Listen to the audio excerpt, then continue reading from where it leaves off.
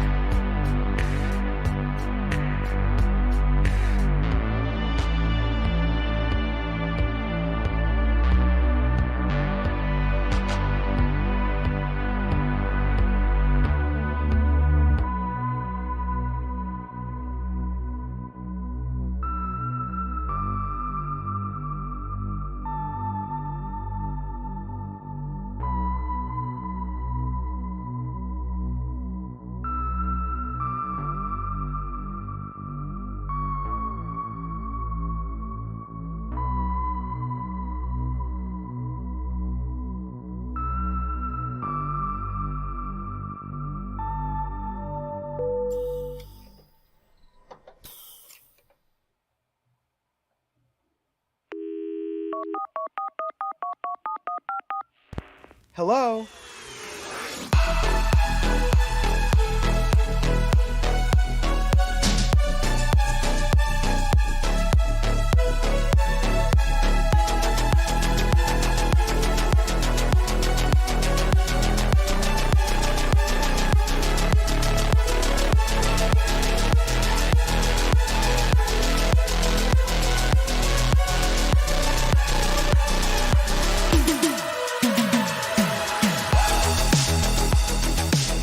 Hi, everybody. Peace, peace, peace, peace, peace. Welcome to the midweek Fashion Bunker live stream. How's it going, everybody?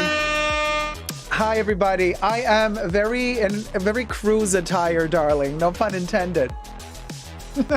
Or is the pun intended? I don't know. But, you know, we're very chill vibes, although we do have a lot of ground to cover. Hi to everybody. Hi, Frozen Luxury, Jane Kersham, Jizzes, Gloria Thenos, Brittany Heavenly 7, Melissa D. Higginbotham, Vel, Jane Kersham again, Despina, Kev, Melanie Rice, Monarch, Bible Believing Christian, Zara Justina, Rich Mitch, Caleb, Renee T, Maldal, Laura Kojima, Lizaki Taver, Ellen. Oh my God, so many wonderful people. K. Fitzsimmons, Phantom Met 555, Johnny Art Style, Mr. IG. Hi, everybody, and everybody else who's also in the chat. Leezy, Cruise Attire, pun intended, you best believe. Carolyn Steele, hi, everybody. Hi, my loves. Welcome, welcome. Listen. Wow, I don't know what it is. First of all, let me address, somebody mentioned in the chats I was reading while I was getting ready, like, is this clickbait with the title? No, it is not clickbait. It is not clickbait with the title. When it comes to my Chanel bags, I just wanted to say, the last live stream, which was on April 1st, I, at the beginning of the live stream, said, I'm selling all the bags, and that was an April Fool's joke. And I clarified that very clearly in the live stream. I did a phone call with Debbie, and, you know, we were both in on it. Debbie was like going to buy a bag, and that was all a joke. It was April Fool's, you guys. And then I clarified it very clearly in the live stream that it was a joke. However, and here's the however moment, some of you did not get the memo. I am still getting emails and messages. It's insane. A ton of them daily asking to sell my bags. Like, oh, is that one still available? Is this bag still available? People sending me screenshots of my unboxing video saying, what about this bag? I want to buy this bag. You guys, I am not selling my Chanel bags. Please stop sending me messages and emails asking to buy them. It was a joke. It was an April Fool's prank. On April 1st, I made a live stream where I said I'm selling my Chanel bags. And the prank lasted for, I don't know, 20 minutes with Debbie. And then we cleared the air. We said openly in the live stream, you guys, it's a prank. It's an April Fool's joke. I'm not selling my Chanel bags. So I'm sorry I lied. But no, I am not selling my Chanel bags. I repeat, I am sorry I lied for an April Fool's joke, but I am not selling my Chanel bags. I hope that clarifies it. So please stop. Yes, Holy Grace, the prank has come back to haunt me. Jesus is asking how much for the clutch. Babes, next time I see you, I'm going to give you a clutch. Caleb was like, so you're really not selling? Oh my God, you guys, I can't anymore. I guess this is going to be the running gag for the rest of the year. Like, heaven forbid somebody is to do a April Fool's joke, a really good one, because this one really was good. And now it's like coming back to haunt me, just like Holly said. Hey, Holly. Hi from Bangkok. How's it going, sweetie? Very sexy. Yes. So, oh no, I wanted a chipped 22, says Melissa. Well, you're going to have to go back to Chanel for that one. Because, you know what I mean? I brought that one back last summer. So, super, you know, we're in the loft. We're in the Fashion Bunker loft today, okay? Fun vibes. 10 Seconds of My Life says, my heart dropped when Debbie said you can keep your stupid bag and cancel the transaction. It was all planned, you guys. We planned out that moment as well, of Debbie saying, I changed my mind. Ha! April Fools. But the thing is, a lot of people don't watch the live stream. They don't even click on play. They just read the title and then they start writing me. I'm like, at least watch 20 minutes of it first before you draw conclusions. And this is something that happens a lot with videos in general. I'm noticing a lot of people don't have just the attention span, or they just don't want to really watch the video. They kind of start commenting, but they don't know what you're talking about in your video. And I'm like, but wait, hold on. So like they start beefing with you in the comments. I'm like, wait, hold on a minute. Have you watched my video to the end? Because like literally what you're saying now is what I will be saying 20 minutes into the video, but you just didn't take the time to watch that long, and now you're beefing with me like for no reason. we both have the same opinion. It's like insane. He said he wasn't selling Chanel bags, right, Chris? So you ain't selling Chanel, no prob. Which bags are you actually selling? I'm not. Okay. Rooftop realness, frozen luxury. Ciel Castiel says, can we talk about how nice and expensive your production videos feels? Thank you for the amazing content. Love you. Oh, Ciel, thank you so much, my love. Well, if you wish to support your hosts, let me cue in the link right here. You can scan it and you can tip the host and you can, enjoy together so that this thing keeps rolling, so that this show actually keeps rolling and that we actually have enough funds to keep it going. There you go. That's a skin to tip Dacob. Thank you guys so much. Speaking of, you can also benefit from a wonderful coupon percentage code thing at the moment that Teespring is offering. It's just for a couple of days. And the cool thing about it is, so for my merch, in case you're interested in my merch, I'm going to show you now. Because Teespring is offering at their expenses, not at mine. So feel free to use the voucher. They're not going to take earnings off of my earnings. They're just going to earn less. So Teespring is offering this coupon code for a rebate, for a reduction. And this is the code friends and fans 25, and you can save 25%, which is amazing, only on www.superdacob.com. Hit it, Bubbles.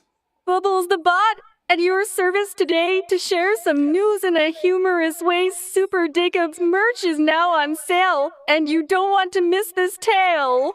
Get your hands on shirts and hats galore with the promo code friends and fans 25. You'll score, and let me tell you, they look so fly, you'll be the envy of every passerby. So don't wait, don't hesitate, get your Super Dacob gear before it's too late. And with Bubbles as your trusty guide, you'll be the coolest cat in town. Take it in stride. Amazing content. Cœur. Thank you so much, Ciel Castiel. I'm going to read it again. To support your amazing content. Thank you so much, my love. We popped a cherry. Bubbles, what were you saying? Oh, Bubbles is done too. Bubbles the bot at your service today to share some news in a humorous way. Super Dacob's merch is now on sale, and you don't want to miss this tale. Get your hands on shirts and hats galore with the promo code friends and fans 25. You'll score, and let me tell you, they look so fly, you'll be the envy of every passerby. So don't wait, don't hesitate, get your Super Dacob gear before it's too late. And with Bubbles as your trusty guide, you'll be the coolest cat in town. Take it in stride. Yes, Queen. Thank you, Bubbles, so much. So, by the way, you guys, if you use the coupon code on www.superdacob.com, friends and fans 25, you can save 25% off the order. This is the brand new merch that just launched now with Bubbles the bot. It's an AI generated merch, which is really fascinating. Bubbles actually generated it themselves. But you can also, with that same coupon code, purchase the classic Fashion Bunker merch as well. You know, the Super Dacob merch, the, what you might call it, the different cuts and sizes and shirts and stickers and pillows, everything. So the coupon code is valid just for a couple of days. And I ain't sure how long. Let me try to see. until... Okay. Wait, hold on, I'm checking. Oh, it's only today. All right. So it's only for today, you guys. For now it's only for today. All right. So, listen, there's a lot of topics. Hi, Dacob and Fashion Bunker fam. Lol, the Bubbles merch is everything, says Paige D. Thank you so much, Paige. Carrie says she sounds like she's being held hostage. That's Bubbles for you. That's Bubbles is, you know, that's the classiness that is Bubbles. And hi, Rich Mitch. Sounds like she's hanging on to her sanity by the barest of margins.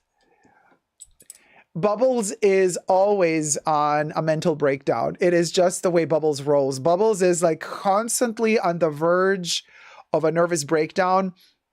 And we wouldn't have it any other way, because that's where she is at her, or what, that's when they are at their height. Speaking of heights, I am really, really enjoying, I am on a Cristalle Chanel high. I don't really use Cristalle often, but when it rolls in, it rolls in. So my perfume of the day, or SOTD, not STD, SOTD, IYKYK, SOTDIYKYK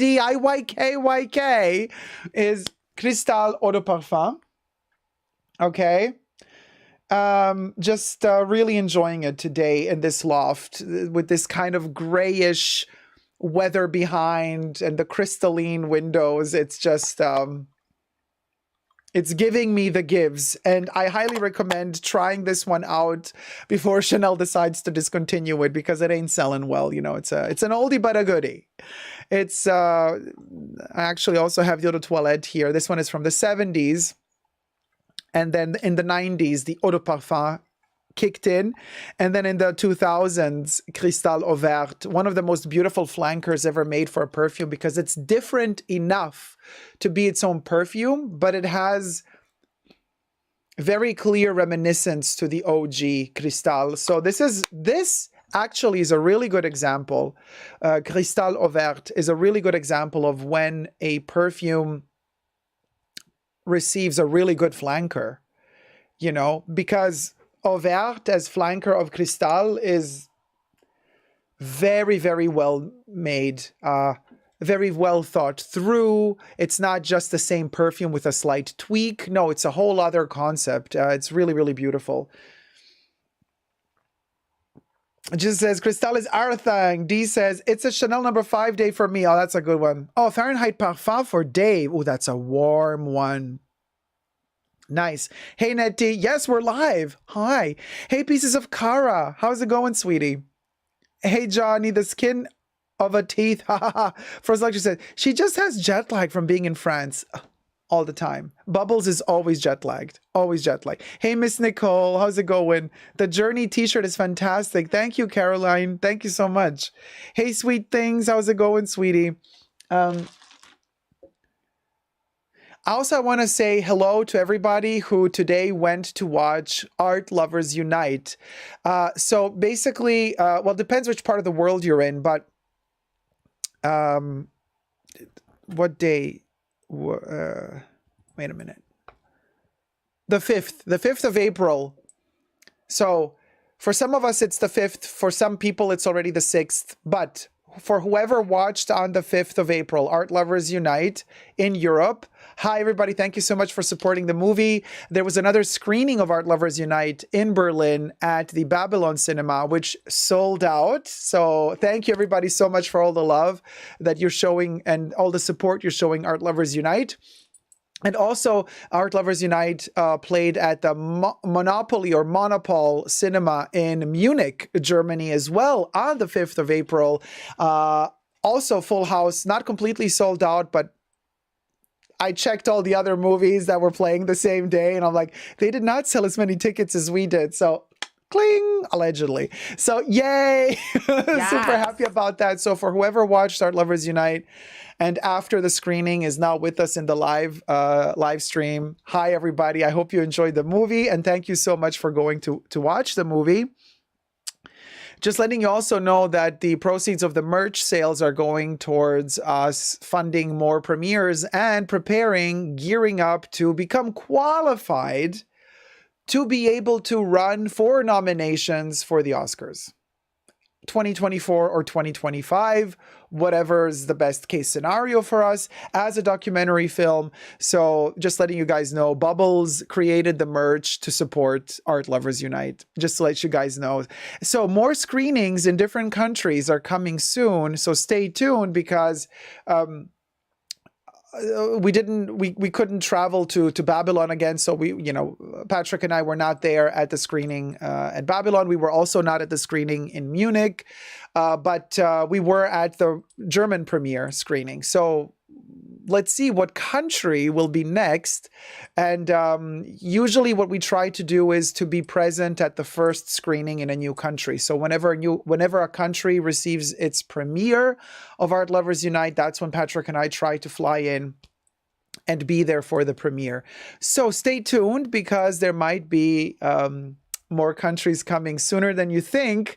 And as soon as I have any confirmation, I'm going to share it with you guys. So this is a great opportunity also to have a meet and greet moment because we all meet up shortly before the movie begins. Then after the movie, there's a Q&A session and then we can talk after the movie. So in real life, the best thing possible, right? Not just digitally, but we get to meet up in real life. So that's really, really great news. The movie is doing well and it's being received well. The critics, the reviews that were written about the movie are all really brilliant. Everybody's really enjoying the movie. So this is just, for us, a dream come true, really. And because we're doing old school type of distribution, we're doing it ourselves. We're not allowing other people to rip us off. It's a slow distribution, right? But I'm noticing that people are very appreciative of this old school type of distributing the movie. Bit by bit, slowly, steady wins the race because ultimately this enables us to also interact more with people. It enables people to all come together, sit together, watch the movie, experience something together, and then have a conversation after that as well. So it's kind of like slowly spreading with word of mouth, from country to country. It didn't hit the whole world all at once, like the same day world premiere. No, it's going slowly, city by city. And it's like a grassroots movement. And it is very, very old school in the way of distribution because nowadays you don't distribute a movie that way. Now it's like bombastic worldwide release within 1 month. And then after that, the movie plays for a couple of weeks and then it's online. We're doing it differently. We want to bring the people into cinemas. We want the people to actually do an analog type of in real life meeting, going back to the cinema, engaging and interacting with each other in real life rather than just sitting at home, scratching your pellets and streaming it online. Because the best is to watch it on the huge screen and to see those incredible paintings from these master painters come to life in front of your very eyes on a ginormous screen. Like you get to live and experience those paintings like you've never before. And of course you get to see Vivienne Westwood come to life again, which now she's a painting too. Now that she's no longer with us, watching her on the screen come to life, just like those paintings come to life as Cody Swanson, our cinematographer, how he kind of zooms into those paintings and gives them life with the camera. Now we can say, well, that's the same way we give Vivienne life again. So it is a really, really beautiful experience to see Vivienne on the big screen and to give her that platform, because it's easy to turn on YouTube or to, get some videos or interviews with Vivienne Westwood on your TV. She's present on YouTube. She's present on television, but she's not in the cinemas. She's not present on the big screen. Well, we are maintaining her life force on the big screen by keeping this movie in the cinemas. So I do hope you understand now a little bit more the reasons why we are very particular about maintaining this movie in the cinemas for now, for as long as possible. Because I know a lot of you have been asking me, when is it going to be available for streaming? When is the DVD going to come out? It's going to take a while. We want this movie, first and foremost, to be alive on the big screen. I hope you understand. Hey, Debs, how's it going? I mean, I can't wait to see the film, says Melissa. Thank you so much. Hey, Madame. Hey, gorgeous. First time watching your live stream. I'm so happy. Can barely hold it in. Oh, God. Okay. Madame is our house troll. We are cultivating the culture of Madame Pomme Rosé. So you guys, I want to... Hey, T-Pal, how's it going? So hey, SN, can you talk about the movie a bit? Why and how it was made, etc.? It would be interesting. Oh, I do that always during the Q&A sessions. The movie was made because, Vivian is a very much... still is. To me, she's still alive. Every time I hear the movie on a daily basis, either there's something we have to tweak, or we're just kind of readjusting something, or we are rewatching a snippet of the movie because of some interview. So for me, Vivian is alive. I still am not grasping the concept of her not being there. So bear with me when I talk about Vivian as if she were still with us. But she is a huge lover of art. And she's a teacher as well. First and foremost, before she was a designer and a punk, she's a teacher. So her whole life force is about educating people to become better people. First of all, she's an activist. So she is fighting constantly to preserve the environment, and climate change is a big topic for her. Also, she's a huge supporter of Julian Assange and WikiLeaks, so she was battling till her dying day to free him and to allow the citizens to know the truth about what governments are doing behind our backs. She was also a huge advocate of buying less, creating less waste, choosing well what you buy, and making it last. She would never drink out of a plastic bottle, anything. You have to give her glass always. Everything has to be completely recyclable. And when it comes to art, she had a very particular vision of art. She would say, if you love art, you become a freedom fighter. You fight for a better world if you can appreciate art. So her whole concept is, and this is what the movie Art Lovers Unite is about ultimately, is to take away the fear that a lot of us have of entering a museum because you think, I don't know anything about these paintings. I don't know anything about the painters who painted them. I don't know anything about the historical, sociological, socio-political context in which these paintings were painted in. Might as well not go to the museum at all. But the point is, you don't need to know any of that. You don't need to know the year in which the painting was painted, who the painter was, what the socio-political, economical situation was in the time the paintings were painted. All you need to do is just look at that painting and start a conversation about the painting. Does it give you emotions? Does it give you vibes? What sort of emotions does it give you? What story does it tell you? And that's the conversation happening in the movie between Vivienne Westwood and myself. So I am beside her and we are together conversing about art. She's amazing because she knows a lot about art, but never ever did she make me feel during the movie as if I'm lesser than, as if she knows more than me, as if she's kind of like looking down at me to teach me something I don't know. Absolutely not. The entire movie is a beautiful example of how art is for everybody. And everybody can start a conversation about art. And the second you are confronted with an art piece and you start a conversation with whoever is next to you about that art piece, well, that's when you become a freedom fighter. Because the minute you start a conversation, you start bonding. And the minute you start bonding, you start realizing who you're dealing with. You have another human being beside you. You start exchanging ideas. You start exchanging passions. And that type of bonding moment is actually what unites us, what unifies us, what heals us ultimately. So this is kind of just scratching the surface of the movie. Of course, there's a lot more inside the movie, but the gist of the movie is that it's a unifying force. That's why the movie is also called Art Lovers Unite. as we unite, we become stronger when we're together. So that's kind of in a nutshell. MXGX, yeah, I mean, we're working on New York. I don't have any official news to share as of yet. D. Higginbotham says, what kind of theater are you looking to show Art Lovers Unite? Cinemas that have, you know, let's see, I think 500 seats is a good size for the movie. More than 500 seats depends on the city. If there's enough people interested to see the movie, it can be 300 seats as well.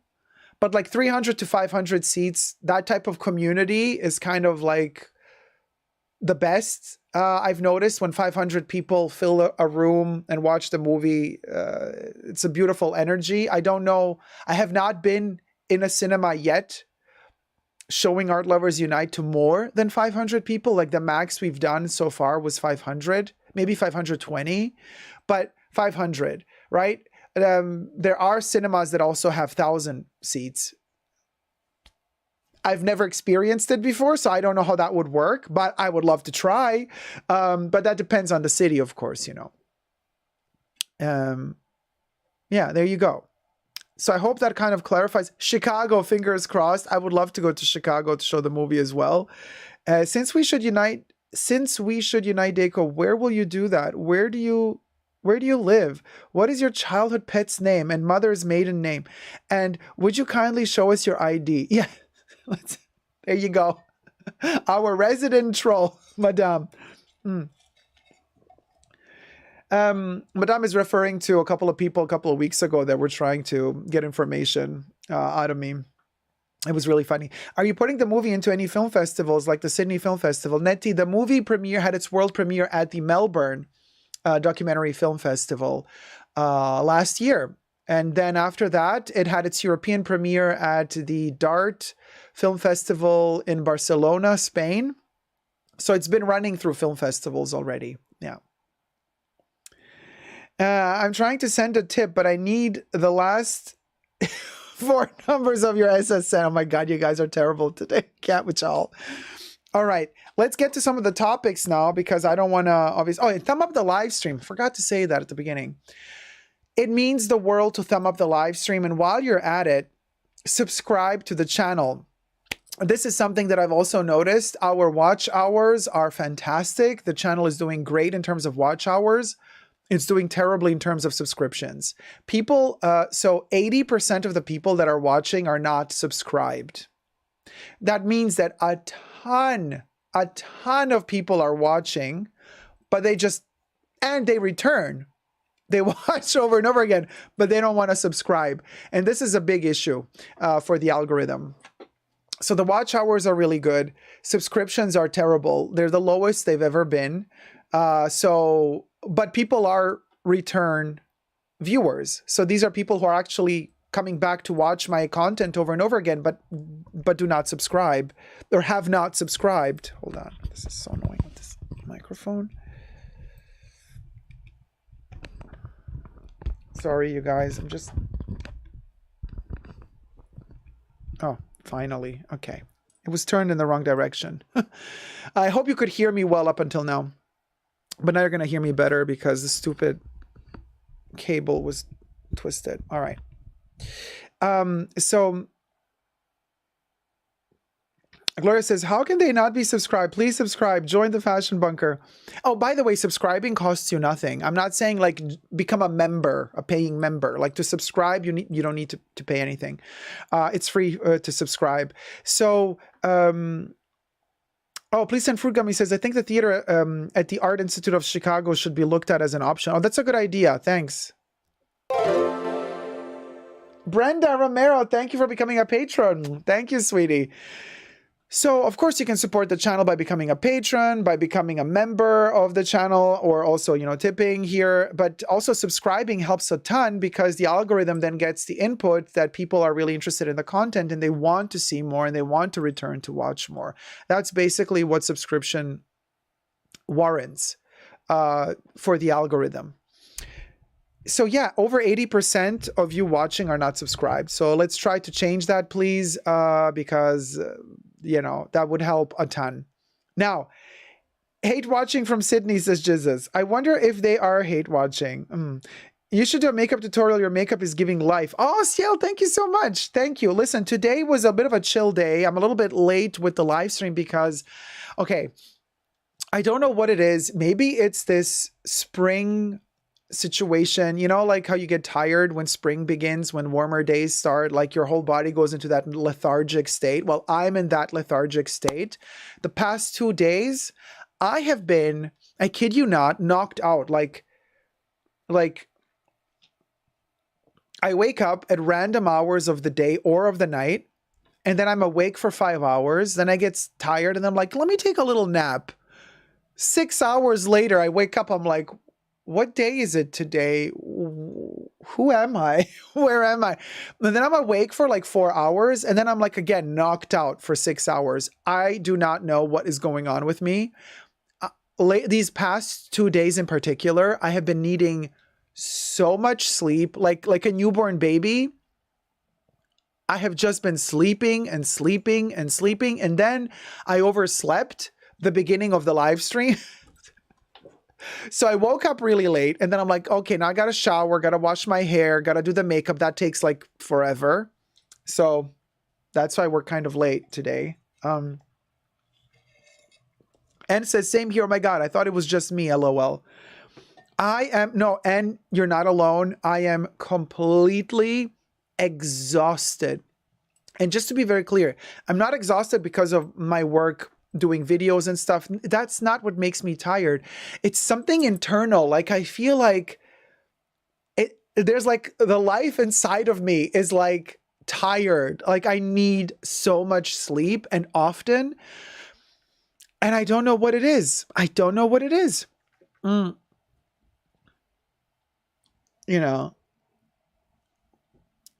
had the Chanel shoe drama in the chats? I was reading right before I began the live stream. Somebody had the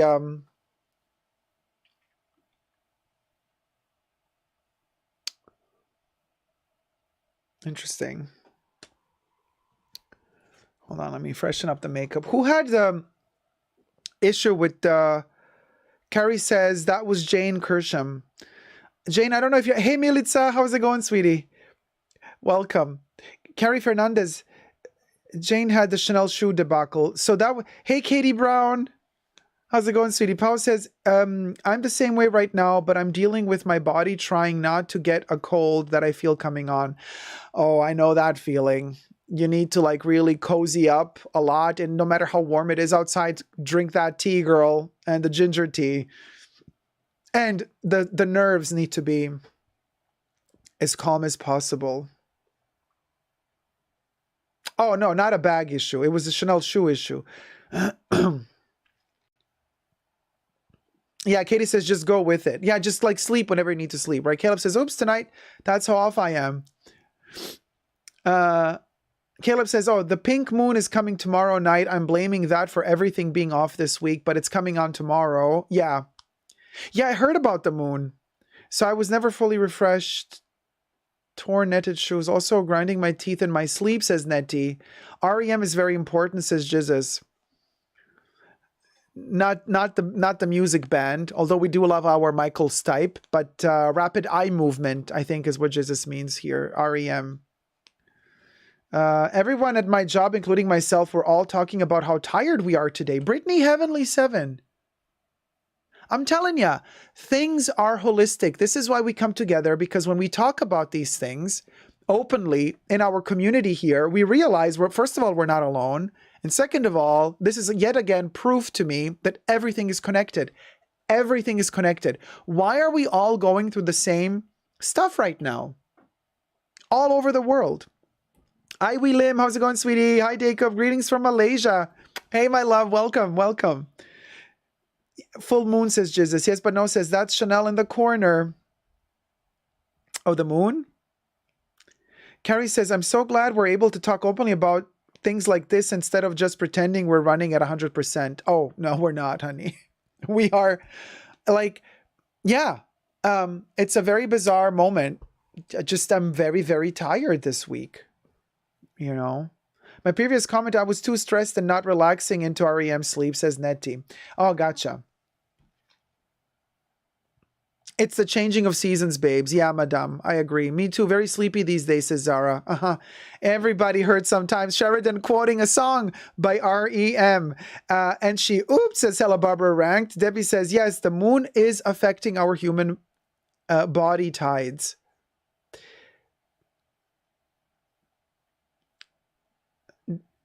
Maria, hey, Maria Antoine. I feel like everyone is going through a tough time right now. Yeah. I feel it in the air too. If stop moving for more than an hour, I fall asleep, says D Higginbotham. Yeah, me too. Very lethargic. If I just kind of like lay down for a second, like let me, sometimes I just lay down in bed. I'm just like, oh, let me just answer some comments on my YouTube channel. Let me just like lay down a little bit, relax my back. I put the laptop on my lap and I'm just typing. 3 hours later, I wake up, my mouth drooling on the side, being like, huh? What happened? The computer is still on my lap. I haven't written the comment. I haven't sent it off, but I dozed off completely. I don't know. Something is happening. Something cold shower is great for that type of sleepiness, says Milica. Jane, are you there? Are you in the chats, Jane? Ampersand, hey, Ampersand 83. Hi, Dacob. Hi, everyone. Hey, sweetie. Melissa says, losing my Chanel religion. Cold shower is great. Let's get to 100 likes. You guys, thumb up the live stream and subscribe.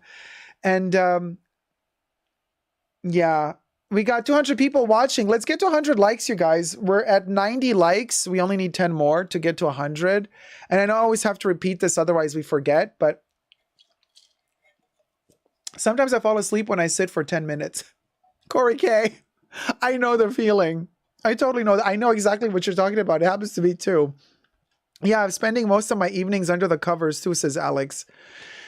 It just feels right to me at the moment. I don't know. I just don't want to confront myself with the world as much as possible. I try to be like to create a little nest, like a cozy moment, a cozy space for myself, mostly in bed. I have all my favorite perfumes around me. I have books I like around me. I have my, tablet. I have my computer, and that's that. And then I just kind of doze off. I'm kind of in and out of consciousness the whole day. So yeah, it's the chrysalis moment. Yes, we are turning into butterflies. My son came home from school and dozed off on the couch today. He never does that, says Pau. Something is happening, isn't it? Trust Chanel to make shoes from hosiery for max profit plus short lifespan, says Coco Kitty. Yeah. Yeah.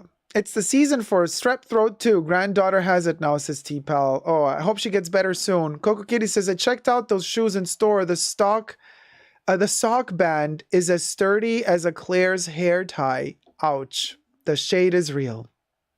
Everyone is in an irritable mood and the energy is low, says Jesus. Christus says, yesterday after dinner, I went to nap around 8 p.m. and woke up at 3 a.m.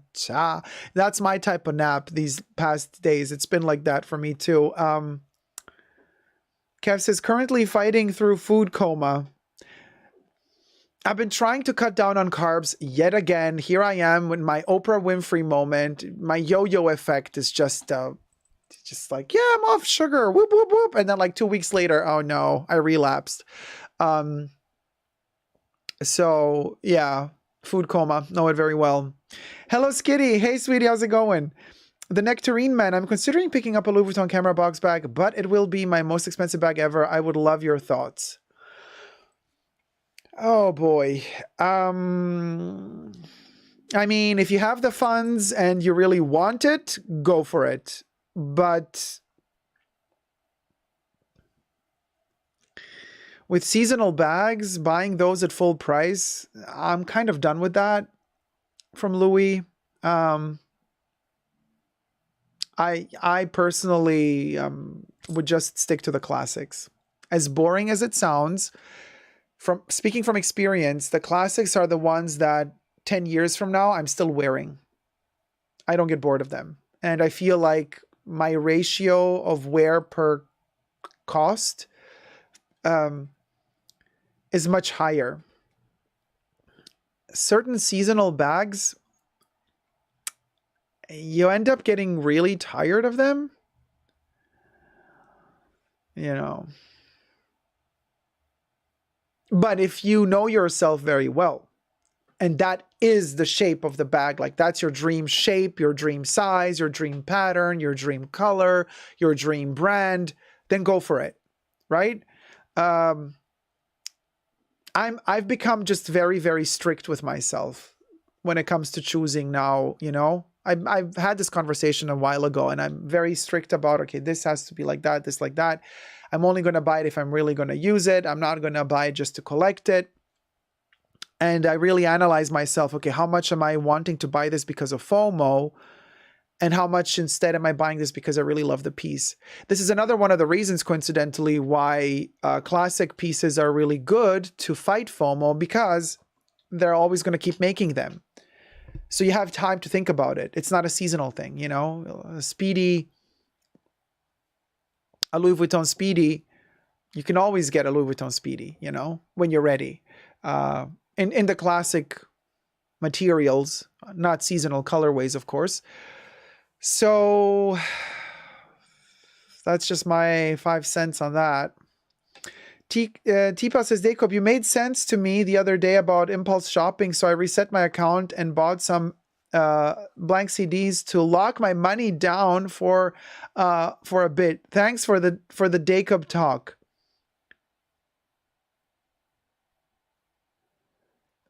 Wait, what are blank CDs? Blank CDs or bank CDs? To lock my money down. So I don't understand the process, but I understand that you're going to shop less for the minute. That's the gist of it, right? Despina says, I can't sleep in the night, but in the morning I'm sleeping like a baby. Yeah, that's a difficult thing. Nights become days, days become nights. It's a bit tricky with the sleep patterns at the moment for me too. My daughter fell asleep really early in the evening, the whole week around 8 p.m., says Melissa. Huh.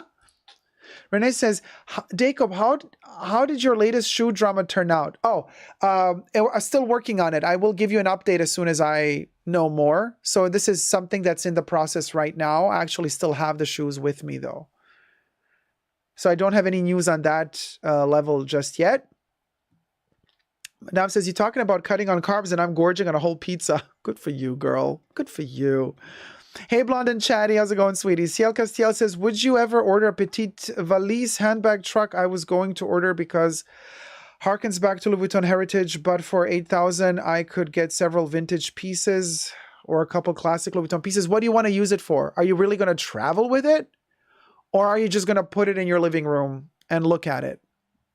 Is it going to be collecting dust or are you actually going to use it? Because my motto right now is I'm not collecting. If I'm not going to use it, I'm not going to buy it, period. That's just my stance on things right now. Things might change, but for now, that's how I roll. Thank you so much for the tip. I love Lux. Thank you. Donated $6. Watching secretly while working.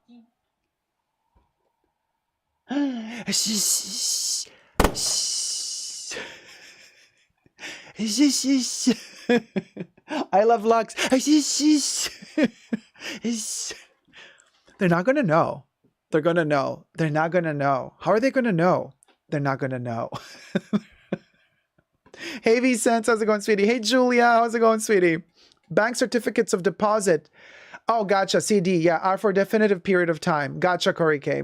2023 only buying artisanal bags made by hobbits, says Madame. Madame's on a roll today. A Bible says sometimes it is also good to shop your stash. Oh, yes, completely.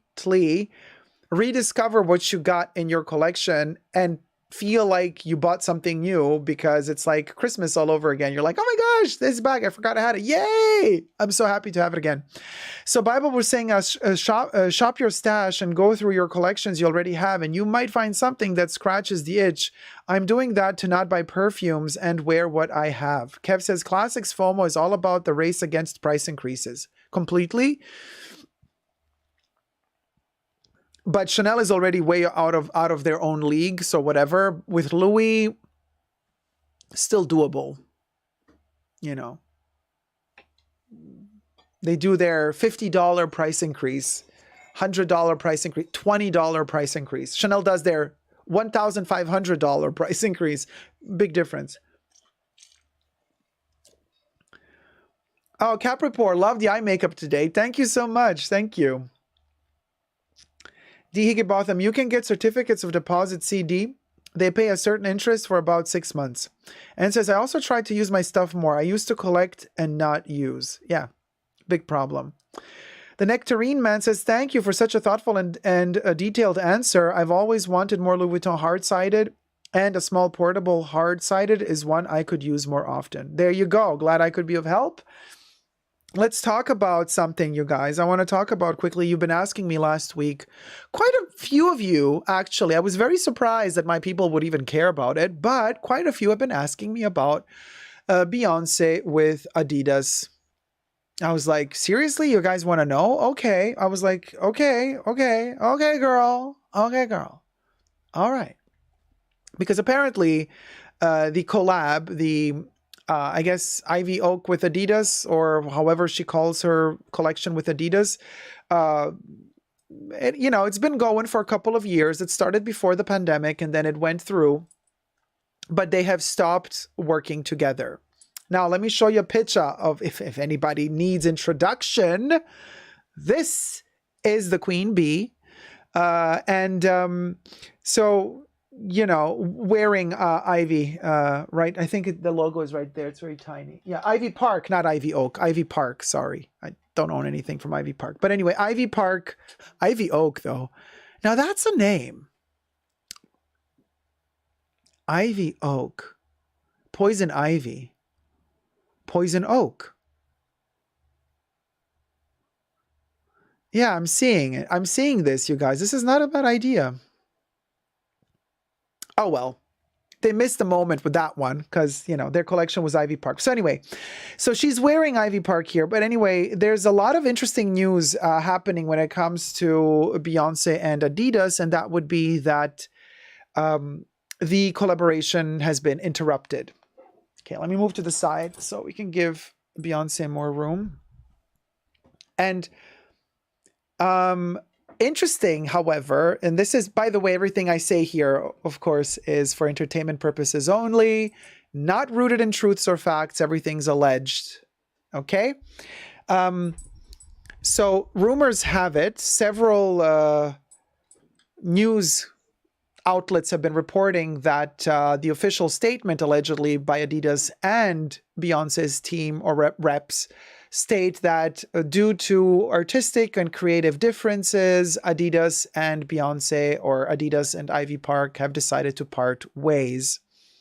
Now, this is something that you would think, okay, it could happen. I mean, creative differences, like, sure, but like how would those creative differences manifest themselves? Like, I don't think a brand would ever tell Beyonce, like, yeah, I don't think you should do the yellow track. Like, what's a creative difference? She wants yellow track tops and Adidas says, no, we want red.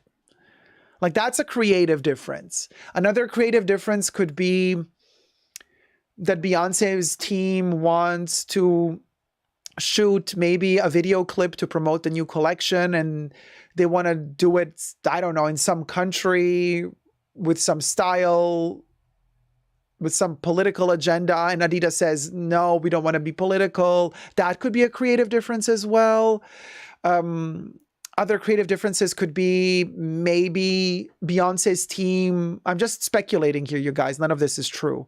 I'm just like speculating. Like maybe Beyonce's team says, oh, when you launch our collection with you, we want to have pop-up stores, and they have to be pop-up stores just for Ivy Park with Adidas. We don't want to have Beyonce's stuff sold together with the other Adidas brands. And then Adidas says, no, that's too much budgeting. Like, we don't think that's a good idea. We want to integrate the collections. That could be a creative difference. You know what I mean? Like, there's a lot of potential creative differences possible there. However, they did not tell us which creative differences they had for parting ways. So they're not telling us for this and this creative difference, Beyonce and Adidas are parting ways. No. Instead, what happened was, I think it was, who was it? The Financial Times, or who broke the news, or was it the article? Okay. It wasn't.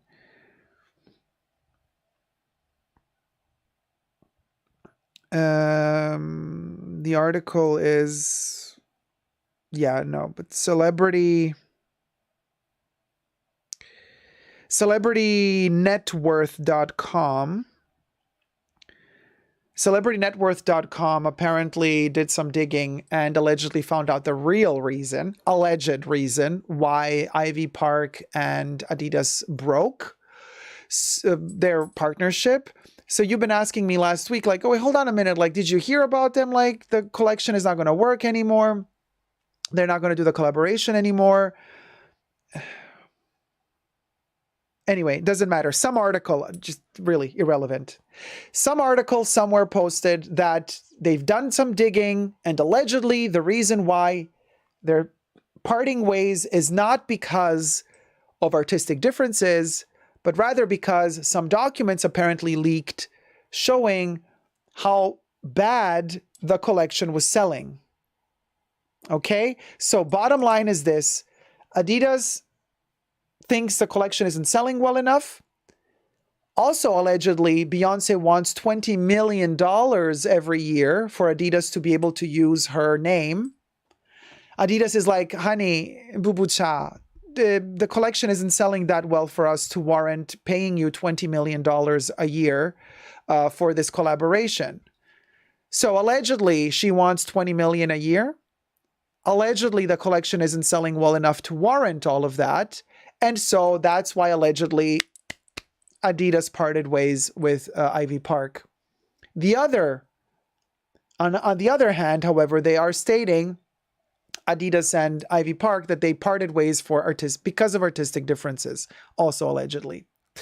So Celebrity Net Worth is reporting that the contract between Beyonce and Adidas was set to lapse at the end of the year anyway, and renegotiations have evidently led to a parting of the ways. In 2022, it was a tough year sales-wise for the Ivy Park brand, with a 50% drop in sales and Adidas's own internal sales projections not being reached. So internal documents cited by a recent Wall Street Journal report, okay, so it's Wall Street Journal that spilled the beans, say that the partnership has been a losing one for Adidas, especially given the fact that Adidas has been paying Beyonce an annual fee of $20 million. There you go. You wanted to know, now you know. Allegedly. Melissa says she doesn't wear her own brand. Well, no, I mean, I guess in the photo she does.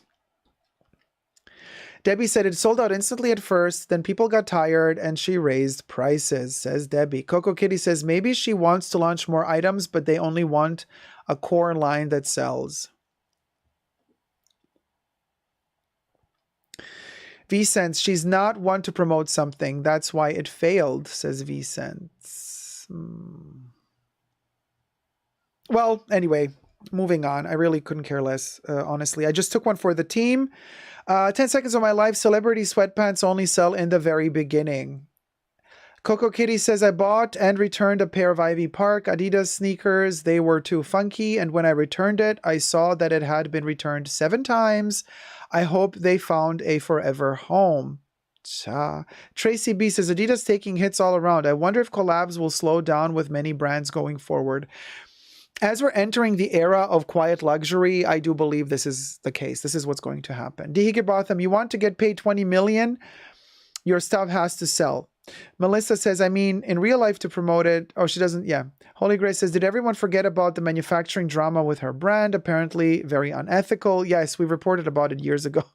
Dacob took one for the team. You cracked me up, Dacob, says Bible Believing Christian. I forgot she was still at Adidas. There you go. I also forgot she was still at Adidas because I really don't care. Okay, bye, Beyonce. Thank you. All right. Wishing you all the luck with your billions of dollars wherever you earn them from.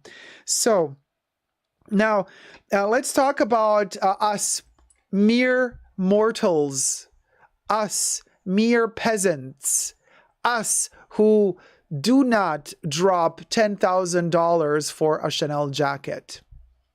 Here's another bit of news for you guys. Apparently, there has been a rush to buy Chanel jacket dupes for the modic price of 69 British pounds, which I think, depending on the fluctuating currency exchange rate, would be equivalent to maybe 85, 90 dollars. But I don't know if I have a picture. But shoppers rushed. So this is reported by OK.co.uk, OKCO UK, IYKYK.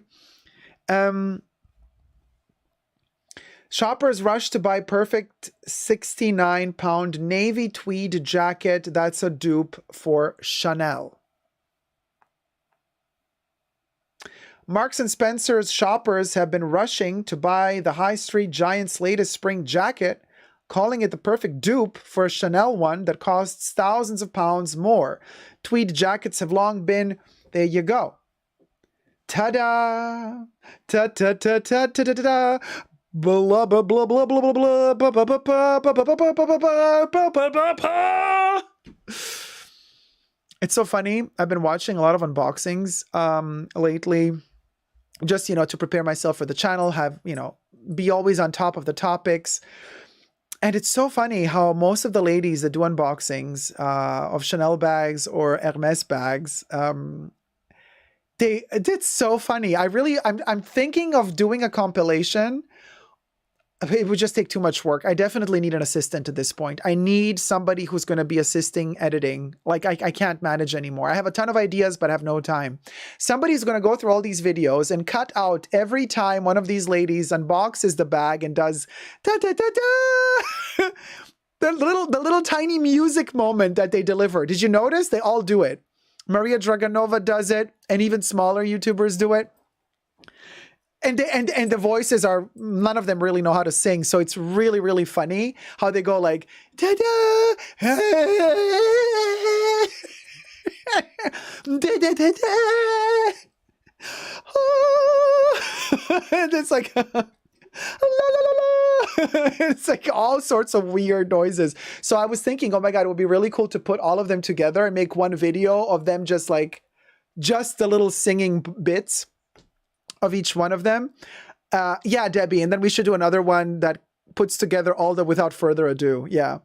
Tracy B says, oh my God, I need that video in my life. I'm telling you, don't steal the idea, y'all. I know somebody's going to steal the idea now, but Kev says Zara Mango have been doing this for ages. Oh yeah, they have. They have been doing this for ages. But anyway, let me finish that. That jacket is boring. I'm disappointed. And listen, this jacket, for the price it costs, forget about if it was produced, sourced ethically or not. That's a whole other can of worms, right? But just the jacket per se. Is it boring?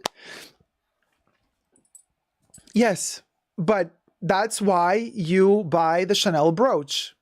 That costs you depending where you buy it. If you buy it secondhand or new now they cost like £1,000 for a brooch. It's ridiculous. But you put the Chanel brooch on it, girl, and you embellish the basic jacket. And that's how it's done. Anyway, just saying.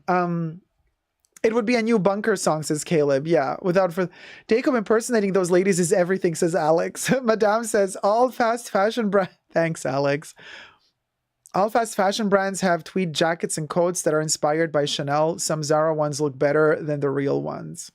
Robin says, separate track and bad harmony. I'm laughing so hard my side hurts. I'm just saying, that's how they do. But you guys, okay, well, let me read this thing. So tweed jackets have long been a wardrobe staple for many and offer the perfect balance of dressy and casual, which means you can wear them with just about anything.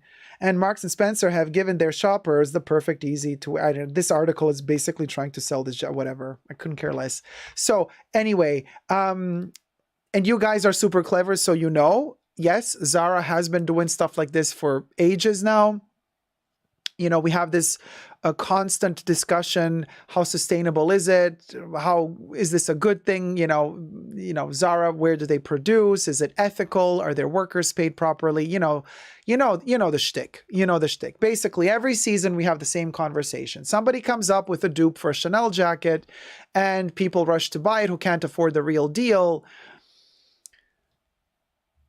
I say, if we can know if these jackets were produced ethically, then I'm fine with it. It does not have a Chanel logo. Chanel does not own the right to this shape, so there's nothing illegal about it.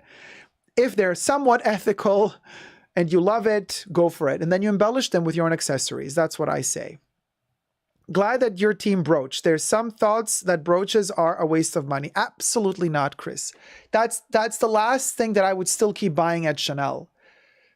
The Gousson, the brooches from Goussons, actually, the S needs to be pronounced at the end. So, Goussons brooches, I'm all for it.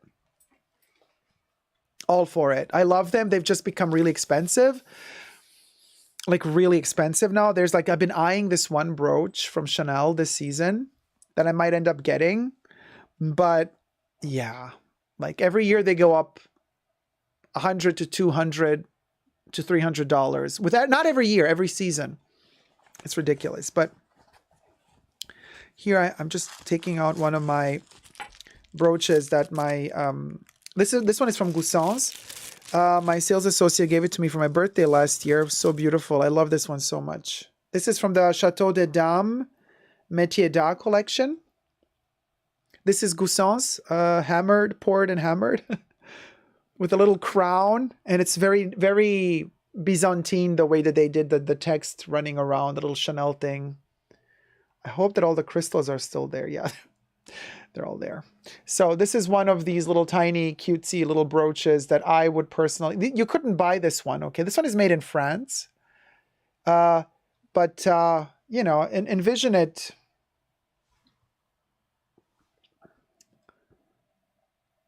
You see what I mean? How it changes? Like if you put it... I mean, of course, it's too big. It would look much smaller on the jacket. But,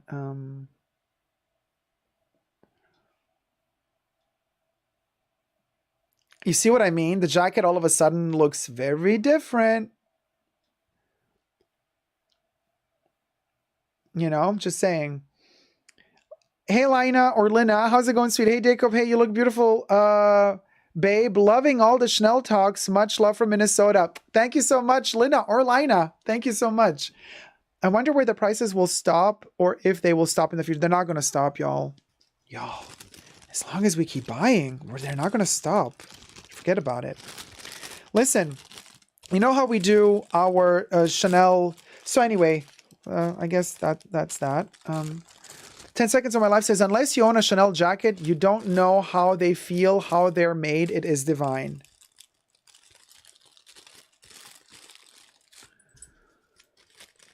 Says 10 Seconds of My Life. Sure. Yes. But unaffordable. So, to most people. So, you know, we could sit, honestly, you guys, we can sit here and talk for 3 hours about how if you haven't ever felt a Chanel jacket, you'll never know how beautiful they are. How is that going to help people who can't spend $10,000 for a Chanel jacket or $7,000 for a Chanel jacket? That conversation doesn't help. You know what I mean? Oh, Hot Pink Ray, thank you so much for the super chat.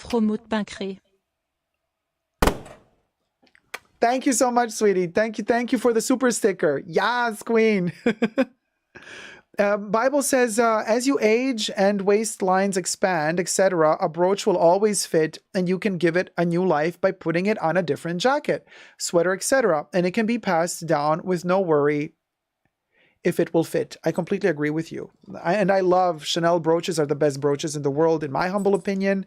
So You just got to know which ones to buy. You know, not all of them are good quality. Robin says, found a 90s Chanel jacket in a vintage shop last weekend. So fab and at an affordable price. Really, there is a significant difference in manufacturing and finish. The interior chain at the hem. Guys, I'm not debating the quality of Chanel jackets. They're amazing. I'm just saying not everybody can afford them. And so we have to also think about alternatives if somebody likes that style but cannot afford it. You know what I mean? Vintage brooches are available. They're better made, last longer, and cheaper too, says Nectarine Man. Not all of them are cheaper. Some vintage Chanel brooches cost more than what they cost when they were new. And their current brooches, if you know which ones to buy, they're really, really exceptionally made. Like better than their 90s brooches. Just saying. So Robin, laughing about bubbles, love to shop, but it takes a lot of fab for me to open the wallet.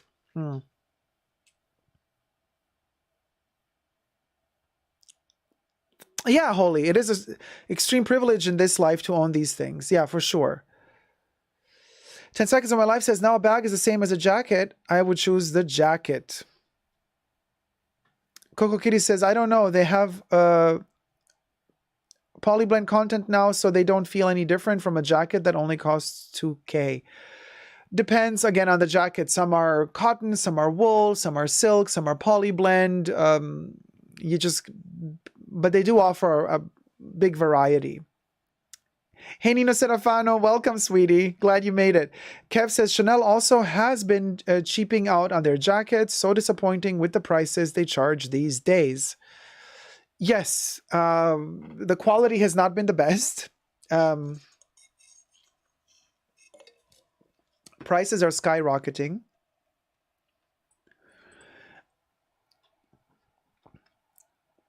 It's just, you know, same old, same old. That's always Chanel. Louis, member since 28 months. Thank you so much, Louis, for being a member for 28 months. 28 meses. Buenas. Hey, Louis. A good alternative would be to go to the boutique and feel is Chanel jacket. To feel a Chanel jacket. Hopefully there will be workers when someone stops by with Chanel being so greedy, child. Possibly. Anyway, that's the news with the jacket. Now, more Chanel news. This is really fascinating. I don't think I have a picture here. King Charles. Yeah, that King Charles. So King Charles, King Charles's charity announces a collaboration with Chanel. Isn't that interesting? So yes, that King Charles and his charity, or one of his charities, they're announcing. They announced a collaboration. So last year, so this is reported by MSN.com. Last year, King Charles Charity launched its second fashion collection in collaboration with Net-a-Porter and Yux. And now the same charity has announced another partnership with the fashion world, this time with French fashion house Chanel. The Prince's Foundation, which was founded by Charles when he was a prince, has joined forces with Chanel to announce a new Metiers d'Art education program. There you have it. Hey, Cyber Coco, morning, lovely. Loving the gold eye look, darling. Morning, everyone in the chat. Thank you so much, Cyber Coco. Alex is like, yes, my King Charles. No pun intended. Jake the chat says, Dacob, hi all. Any rumors on Next's exclusive fragrance? Hey, Jake, I have news about that. I'll share it with you in a bit. Yeah. Let me just add that to the list, actually.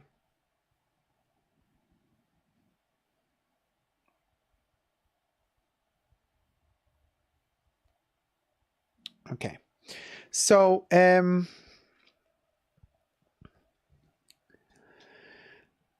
also in partnership with Paris Gallery and Creative Space, Le 19M, which is the building that Chanel built up for their Metiers d'Art collection a couple of years ago. The program is a 24-week embroidery course designed to challenge and develop creative practice with a focus on skill development and refinement. It is being taught as a residential course.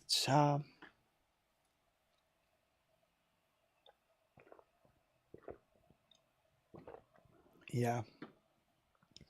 It is being taught as a residential course. What are I? At the King's. Oh no! Don't make me read these words. Somebody do we have any Brits in the house? How the hell do I pronounce Gloucestershire? Gloucestershire.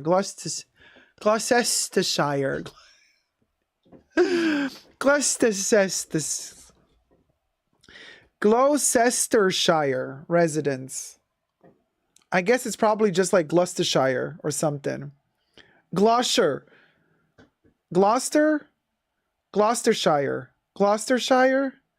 Gloucestershire? All right. Gloucestershire. Okay. At King's Gloucestershire residence, Highgrove, in the newly established Chanel Metiers training atelier.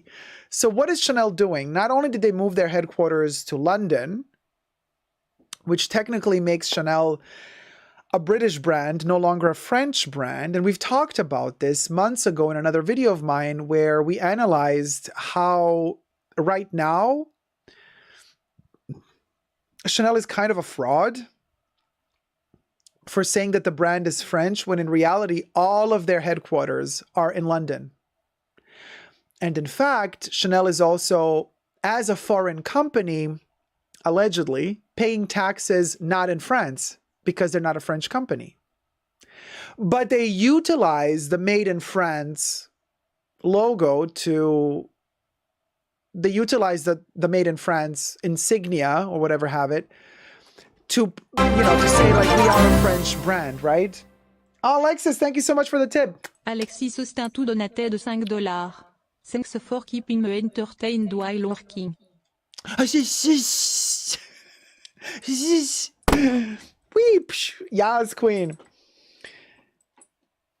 So, Jesus says, I noticed they added a London address to their perfumes too.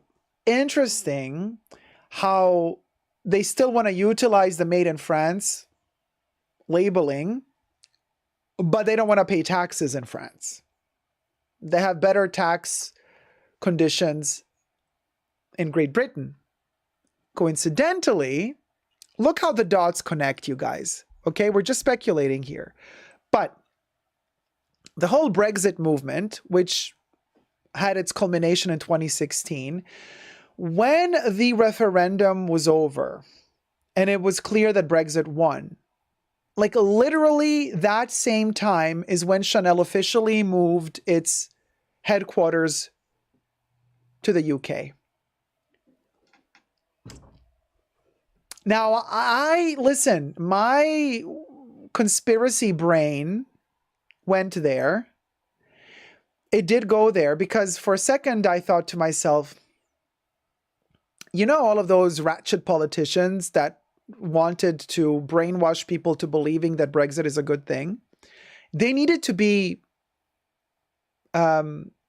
somehow sponsored. Donations needed to be given to these politicians to pay for the campaign, for the Brexit campaign.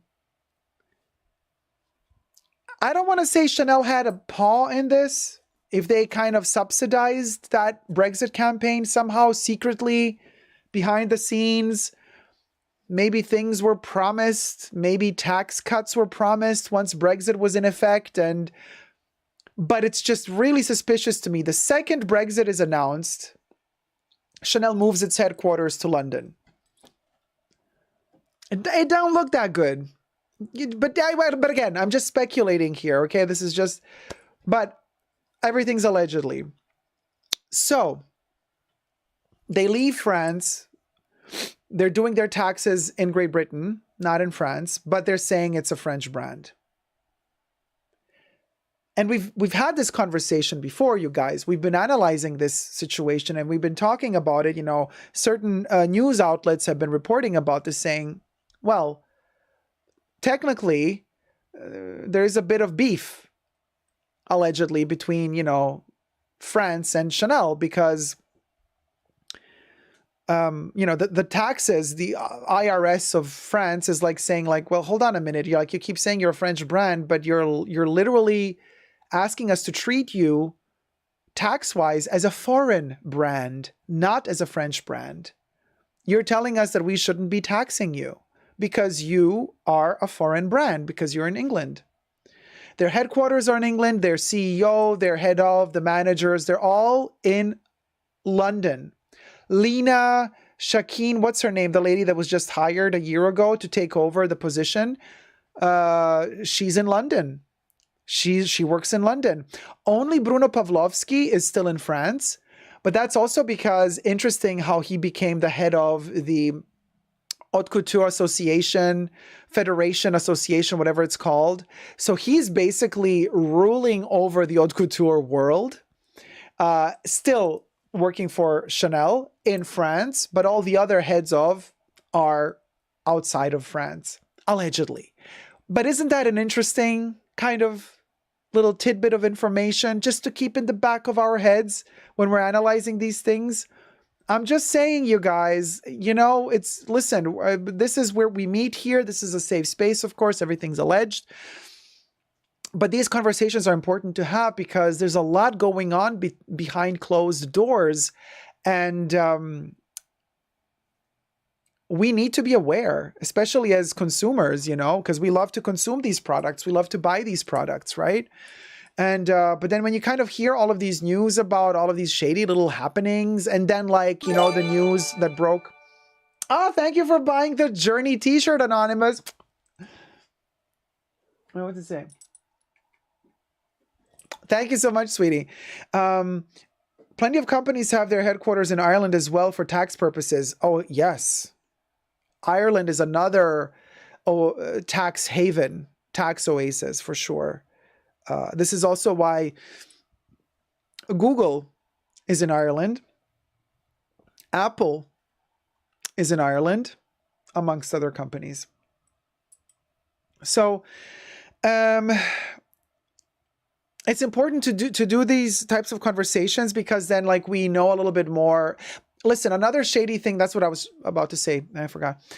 2022, right, when the earnings were reported by Chanel, and then they made this almost $5 billion allegedly dividends earnings that were sent to the Vadheimers to the Cayman Islands.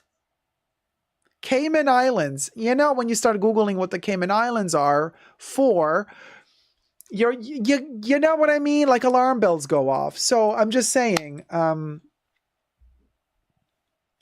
Epiphany says these countries claim to be against tax evasion. Then they have these regimes. Yeah, it's a joke, really a joke. And, Renee T says, yes, it was me, Dacob. Got my shirt and will be wearing it with one of my Hermes scarves. Whoop, whoop. Thank you so much, sweetie. Wear it in good health. And I hope you enjoy it. So anyway, so King Charles, right? They're saying students began their lessons in January and are focusing on hand embroidery and beading skills. Métier d'art roughly translates as art professions and is also the name for an annual collection Chanel holds. Building on the Prince's Foundation's excellence in education and training in fashion and textiles, this partnership with a global industry leader in Chanel is incredibly exciting for everyone associated with our charity. Director of the Prince's Foundation, Emily Charrington, said, "We are hopeful that by aligning our passion for sustainability and craft with the culture and expertise of Chanel and Le 19M, we will equip students with a wide range of creative and practical skills geared towards high-end atelier studio practice." Then there's a photo of all the ladies. It's only girls. Students of the Prince's Foundation at the Chanel Métier d'Art Training Atelier at Highgrove. So basically, I can't show you the picture because it's copywritten, but it is literally 7 girls. There's no boys. It's just 7 girls. Bruno Pavlovsky, president of Chanel SAS and president of Le 19M, said he was delighted to be embarking on the partnership.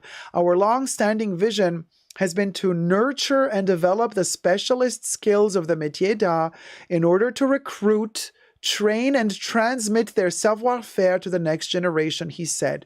In other words, they're looking for people to cultivate so that they can, use them. And I'm not feeling this at all. In November, Town and Country visited Dumbfire's house in Scotland for the unveiling of a fashion collection in partnership with Net-a-Porter and Ukes. The collection was inspired by Highgrove Gardens. Okay, that's something else. And now they're working with Chanel. And again, they're throwing around these words like, what was it?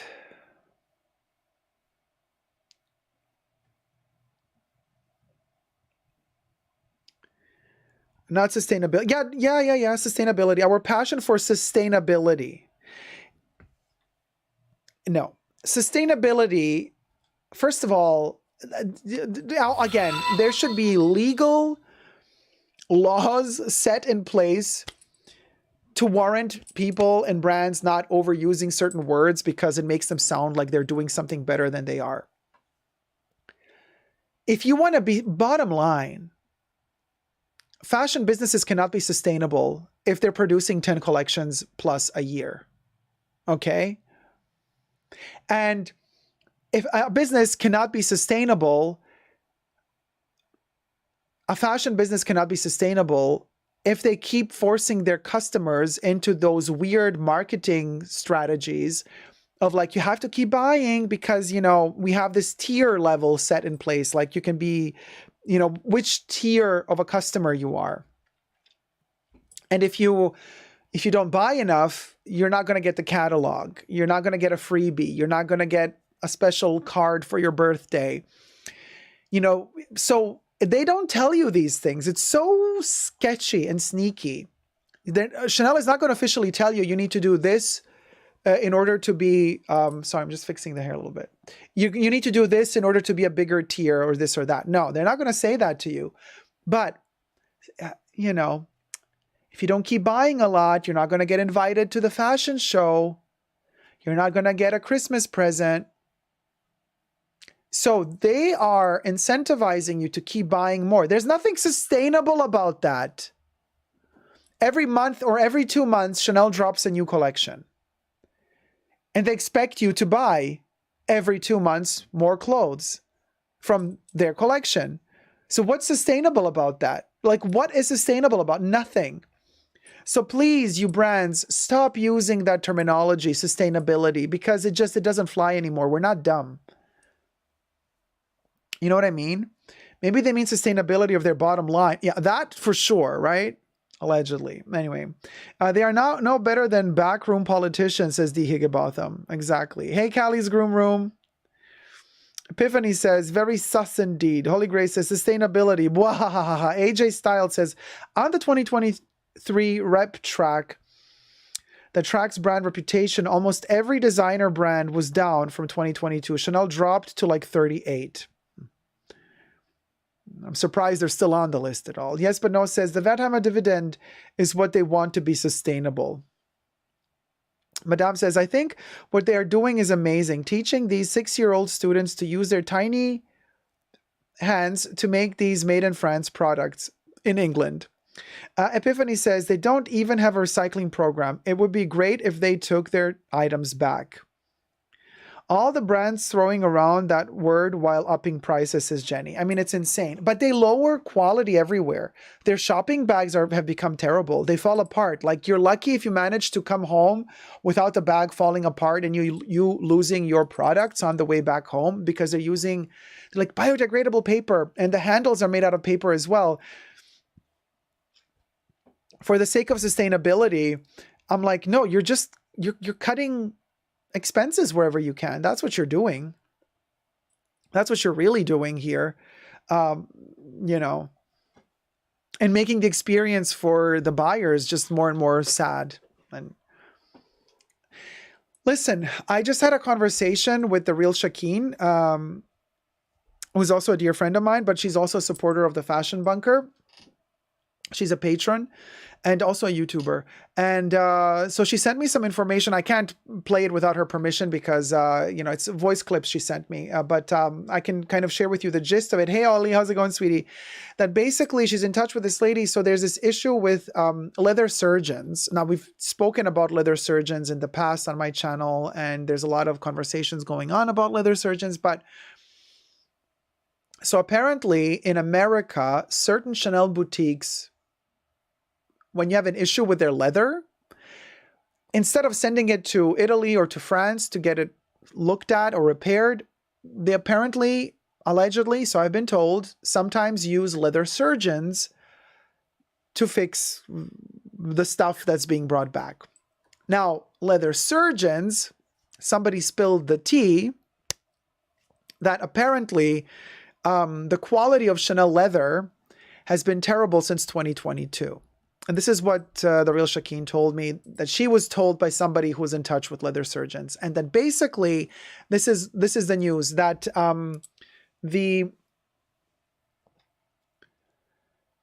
that leather apparently has 5 major, it's a system of 5 grades, like a grading, like tiers of leather.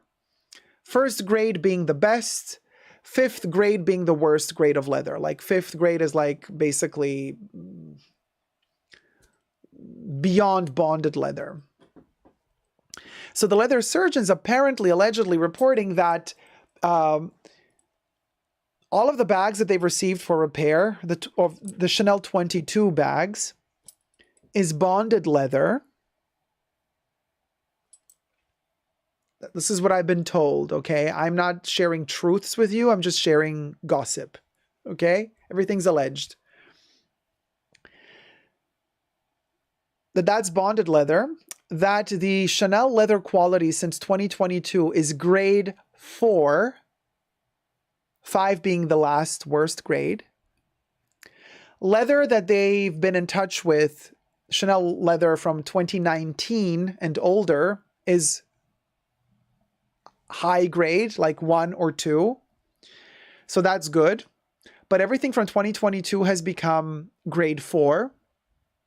And the 22 bags are bonded leather from the belly of the animal, basically, which is a very, very, it's the cheapest part of the animal because that leather is not sturdy. It deforms with time and it stretches out and it loses its shape. Not that we're shocked. I mean, we kind of we saw it coming, but the fact that more and more of these news are, and gossips and information, and people talk a lot, that the fact that more and more of this information is coming to the surface is indicative that something is really going wrong. I've used leather surgeons a few times, says Cassandra, for my Chanel bags, and they are amazing.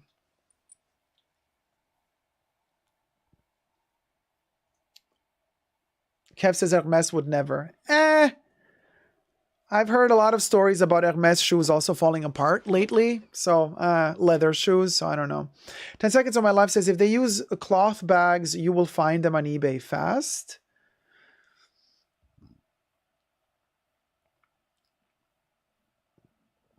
Alex says, I called it. When another YouTuber was discussing it, I even said it is bonded leather if I ever saw it. D. Higginbotham said to Cassandra, I'm glad to hear that. I should be getting my bag back from them tomorrow from leather surgeons. Gloria says, grade 4. Chris says, I went into Chanel this past weekend and the quality of the Caviar felt horrible, as did the lambskin. This is also something I was talking to the real Shakeen, the difference between their Caviar and their lambskin. You can do less. You can hide the quality of lambskin less than of Caviar, because Caviar is it's a calf skin, but then it's heavily treated. It's surface coated, and it's embossed, and then it has a ton of treatment that you can use to hide the quality of the hides of the leather that you're using. You can do that less with lambskin leather. So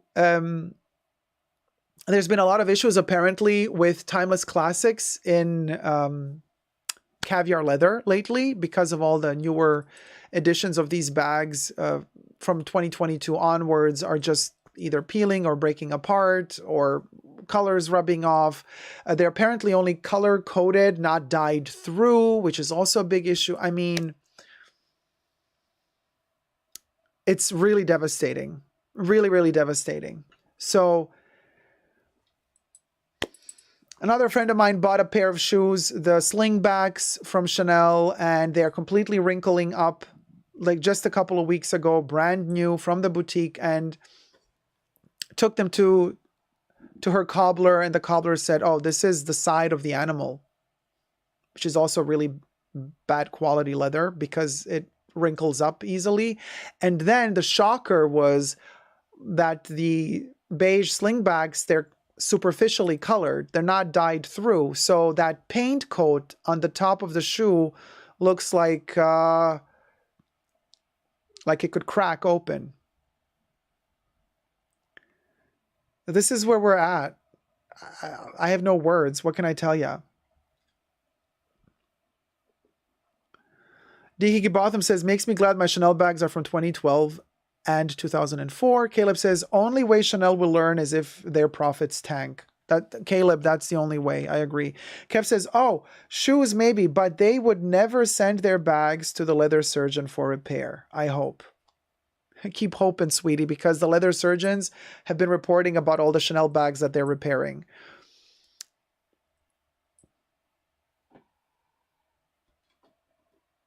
Allegedly. So that's that. So sad, says Paul. Chris says, I found Loewe and feel much better quality after I left Chanel and visited their store. And same with Celine. Loewe, I do not own any of their bags. However, my friend Jessie from Jessie Style, shout out to Jessie, great YouTuber. Check her channel out and subscribe to her as well. She has had quite a few issues with the Loewe bags, and she had to send them back. Leather bags, she had to send them back because the stitches were popping, the leather wasn't the best. So I'm a bit iffy. You know, hey Sharon Cole, how's it going, my love?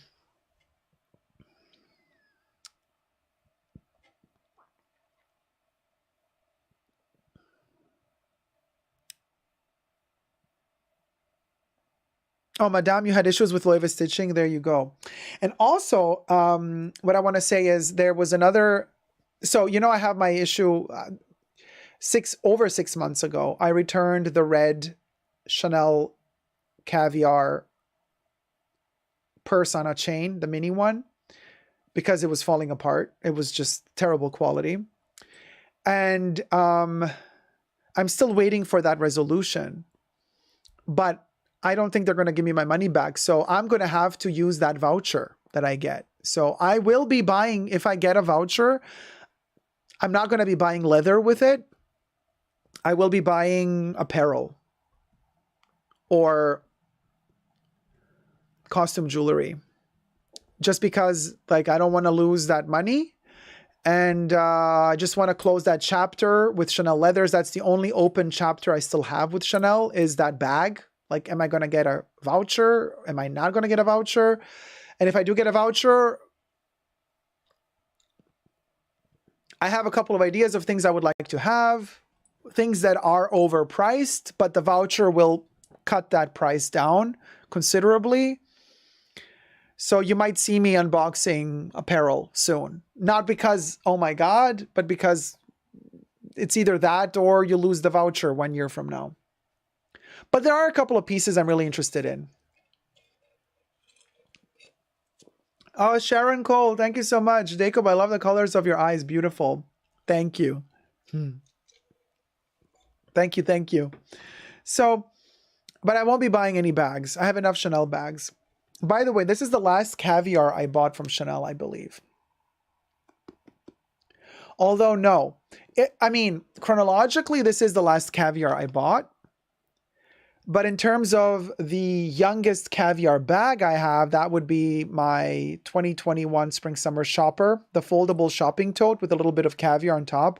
Because that's a 31 series, also really not the best leather, the 31 series. But this is a 28 series. So I bought this one later but this one was produced earlier. It's just been in there in the boutique for a longer period of time. So wait, is it 28 or 29? This one is made in France. You could check out the unboxing and review of this. Yeah, 29 series. Okay, this is the 29 series. I've unboxed this bag on my channel. I've reviewed it. I love it to bits. You know, I love me a good clutch.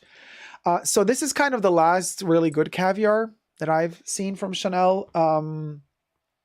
But if it's a series 29, so this is from 2019, 2018, 2019. So this is when Carl was still alive, probably. Do you have any bags from 2019 from Carl's last season? From his winter collection after he passed away, no. But I do have quite a few bags from his last Metiers collection, the 2019 Paris, New York, Paris, Egypt. I have quite a few bags from that collection. And they're beautiful. Juliana Santos, I like Chanel makeup. I'm using it right now. Full mug of Chanel makeup, minus the foundation. Foundation is... Okay. My friends keep saying, Dacob, it's not Charlotte Tilbury, it's Charlotte. Hear me out on this. And I keep saying Charlotte. I have it here, actually. Not sponsored, by the way. I'm just showing you which one I'm using. The Airbrush Flawless Foundation in the neutral number 1. Okay, it's focusing on my eyeballs instead. Oh, come on. Okay, whatever, I give up. So anyway, but everything else is Chanel. And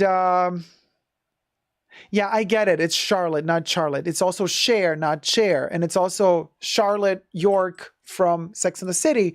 But hear me out. Why isn't it then Charles, King Charles? Why is it King Charles, but it's Charlotte and not Charlotte? If it has to be Charlotte, then he's Charles. I'm sorry. Then I'm going to call him King Charles. I'm going to call him King Charles. I don't care. There. Calling him King Charles. How about that? Yeah, like why? Why does it have to be Charlotte, but then it's Charles? It makes no sense. I know, English language is completely effed up. Carlotta. Yeah, Ollie, we should just call her Carlotta. Ollie says, I have the same clutch. It's solidly made and smells amazing. It's solidly made and it does smell amazing. It's made in France. Is yours made in France too?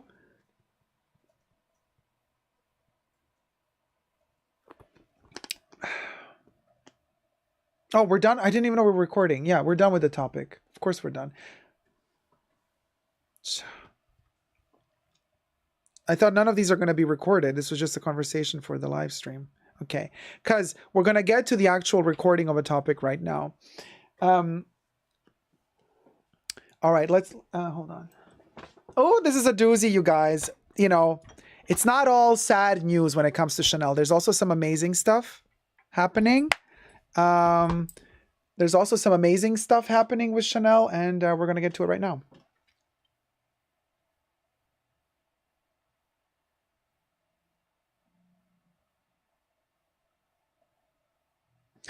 Also, while I'm filming this, I need to turn off all the notifications and let me remind you to get the Bubbles and merch. Your service today to share some news in a humorous way. Super Dacob's merch is now on sale, and you don't want to miss this tale.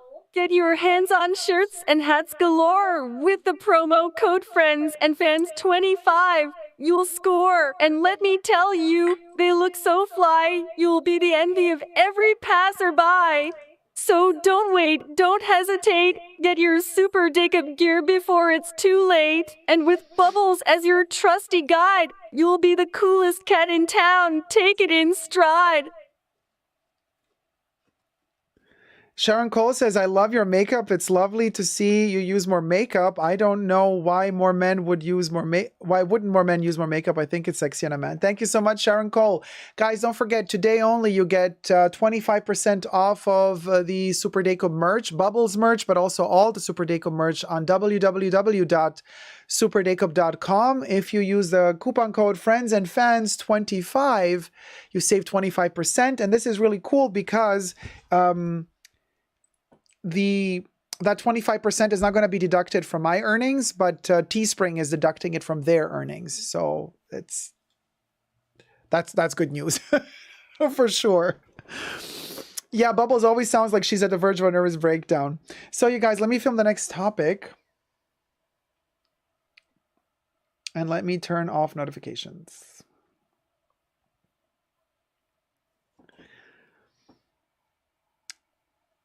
You guys, not all news pertaining to Chanel. Now, you know, we're not going to do the negative thing. This is, no. Okay.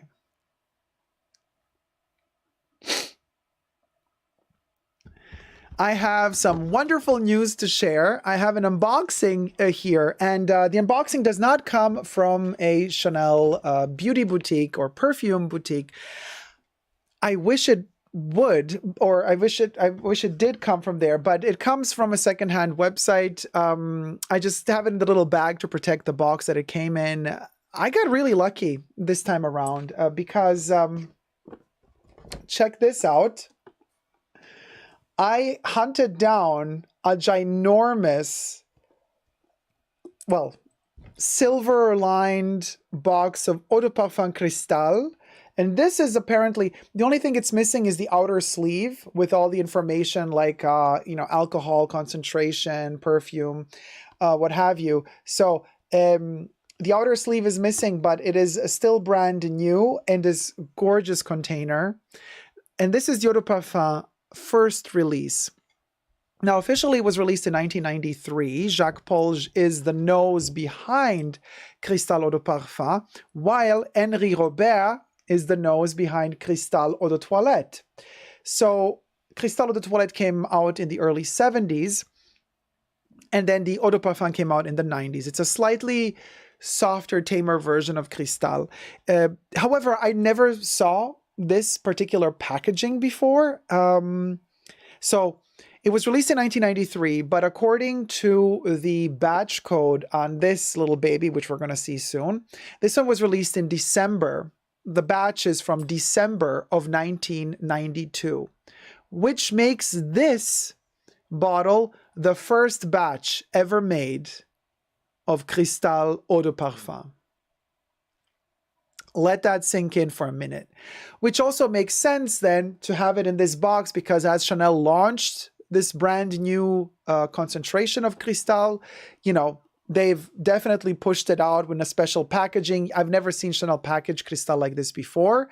So this is the sides, right? It's all silver, reflecting light. The back is white, and then the front has the bottom. Oh, it has a code on this side, 035190. That's their product code. Right there.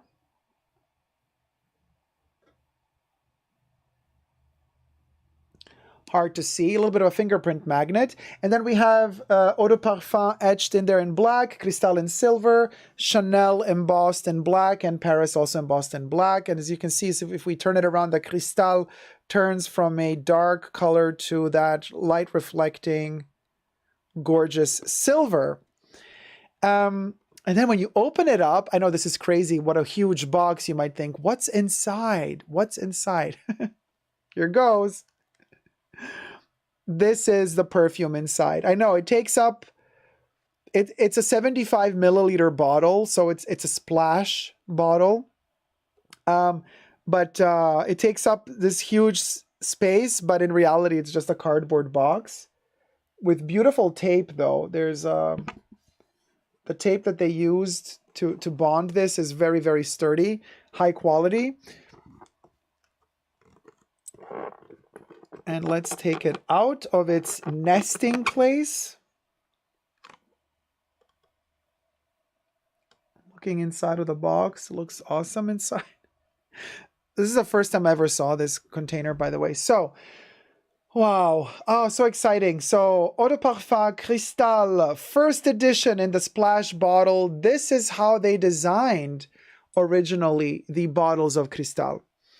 The twist stopper has an etched-in double C logo, painted in white.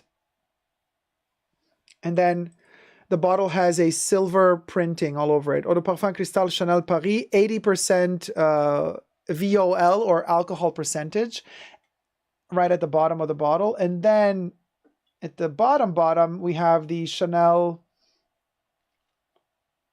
75 ml or 2.5 fluid ounces inscription.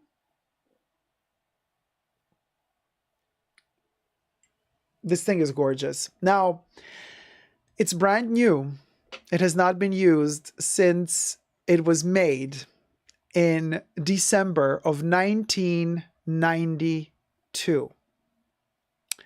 So you do the math. How old is this thing now? 30 years old? Is it? Oh my God. Wait a minute. No. 2002. Yeah, it's 31 years old. Madame says, why would they do that to you, Dacob? Replace the juice with urine? Asks Madame. Yeah, why was I... No, I shouldn't have read this comment. Like, what the... Okay, so we're going to have to edit this out. This is ridiculous. This is for the Perfume channel. This is not to make stupid jokes on the main channel. Like, why? All right, so... Okay, hold on. Clap. We have to cut that out. All right, so now I have to focus again. Where was I? Yeah, I'm totally out, guys. What was I talking about?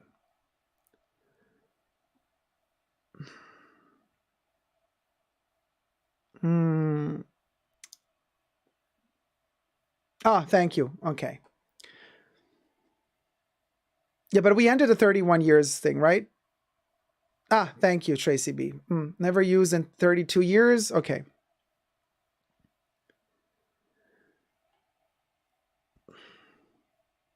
This perfume has never been used in 31 years, which is insane to think about. So we're going to open it together now. I do have, for comparison purposes, the Cristalle Eau de Parfum current formula. This is the 100, also fingerprint magnet. We can polish it a little bit, so it's a little bit more presentable.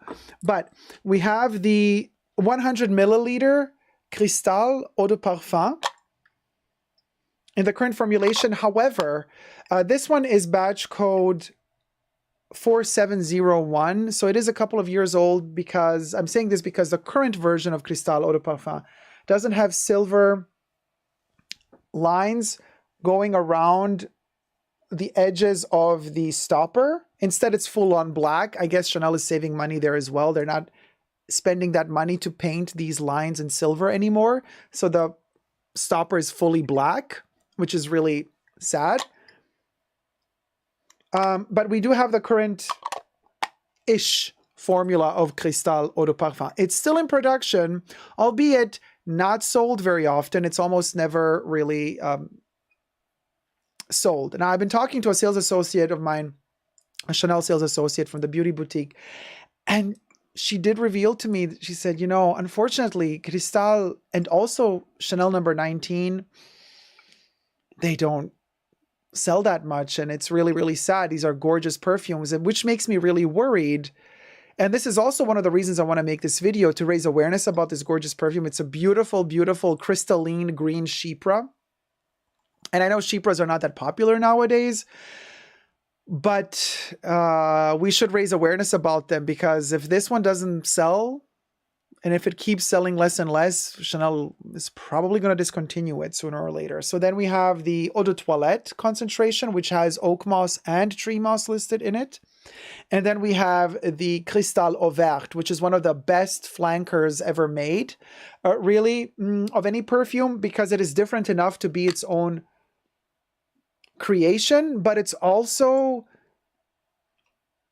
it still has a reminiscence, like a DNA reminiscence of the original Cristalle. Really, really amazing. So we have all of these comparisons. So these three are available still. Chanel, in some countries, they sell all three. In other countries, you can probably only find, I think, the Eau de Parfum still in some countries.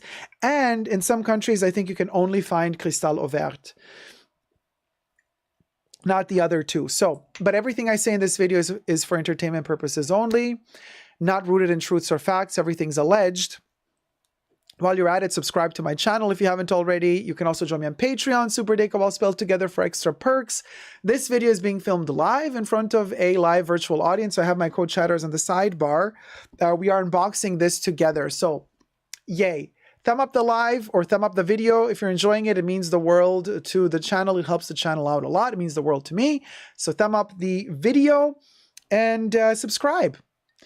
All right, let's get to this little beauty here. I'm kind of a little bit hesitant to use it. I'm a bit scared because obviously this thing is a it's like there's not many of these left in the world that haven't been opened. I don't think so. So let's sniff it. Coco Kitty says Cristalle Eau Verte smells amazing. Yeah.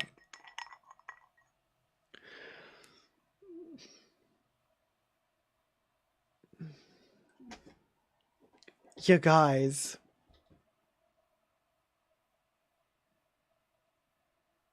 Oh my God. Okay, wait, there's some juice on it already. Perfect. Let me just take that. Let me dab that off so I don't touch the interior liquid.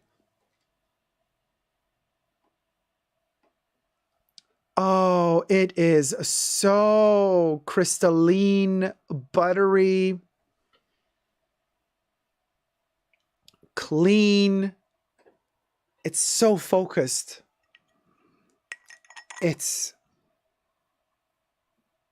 The top notes are there, you guys. The top notes have not withered at all. At all. This thing has been preserved for the gods. It's like brand new. Age, I mean, it's 31 years old, which also brings us to proving the point that perfumes don't necessarily expire after 2 or 3 years of using them. It's all about how you store them.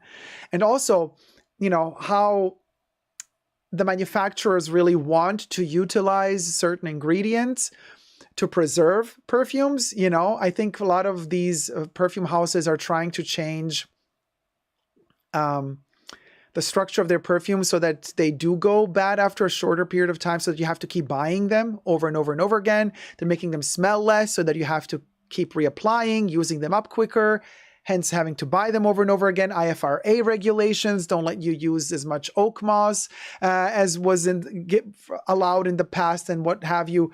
This thing is an oak moss bomb, used to be in the 90s.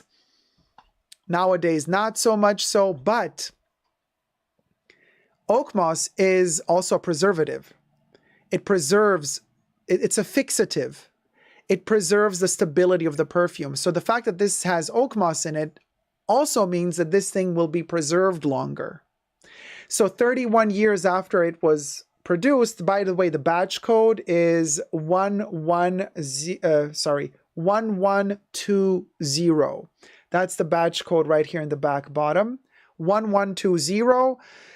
These code numbers repeat every 8 years or so. So if you go back, if you backtrack 8 years, it's basically December of 1992 is when this one was manufactured. And then the release was in 1993, like early 1993. So this one was produced in late 1992 and then was probably released in 1993.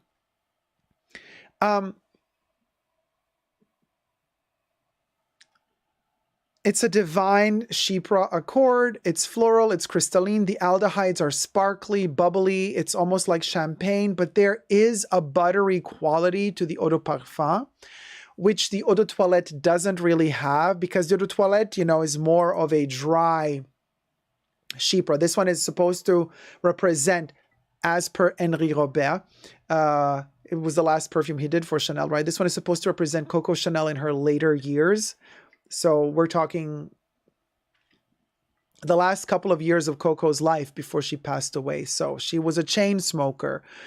She, had issues with morphine addiction. She had a lot of stuff going around in her life, and she was in a lot of pain often.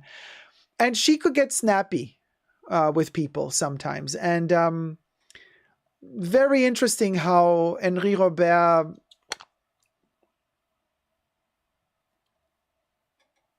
rendered this dry character that has become somewhat bitter in her older age through Perfume. It's a masterpiece, really, because it is a portrait of Chanel.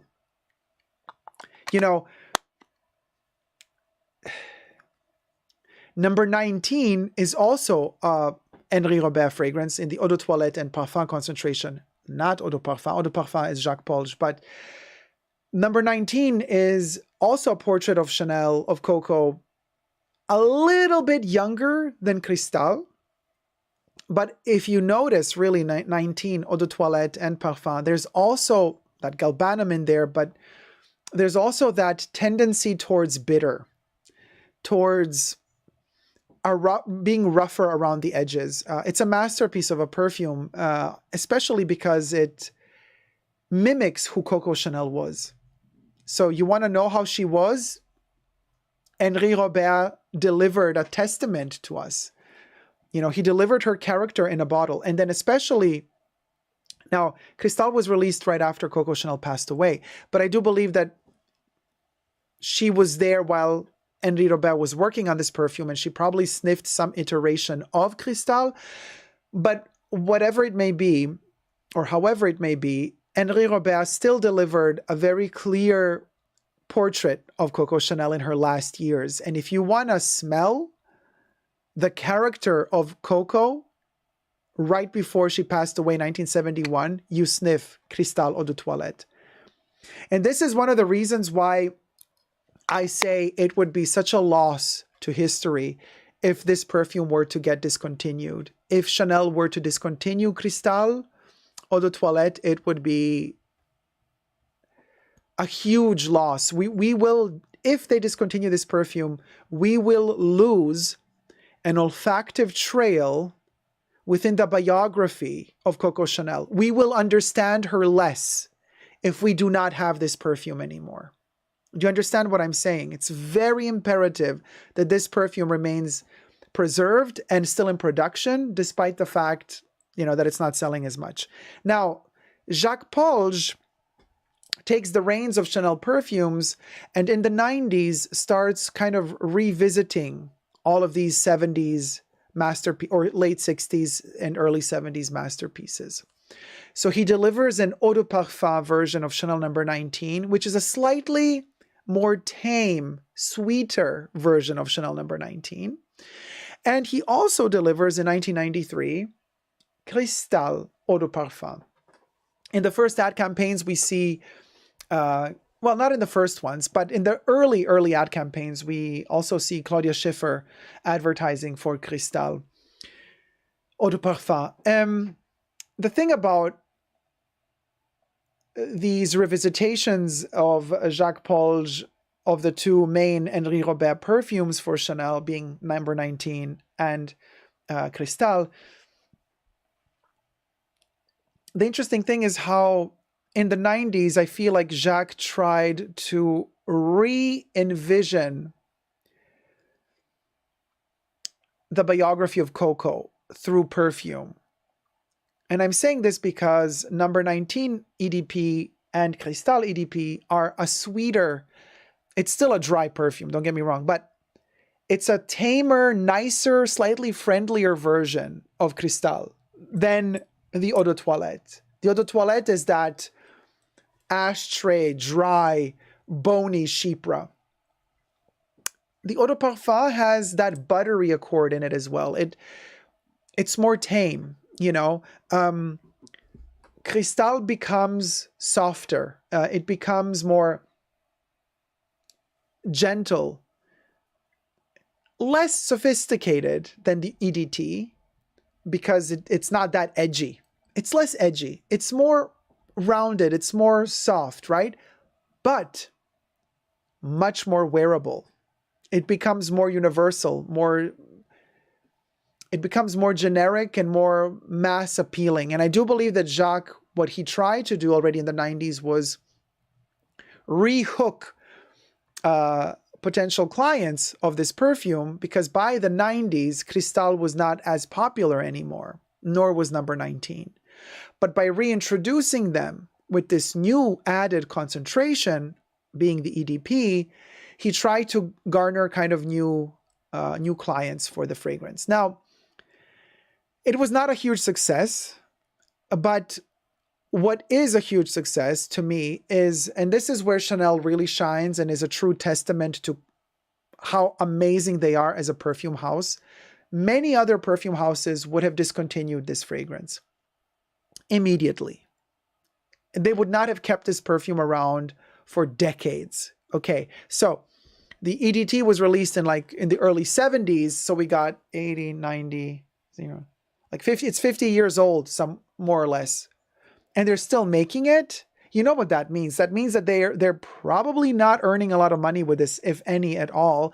They just keep it in rotation for the heritage, for the fact that it is an important staple in the history of Chanel, and we're going to keep making it. However, and this is one of those rare instances where I tell you, I understand why the prices are going up, because yes, all of these luxury brands, and not just luxury brands, are raising their prices to a point where it doesn't make any more sense. It's ridiculous and it's embarrassing. But if you consider the fact that this perfume sells almost doesn't sell at all, but Chanel keeps manufacturing it, they're doing it at a loss. If you sell only 15 or 20 of them at one perfume counter in an entire year, then they're going to have to reduce the quantity produced. That's why they're also not distributing it worldwide. Many countries don't even have this concentration available anymore. So then what do you do? What's the next step? Well, the next step is, let's cut corners. Let's not paint the lid in silver. We're going to save some money there. You see what I mean? Then also, what are they saying? Well, Cristalle isn't selling that well. We're losing money there. So who's going to help? Chanel No. 5, Coco Mademoiselle. Those are the best sellers. All the profits that come in from those perfumes are then kind of, added to aid and help Cristalle. Allegedly, just my speculation, but this is how you would keep doing it. If you want to keep producing a perfume that's not selling, you're going to be losing money. You're going to be hemorrhaging money. So you're going to have to get money in from other places to subsidize the manufacturing of this perfume. And here is where I say is a true testament to the grandeur of Chanel when it comes to their perfumes, okay? These two are almost not different from each other at all. Sure, the original OG formula is slightly smoother and more buttery. But for something that is, for a perfume that exists since 30 years, I can tell you that the current version of it, like Chanel did a fine job at preserving the formula. Despite all the IFRA regulations, despite cutting costs here and there, they still managed to deliver a gorgeous, gorgeous, gorgeous current formula for Cristalle Eau de Parfum. Because comparing the first release ever to this one, and by the way, before I started this video, a couple of hours ago already, I've doused myself in the EDP, so I have it on my chest. I only kept this area not sprayed because I knew I was going to kind of, dab this one on here. And they blend beautifully together. Many other perfume brands, fashion/perfume houses, they will cheapen formulas. I'm looking at you, Dior. Dior has butchered Poison. Also Pure Poison. What a travesty. Especially in the dry down is where you really see how cheap that perfume is nowadays. The opening notes, yeah, it still reminds you of Poison or Pure Poison. But then when the dry down hits, you get those nasty vibes there. That dry down is not beautiful. Chanel is a master at maintaining quality throughout till the bitter end, and even at the dry down, the last final dry down of the perfume, you're not going to get some cheap smelling ingredient in there. Not at all. Not at all. So that's why I'm saying there's not much more they can do to cut corners with Cristalle. You know, fine, they're saving money on not doing the silver edges. You know, unless you don't want to start making it smell wrong, which I hope you're not going to do, Chanel. You haven't done it thus far, so I don't think you're going to start now. The only thing to do left is to literally discontinue it. Call a spade, or to keep, you know, Chanel 5 and Coco Mademoiselle's extra income subsidizing the life of Cristalle. Now, as for the smell,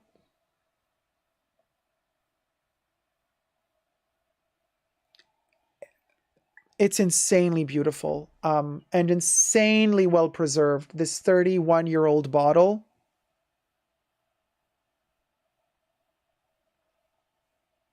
There's such a depth to this. But the name says it, Cristalle. It is a very, very crystalline depth.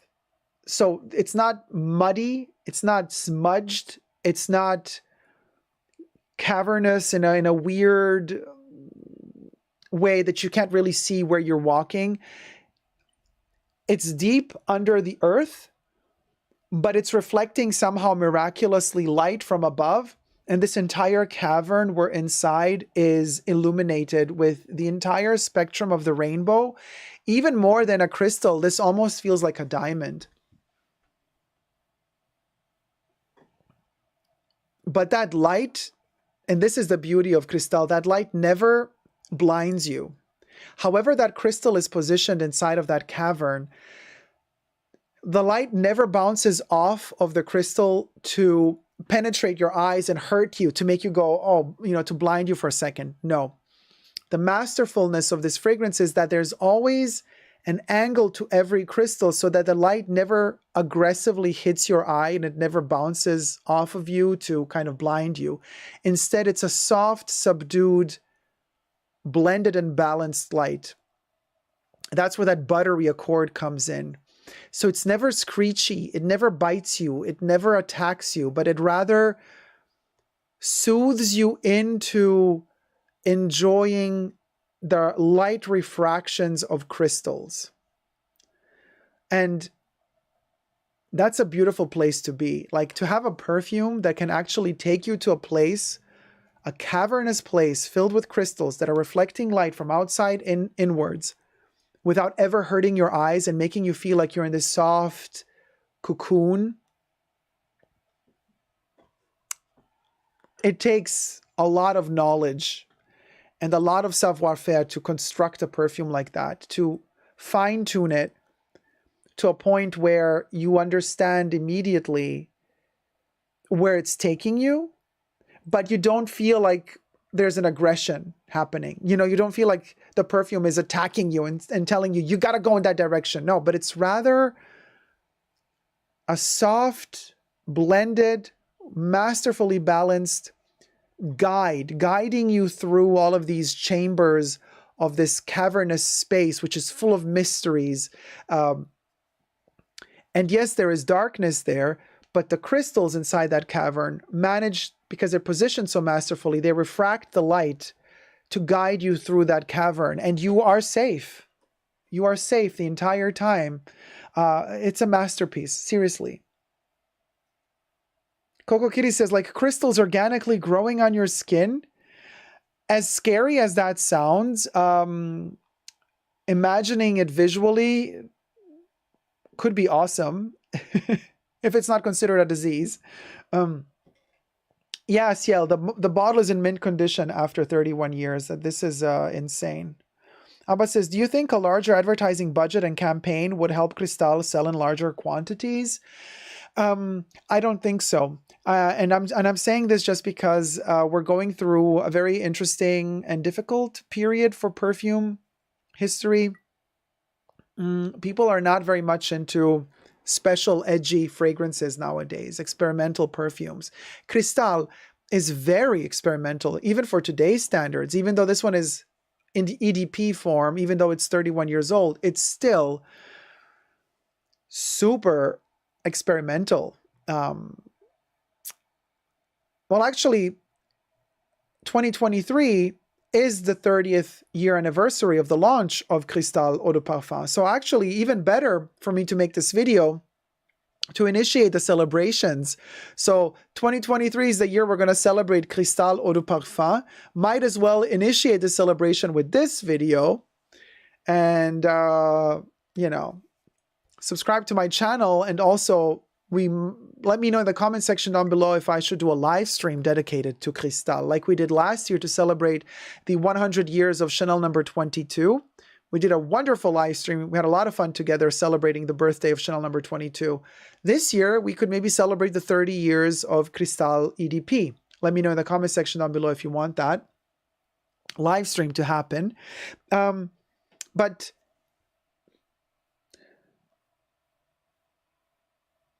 I just think that right now, the youth of today is not into chypre perfumes and into very kind of green, ashy perfumes. So I don't think that this would be a huge success at the moment. I don't think that there's a market for this perfume at the moment. But I also believe that times evolve and trends come back every now and then. And I do believe that there will be again a time when we are more into chypres. Bear in mind, however, that this perfume was created in a time where everybody was smoking everywhere. On the streets, in restaurants, in airplanes, at the doctor's office. Oh yes, people were smoking everywhere. And chypre fragrances were also, you know, created to go along with cigarettes. And since smoking is practically prohibited almost everywhere nowadays, it's really hard to understand, like younger generations that are growing up without cigarettes, to understand why a perfume needs to be so intense. But these perfumes were also battling against smoke, meaning your perfume would need to be strong enough so that you can smell it even though everybody else in the room is smoking. Because, you know, tobacco and the smell of smoke covers up a lot of things, and it sticks to clothes and to the hair and to skin. So perfumes needed to be strong enough to also be smelled despite the fact that everybody was smoking in a room. Perfumes were also certain perfumes were also developed to go well with smoke. Opium by Yves Saint Laurent, for example, is a masterpiece of a perfume that, especially if you were to wear it while you go clubbing in the disco era where everybody was smoking, and then you're wearing opium, that's when the perfume smells at its best. Nowadays, you know, to wear Cristalle without smoking, it's almost like you're missing a part of the experience of the smell of the perfume, because the perfume was conceived in an era where smoking was normal. Of course, now it's not good, and I'm not saying you should smoke. Don't start smoking. It's bad for your health. Don't smoke. We're just historically analyzing how this perfume functioned back in the day where smoking was allowed everywhere. So a lot of perfumes, and especially chypres, really bond well with tobacco. Really bond well with the smell of smoke in rooms. Also, imagine being in a room where all the furniture is made out of tweed, or the sofa is covered with a wool or with a boucle or suede leather. Imagine Coco Chanel's 31 Rue Cambon main salon. The one where she had the suede couch in, the carpets, the Coromandel panels. I mean, and it's the room where she chain smoked all the time. And all the guests and visitors who came to visit her were also chain smokers. So that entire room, the walls, the tapestry, the velvety covered walls, because she would cover them with velvet sometimes. That entire sofa, that beige leather suede, soft suede sofa, it absorbed the smoke of the cigarettes for years, for decades. envision 31 Rue Cambon, and then add to that a spray of Chanel number 19, Chanel number 5, Cristalle. They combine with that smell in that room, and together they create the full-bodied experience of this perfume. And they were developed in that era as well. These perfumes were created and conceived in an era where smoking was everywhere. But not just that, these perfumes were conceived, especially the eau de toilette, was conceived in a time where Coco Chanel was smoking. She was a smoker till her dying day. So this was created also for her. And like I said before, as a depiction of her. It works if you envision an ashtray and cigarettes. Then this perfume all of a sudden makes complete sense. So yes, you see, nowadays where we are not smoking anymore, a lot of the reasoning behind this perfume or justification for this perfume is also lost. A lot of it is also lost because we're missing that element. But at the same time, I don't want to say that this perfume does not have potential for a life in our times. As a historical document, this perfume is very important to understand Coco Chanel. Very important. And also, as a historical document, this one is very important to understand how the times were in the early 70s when this one was created. As for the 90s, already the conversations were starting to circulate, smoking is not good for you, it's not good for your health. The 90s were the decade where we were about to let go of all of those vices, and by the 2000s, then smoking would become illegal everywhere almost.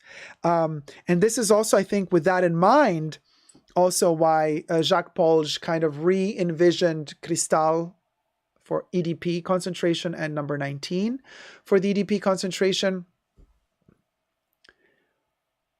They're a little bit more tame. They don't need to fight that smoke anymore as much, So they're going into that a friendlier, user-friendly fragrance direction. And still to this day, Cristalle Eau de Parfum is a masterpiece. Now the color is slightly different, but that's just because this bottle is 30 years old. This one is aging really nicely as well, and it will turn that same shade of yellow as the 30-year-old bottle. And like I said before, there's not much difference between the two, which is a true testament to how amazing Chanel perfumes are, that they're really trying to preserve this one as long as they can until nobody will want to buy it anymore. So here's hoping that this video is going to inspire somebody out there to at least go and smell it, if not buy it. But let's try to give this fragrance a new life before it's gone for good. Thank you guys so much for watching. I hope you've enjoyed this video. Let me know your thoughts in the comment section down below. Let me also know if anybody else has ever seen this particular packaging for the first ever launch of Cristalle Eau de Parfum. And let me know if you have one. And also, if you have this package, like for other sizes as well. I'm really curious to know, have they created this box also for the spray version of Cristalle Eau de Parfum? Have they created this box just for the splash? Was there a 50 ml version of this, a 100 ml version of this, or did they only release the 75 ml in the beginning? A lot of questions. I have to do my research because now that I've discovered this, I gotta start digging even deeper. Thank you guys so much for watching. I hope you've enjoyed this video. Subscribe to my channel if you have, and thumb up the video. And until next time, never forget to never give up on love. Bye. I shall check it out next time I go to Chanel, says Jenny. Rosha says, I love Cristalle. I'm glad you guys like it. It's amazing. I mean, this thing is just like beyond. And the funny thing is, how I found this, You know when something is meant to be? Hold on. Okay, let me put this here.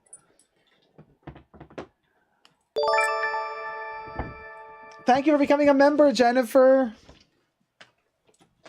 Okay, listen, how something is meant to be. By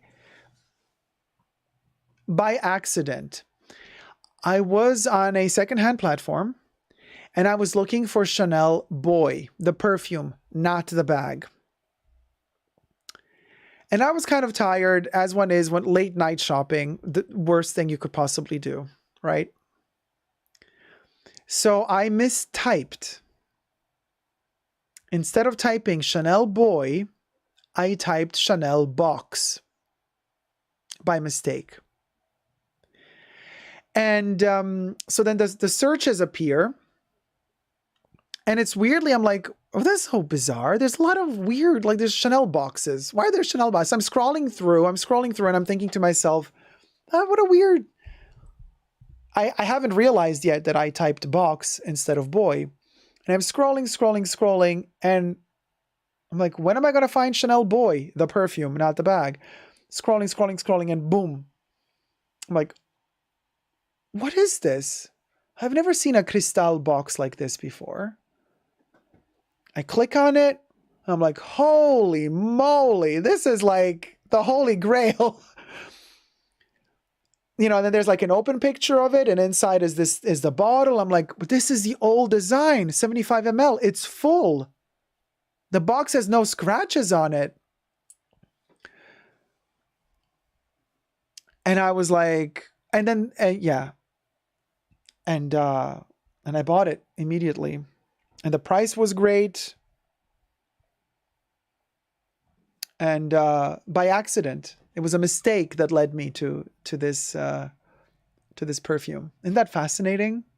How everything happens for a reason. Everything happens for a reason. And then later, I realized, oh, I typed in box instead of boy. That's why this box appeared. And it wasn't even listed as like Cristalle. It was listed as Chanel perfume in box. So if I were looking for Cristalle, I would not have found it. A very interesting coincidence. Very interesting coincidence. The Life of Elle says, I would have died too. Coco Kitty says, can you do a list of perfumes to wear if you're a pothead? Asking for a friend. I'm not a pothead, so I wouldn't know.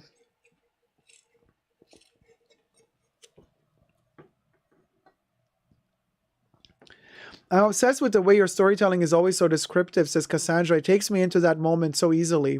Oh, thank you, Cassandra. I'm a natural born storyteller. I love doing it. It's like part of my life. Very Twin Peaks, The Return, Dacob. Oh, totally, Ollie. Totally. So there's that. Also, hold on. I wanted to film another topic, you guys, together.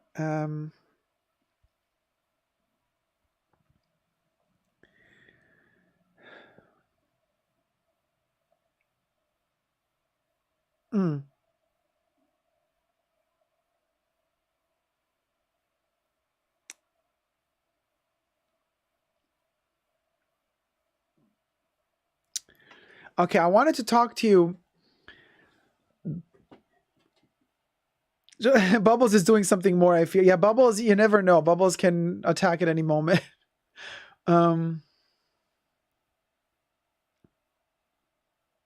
Oh, your neighbors reek of weed, Coco Kitty? So you want to cover it up? Difficult. I don't know what to do. And try to enjoy it. Try to get used to the smell. Go with the flow. I don't know. So the next one I want to talk about, and this is an interesting topic. Let me film it.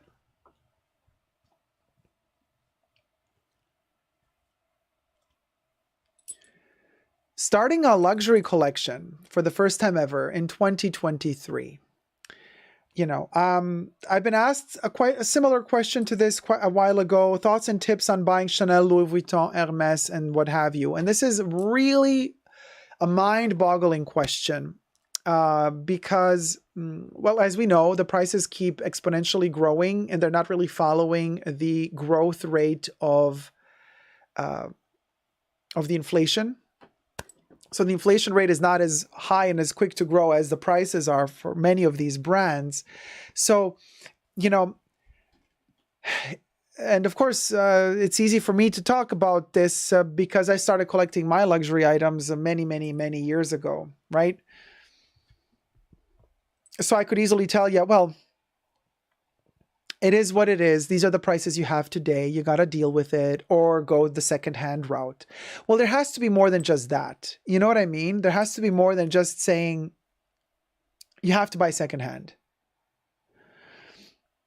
Of course, not everybody has the budget to buy new from boutique, but some people really love that experience. They really want to remember having purchased a certain luxury piece in connection with going to the actual boutique, getting a great treatment by sales associates, maybe getting a little drink offered as well, getting the nice wrapping, the gift wrapping, coming home, unboxing it. It's a whole experience. Like, I get it.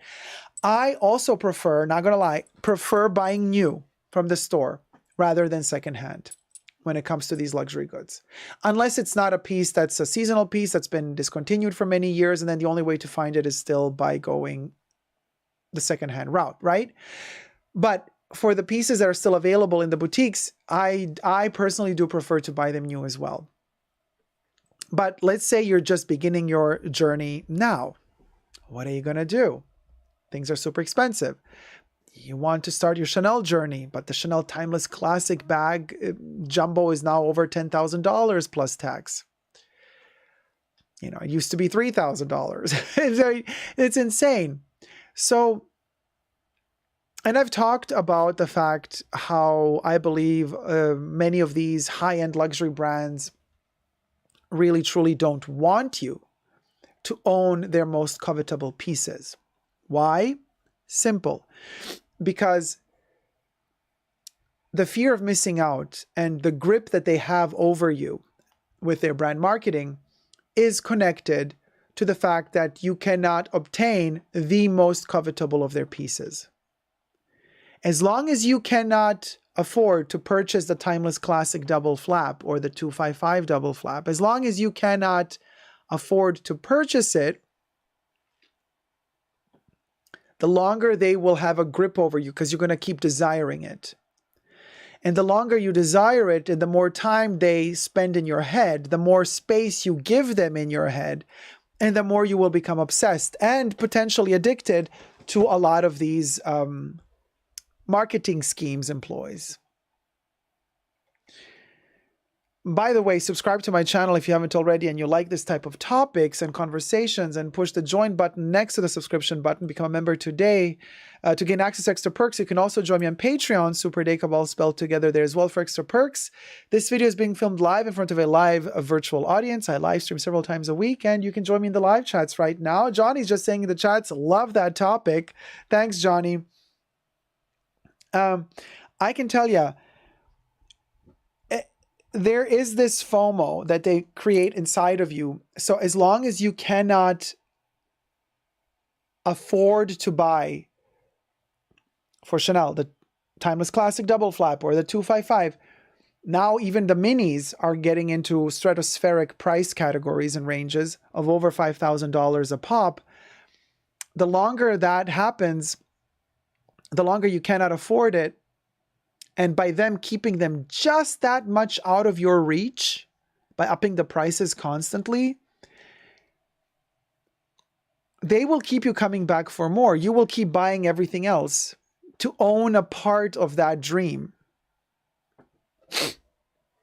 They're going to depict scenarios in their ad campaigns of that leisure lifestyle, the luxurious lifestyle of going through cafes in Paris with your Chanel Timeless Classic bag. Just living that perfect life that you cannot have because you can't afford it. You can't afford that bag. So you're going to end up buying a lipstick, you're going to end up buying nail polish, you're going to end up buying little thing, a perfume, and you're going to have a part of that dream, but they're never going to really let you get to that highest level, that moment of like, okay, the bag. Now I have the bag.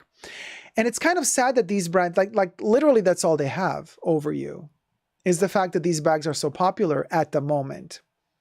But I can tell you from personal experience, once I got the bag, for me, the power that they had over me diminished automatically. And you have less FOMO, you know? Now, I stuck with the brand anyway because I love the heritage and the history of Chanel, but a lot of people don't care for all of that. They just care for what is popular. So, at Hermes, you want the Birkin and the Kelly. At Chanel, you want the timeless classic. At Louis Vuitton, it's a bit different. At Louis Vuitton, what do you want? Depends. Like some people want the Capucine bags. I personally don't like them. But usually at Louis Vuitton, you want the monogram canvas. You want some classic piece. And although at Louis Vuitton, the prices have gone up also tremendously, they started off lower than these other brands like Dior. People want the Lady Dior bag. That's also a dreamy bag for them. But the Lady Dior bag is also super expensive nowadays. But Louis started off much more affordable as compared to Chanel, Hermes, and Dior. So comparatively speaking, nowadays to afford a Speedy, to sum up the money to buy yourself a Speedy in monogram canvas, not in leather, just a basic model in monogram canvas with no shoulder strap, just the handles. To muster up that money, it's going to take less time because it's going to cost you in the $1,000 to $2,000 range, as opposed to $10,000 for the timeless classic. Still, we're in the luxury realm here, not saying that $2,000 is not expensive. It is, but a Speedy is a timeless classic Louis Vuitton bag, even older than the timeless classic Chanel double flap or the 255. The Speedy has been there since the 20s. The 255 bag has been there since the 50s. So it's even more a true testament to the style of Louis Vuitton pieces because it's been around longer and it costs less than the Chanel bag. However,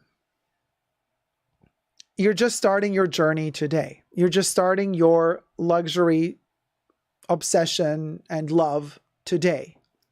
What are my tips?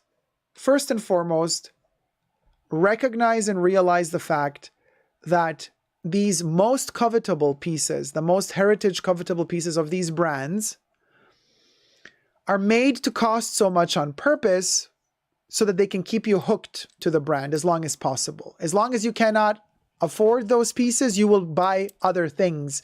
And the brand will leech off of you like a parasite. They will keep getting a little bit of your money over and over and over and over again. Because they're afraid that once you buy the actual bag you wanted, that you're going to leave the brand, that you're not going to come back and buy more. So the first thing is realize that the prices are super high for these pieces for that reason. Everything I say in this video is for entertainment purposes only, not rooted in truths or facts. Everything's alleged and just my opinion. I'm just sharing with you my speculation on this topic, of course. Realize that. Once you've realized that, you're going to start feeling less bad about yourself, because I know that tendency. A lot of us have been through it. You're like kind of like thinking to yourself, oh, I'm not good enough. I'm not worthy enough. I don't have the money to afford this stuff. So I'm just shitty because I can't afford it. You know, like how other people can afford it and I can't. Do not, whatever you do not feel bad about yourself. The reason they're putting these prices so high is so that you cannot afford it. They're not putting them that high because for the people that can afford it. They're literally calculating their prices to put them to a point where they are just out of reach, so that you start feeling bad about yourself, so that they guilt you into buying the smaller pieces instead. It's a psychological warfare game. Once you know that, once you've acknowledged that, but you still love the brand, okay, then we talk. So you've acknowledged all of that and you understand the manipulations that they're doing with you, but you still want the brand. Okay, so what would I get from Chanel, from the fashion boutique as a first purchase? I would definitely try to get, and they don't have them always, they have them from time to time, but it is used to be in their classics range, and then they took it out of their classics range, but from time to time they come back again. And I bought one for my mom, actually. My mom has it. It is a lambskin wallet. It's like a coin size wallet. It's like this big, black lambskin, gold hardware. But it has the shape and the flap of a Chanel Timeless Classic bag. Okay. Now I have here, as an example, the clutch, the Timeless Classic clutch in caviar leather. So imagine the wallet, little coin wallet, this size. It has the little, tongue down there with a double C. It doesn't have the turn lock. It has a little, just a little press button, but it has a little pocket in the back. And it's just kind of like a miniature version of the Timeless Classic Chanel bag. I know it's just a wallet. Oh, and it's burgundy on the inside. I know it's just a wallet, it's not a bag. But once you purchase that, you get a feeling of, it's like having that Chanel bag, but in miniature. So psychologically,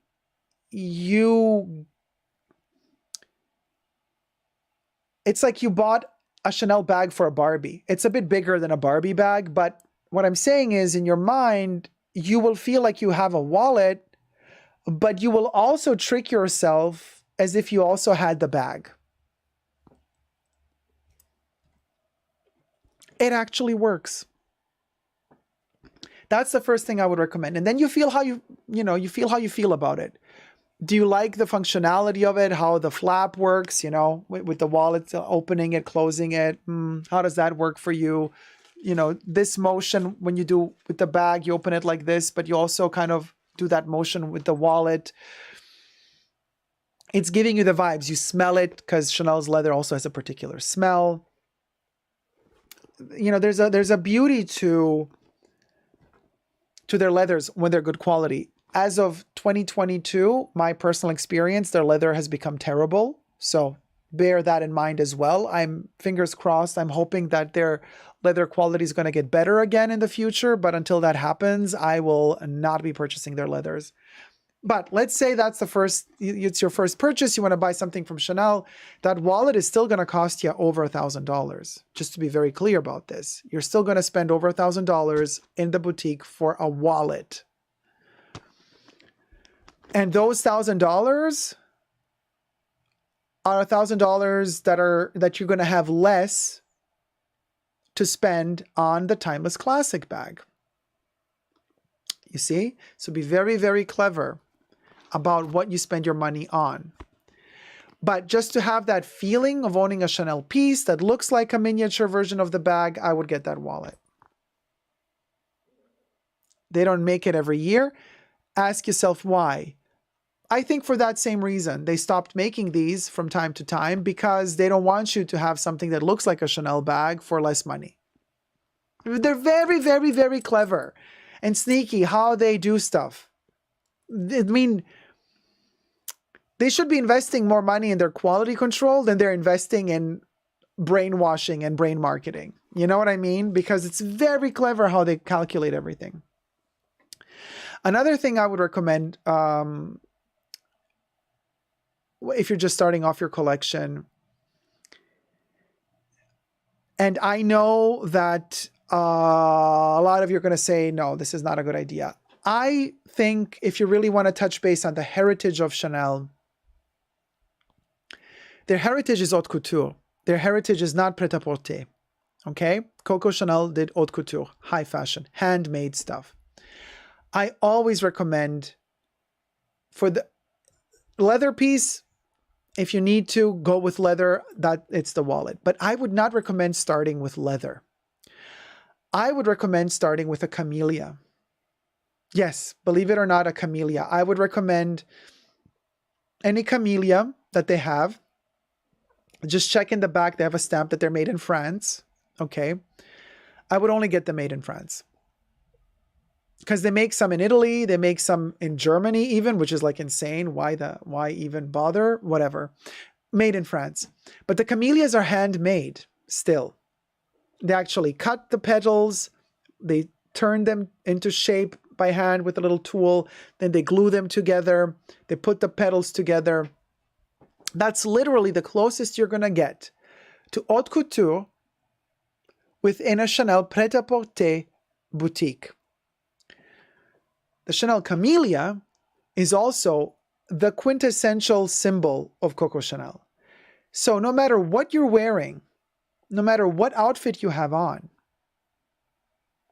you put a camellia, it's like a brooch. You put a camellia on your shirt, you're going to elevate that outfit. The style of that outfit is going to become light years more elevated. And that camellia is handmade. Symbolically speaking, the camellia, and they have all sorts of camellias, tiny ones, medium ones, big ones, really complicated ones with like several flowers attached. They cost much more, of course, but you could get a classic standard camellia in cotton or in tweed, the round ones, medium size.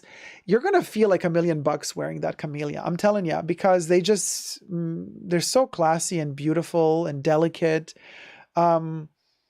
I would really, really recommend starting off with a camellia. And then you're going to notice, oh, you can put it on a lot of things, on a jacket, on a shirt, on many different outfits. And you're not going to grow out of it because it's a classic. And also it fits. If you get chubbier, you get skinnier, doesn't matter. The camellia, you just take it off of the slim shirt, you put it on the oversized shirt. The camellia is still going to fit.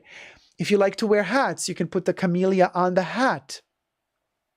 It's such a beautiful, versatile accessory by Chanel that really elevates any outfit. And their camellias are still, depending which one you buy, but you can still find them priced under $1,000. Some of their camellias go for $600, $700 even. So this is something that I would highly recommend if you want that Chanel allure and you're just starting off your luxury collection. That camellia is the most organic approach to Chanel, in my humble opinion. If you're starting your Louis Vuitton journey, goes without saying, monogram canvas. Now, if you really want a bag, it's a bit hard because Louis Vuitton is also sneaky. LVMH has upped their prices for their entry-level luxury goods because they don't want everybody to just easily afford their stuff. Not only did they up the price for their entry-level bags in monogram, but they've also made the entry-level bags harder to obtain because they're producing less of them. They're limiting the quantity, but upping the price at the same time. And this is a problem because let's say you do have the budget and you do want your monogram piece and you want it to be a bag, and you have like, let's say $1,500 to spend.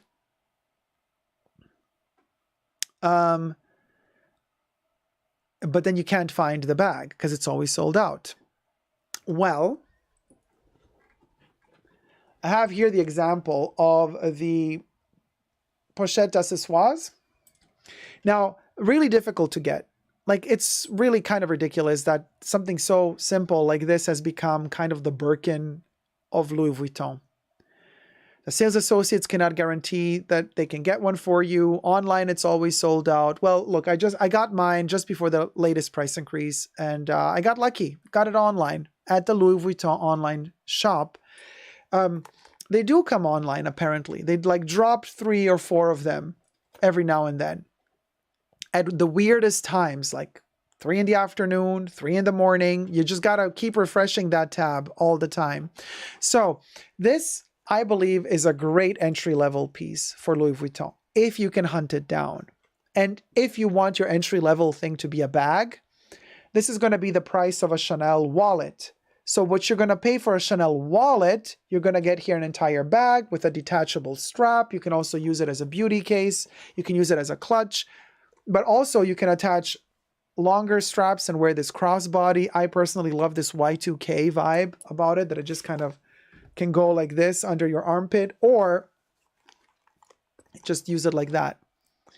And I love the twisty leather here, how abstract the construction of this is, that it's asymmetrical. For me, this bag is just beautiful. The canvas interior, love it as well. This one was made in France, by the way. So if you can hunt it down, I highly recommend this. However, if you want to start off smaller, then I would recommend the monogram canvas key pouch, the clay, the standard size key pouch, because it's also like a little bag, a little clutch. It has a little chain coming out of it. I do have several of those. I just don't have it here with me at my table right now. That piece is lined in leather on the inside, okay, and it's canvas on the outside. That now has gone up to, gosh, $250 or $300 is the price of it now, or maybe $350. So it's also, you know, not affordable anymore, but you're going to use it. You're going to put money in there. You're going to put your keys in there. You can put your cards in there. You can put a lot of things in there. It turns out that that little thing is so practical, and I use mine all the time. You can put your headphones in there. I mean, it's such a brilliant little piece, and you own a piece of the brand, but it doesn't break the bank like a $10,000 bag would. So I would recommend the key pouch for the clay in monogram canvas, or in other canvases if you prefer other designs. If you can hunt down the pochette accessoires, definitely go for it, because it's not going to get any cheaper. It just keeps going up and up and up in price. Or if you want something classic, I recommend a Speedy in whatever size suits you the most. 25, 30, or 35. They also do 40 from time to time in their heritage collection. You can also get a micro Speedy or nano Speedy, but I would recommend to stay within the 25, 30, 35 size range. And then again, monogram canvas or the Azure canvases, whichever canvas, or leather. If you have more money, you can buy it full on leather, but my love is always for the canvas. So pochette accessoires, key pouch, and the Speedy. Speedy without bandolier. I just love the handle. Those are my recommendations for Louis. To start your, like if you're just beginning your collection at Louis, one of those 3 pieces, and you got yourself a classic. People are always going to be talking about them online. These 3 pieces are pieces that are never going to go out of style. You're never going to feel like you have something in your wardrobe that is dated, because these 3 are never going to get dated. When it comes to Dior, believe it or not, a bit more tricky, because with Dior, they have changed their style so many times throughout the different artistic directions that Dior is struggling, in my humble opinion, to have its own DNA. So, of course, if you have a huge budget, you buy the Lady Dior bag and you got yourself the Lady Dior bag, but it's expensive. So entry level, we're talking entry level. Usually what people do with Dior is they buy a carré. They buy one of those Dior silk scarves that have the Dior logo all over them. Dior, Dior, Dior, Dior, Dior, Dior, you know, usually gray and blue, or beige and pink, contrasting colors. That's usually what people buy, like to have a piece of Dior. You buy one of those silk carrés. That's kind of symbolic of Dior. Because otherwise, entry level, I would not personally recommend their wallets. They're not that memorable and they look quite tacky to me. The canage, you know, embroidery, the canage matelassé padding. It works on the Lady Dior bag, but the canage doesn't really work for me on their wallets. So I would not recommend that.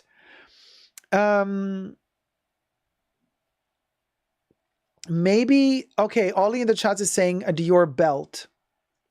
Blue Bannister says, I agree, Dior is all over the place.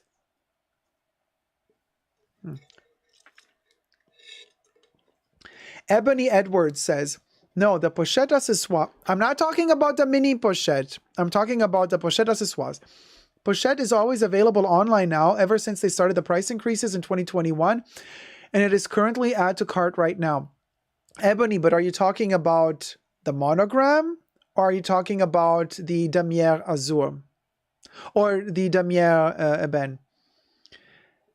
Because the Damier is available, but people want the monogram. The monogram is not. Are you saying that the monogram is available right now? Because if it is, you guys in the chats, go get it if you want one. I just saw the notification. Leslie says the Mitza shawls.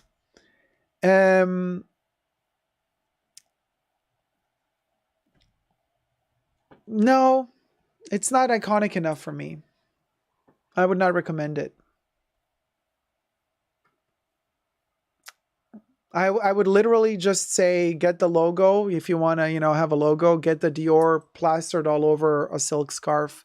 That's your entry level at Dior.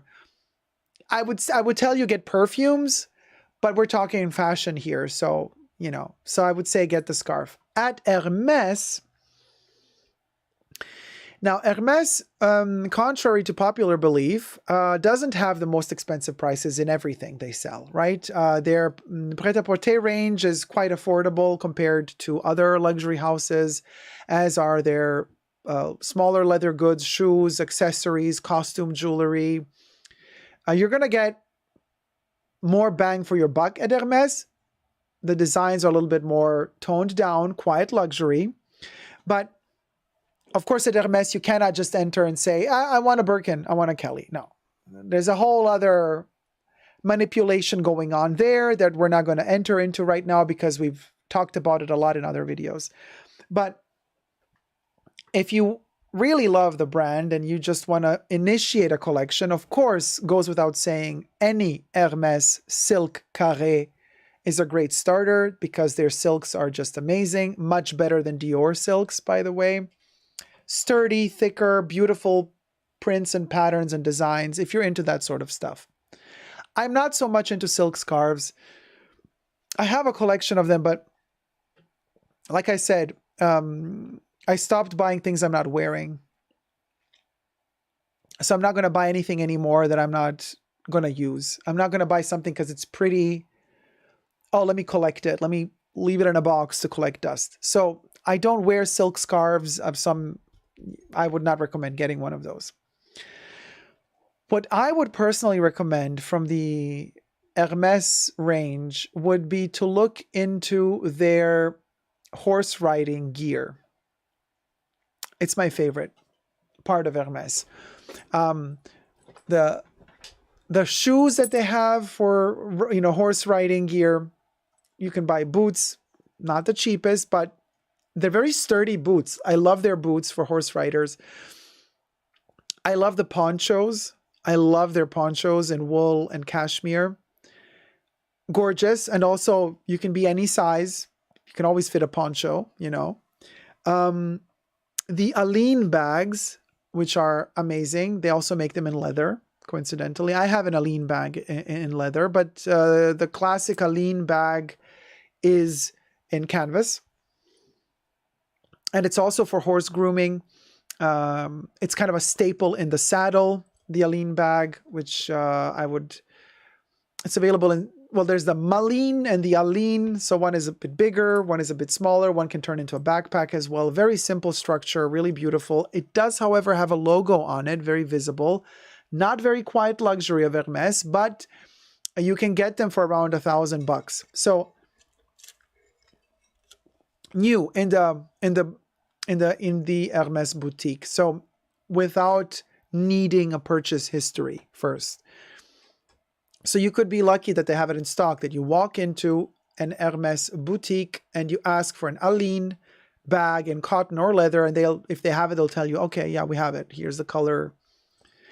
And they will cost you around 1,000 something, 1,000 to 2,000, depending on what material they're made in, which is the price of a Chanel wallet, I repeat. So again, we're in that price range. Otherwise, what I think is really beautiful from Hermes as entry-level kind of elements would be the bracelets.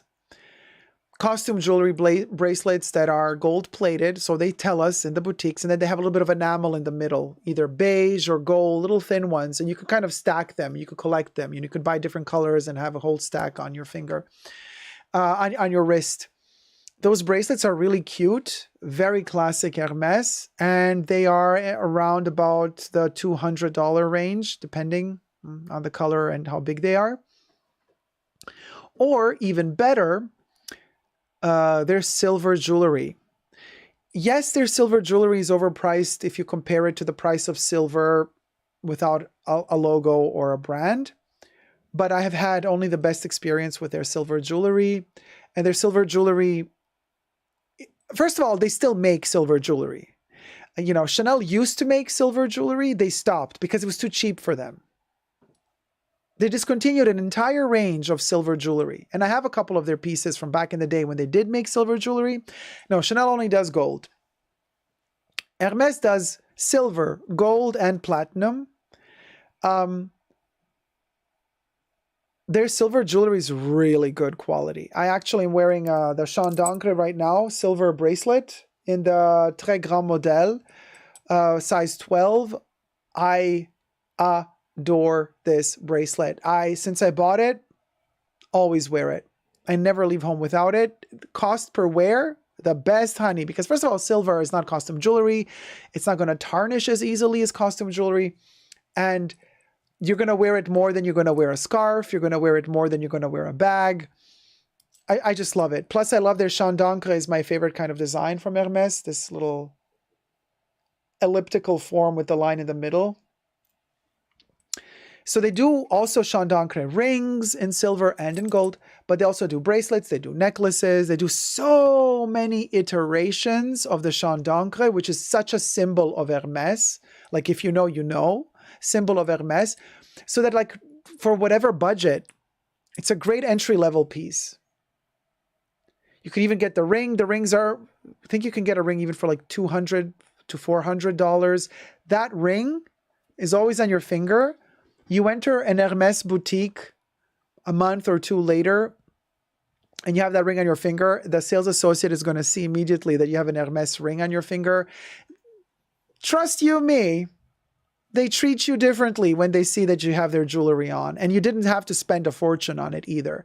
So it's a very interesting purchase that one can make, and I personally love their jewelry anyway, so I'm not buying these towards the journey of getting a Birkin or a Kelly. Couldn't care less. I just really love their stuff. Now, when it comes to Hermes, I love their whimsical pieces. I have their frisbee. Is it something that you necessarily need in your luxury collection? No, you don't. But I like to play frisbee when out and about, and I also like to use it as a fan. I also use it as my frisbee of shame if I'm embarrassed about something during my live streams, and I can also use it as a plate for snacks. So for me, this has been the most incredible purchase. I got this one last year. It's made in France, coincidentally also. Bracelet is also made in France. Well, this one is, but sometimes these are also made in Italy, I believe. So it's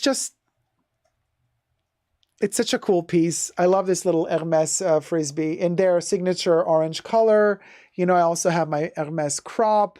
So these are not entry-level pieces, obviously. These are very, like, you got to be a real fan of the brand to buy stuff like this, or their tarot cards. I also have their tarot cards. I just love them so much. I love stuff like this. Okay. So, but I'm saying if you want something a little bit more practical for yourself, I think their silver jewelry is really amazing. And somebody's saying, oh, the farandole, says Oli. Yeah.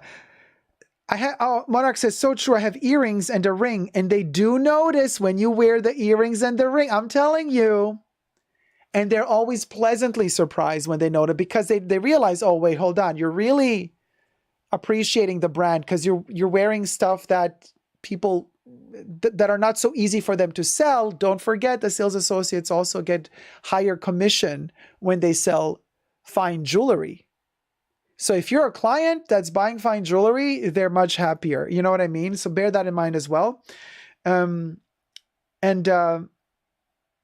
guess Coco Kitty says the crop and the frisbee is like your sword and shield. I love it.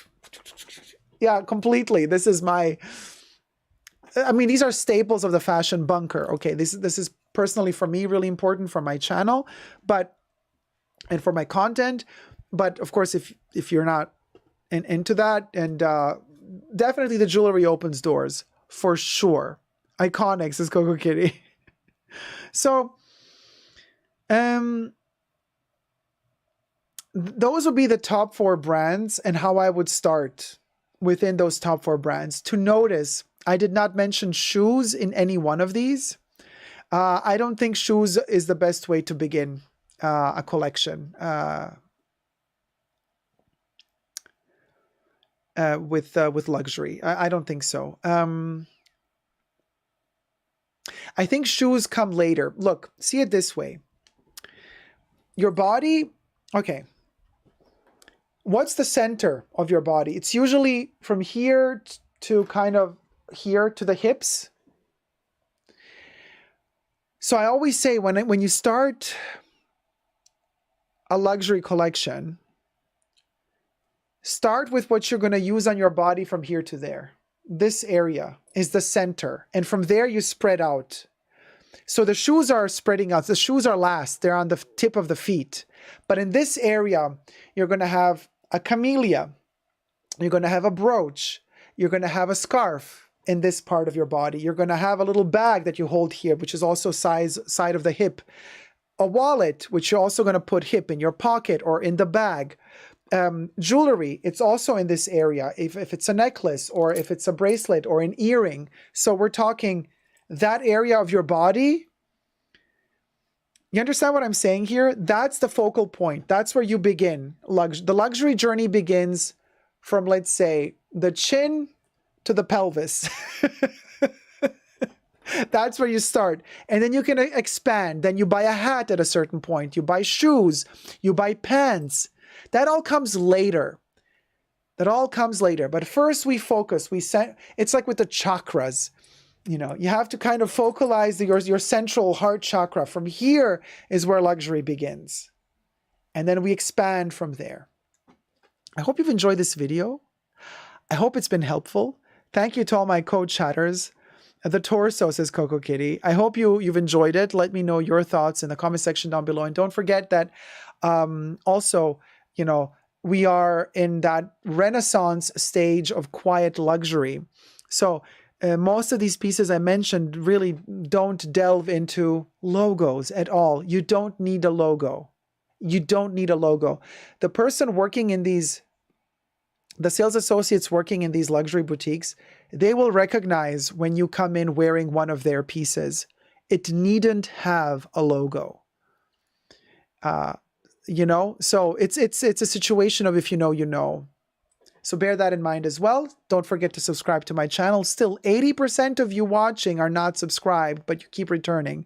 So subscribe to my channel and thumb up this video and let me know your thoughts about what would your favorite first luxury pieces be if you were to start your luxury collection today in 2023. Thank you guys so much for watching.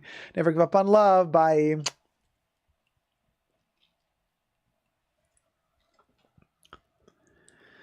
Purse Flare, you're a creative genius, amazing artist, Dacob. Thank you so much, you guys. Very kind. Thank you. Coco Kitty, what about belts? Everyone loves a good pelvic logo thrust. It's very informative. You are such a very good storyteller. Oh, thank you so much, Ellen. Yeah, so this would be our live stream today, basically. Get the merch. I hope you've enjoyed our little journey today. We had a little bit of news, a little bit of breaking news, a little bit of, again, shenanigans with Chanel, their fourth grade leather news. Hey, JJ, great listening to you. Oh, hi, JJ. I didn't know you were with us. Shelby Tanasi.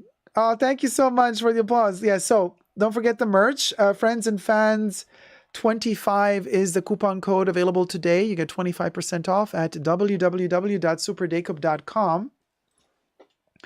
I forgot to repeat 1,000 times to thumb up the live stream. Thanks, Kev, for saying it for me. Had I repeated it more often, we would be at more than just 200.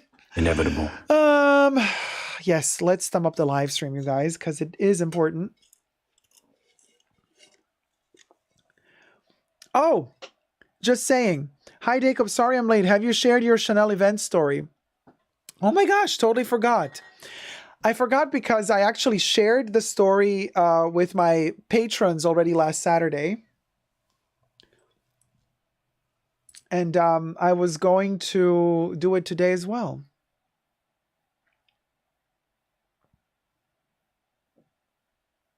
Okay, we can do that then. Yeah. Thanks for reminding me. You see what I mean? This is why I don't care about doing stories about Beyonce and wasting time on that stuff, because like the stuff that I really like to talk about, then I forget to say it and then I'm like out of energy after, and then whatever. All right. Thanks for asking, just saying. Okay. So, careful what you wish for, as they say, right? Because you wished for the Beyonce story last week and that kind of messed up the rhythm today. So you be who, right? All right.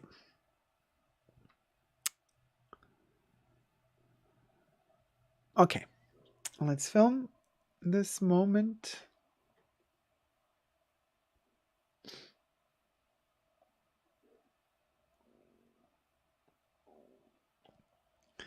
As promised, I am reporting from the Chanel event. You guys, a quick recap. You can check it out on my channel already, but I'm going to put it in recaps here as well.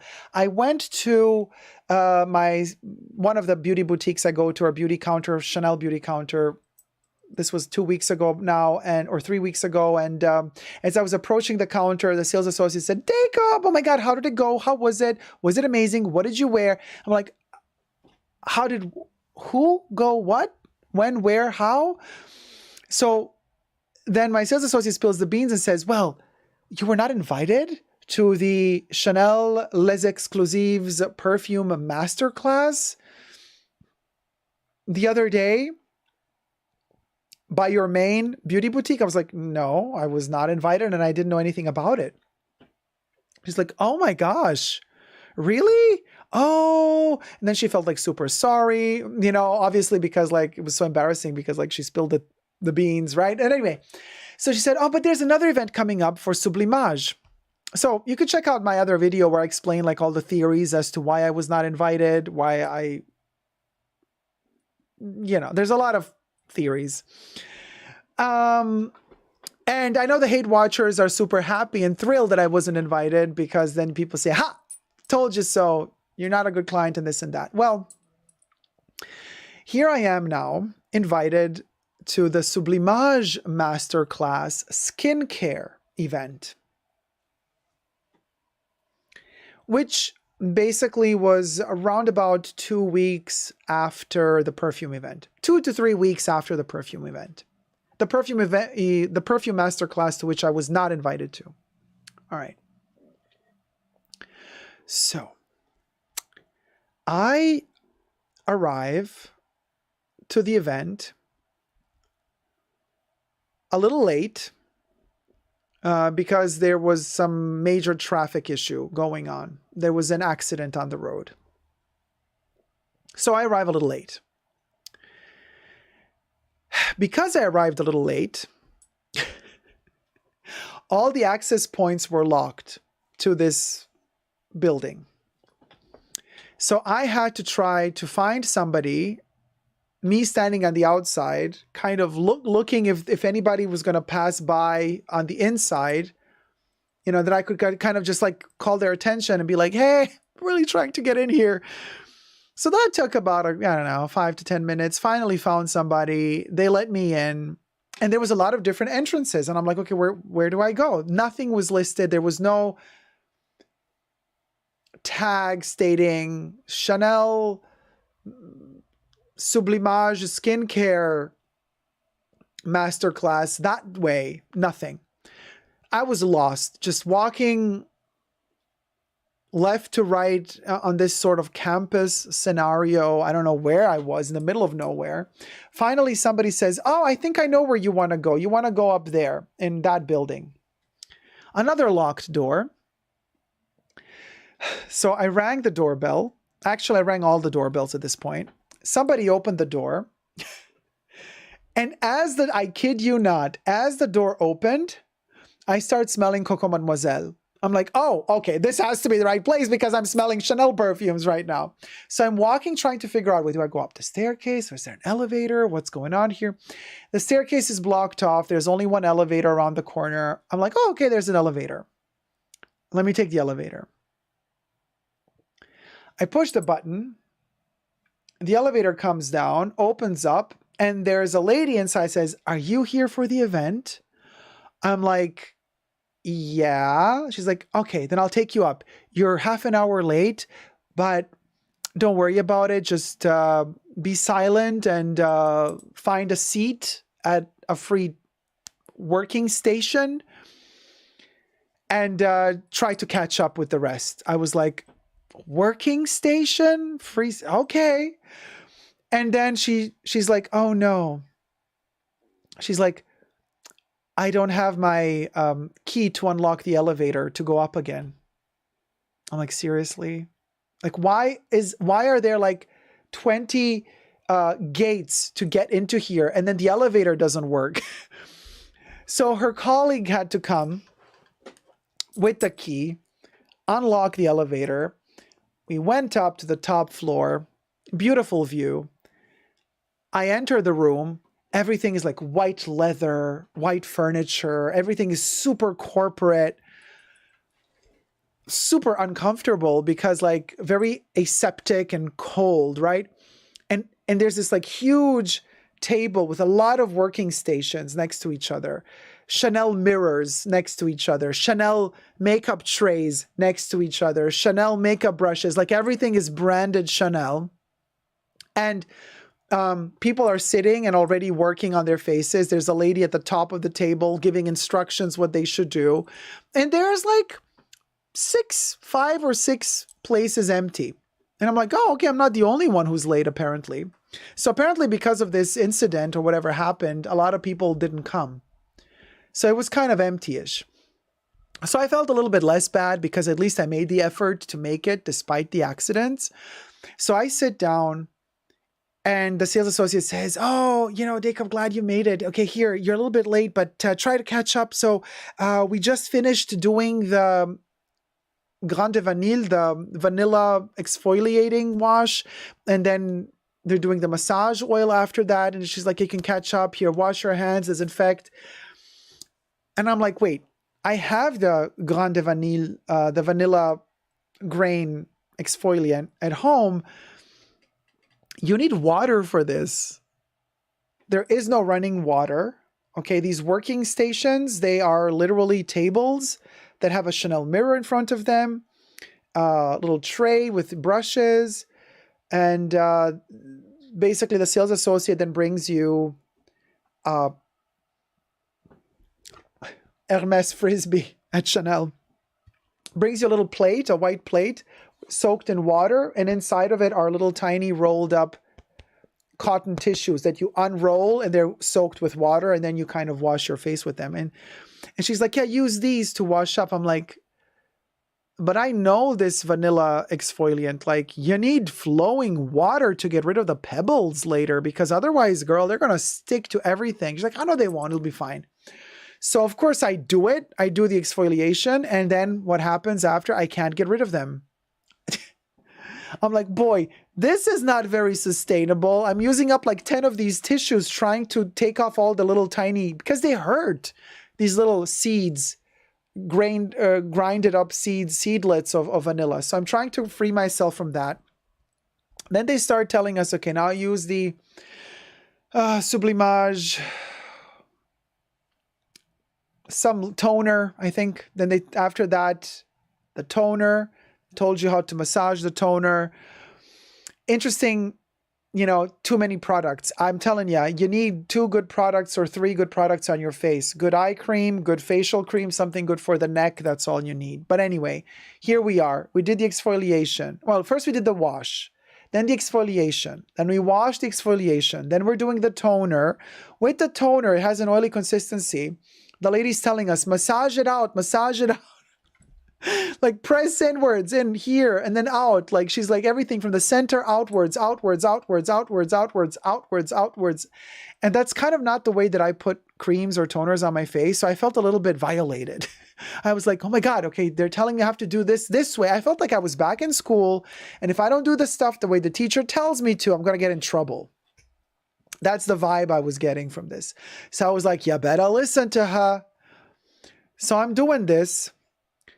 And the toner is a bit much. And then after that, it's like, okay, now we're going to do 2 different eye creams from Sublimage. Like there's an eye serum and an eye cream, and you were going to do both. And then they're like telling us how to massage that area of the face, how to press it in, and especially to massage here in the temple area. And then she says, this is going to stimulate your lymph nodes and it's going to make you yawn. And it did. It started to make me yawn, but it also... the circulation started going in the face. I started getting redder and redder, which is not a good thing. The actual toner had alcohol in it. So it wasn't really good for the face, not for me. It started kind of like biting me and I didn't like that. So I was turning really red. Then it was a time for the cream. You could choose if you want the more intense cream, less intense cream. Then you massage the cream on. Then you put another cream on top of the cream.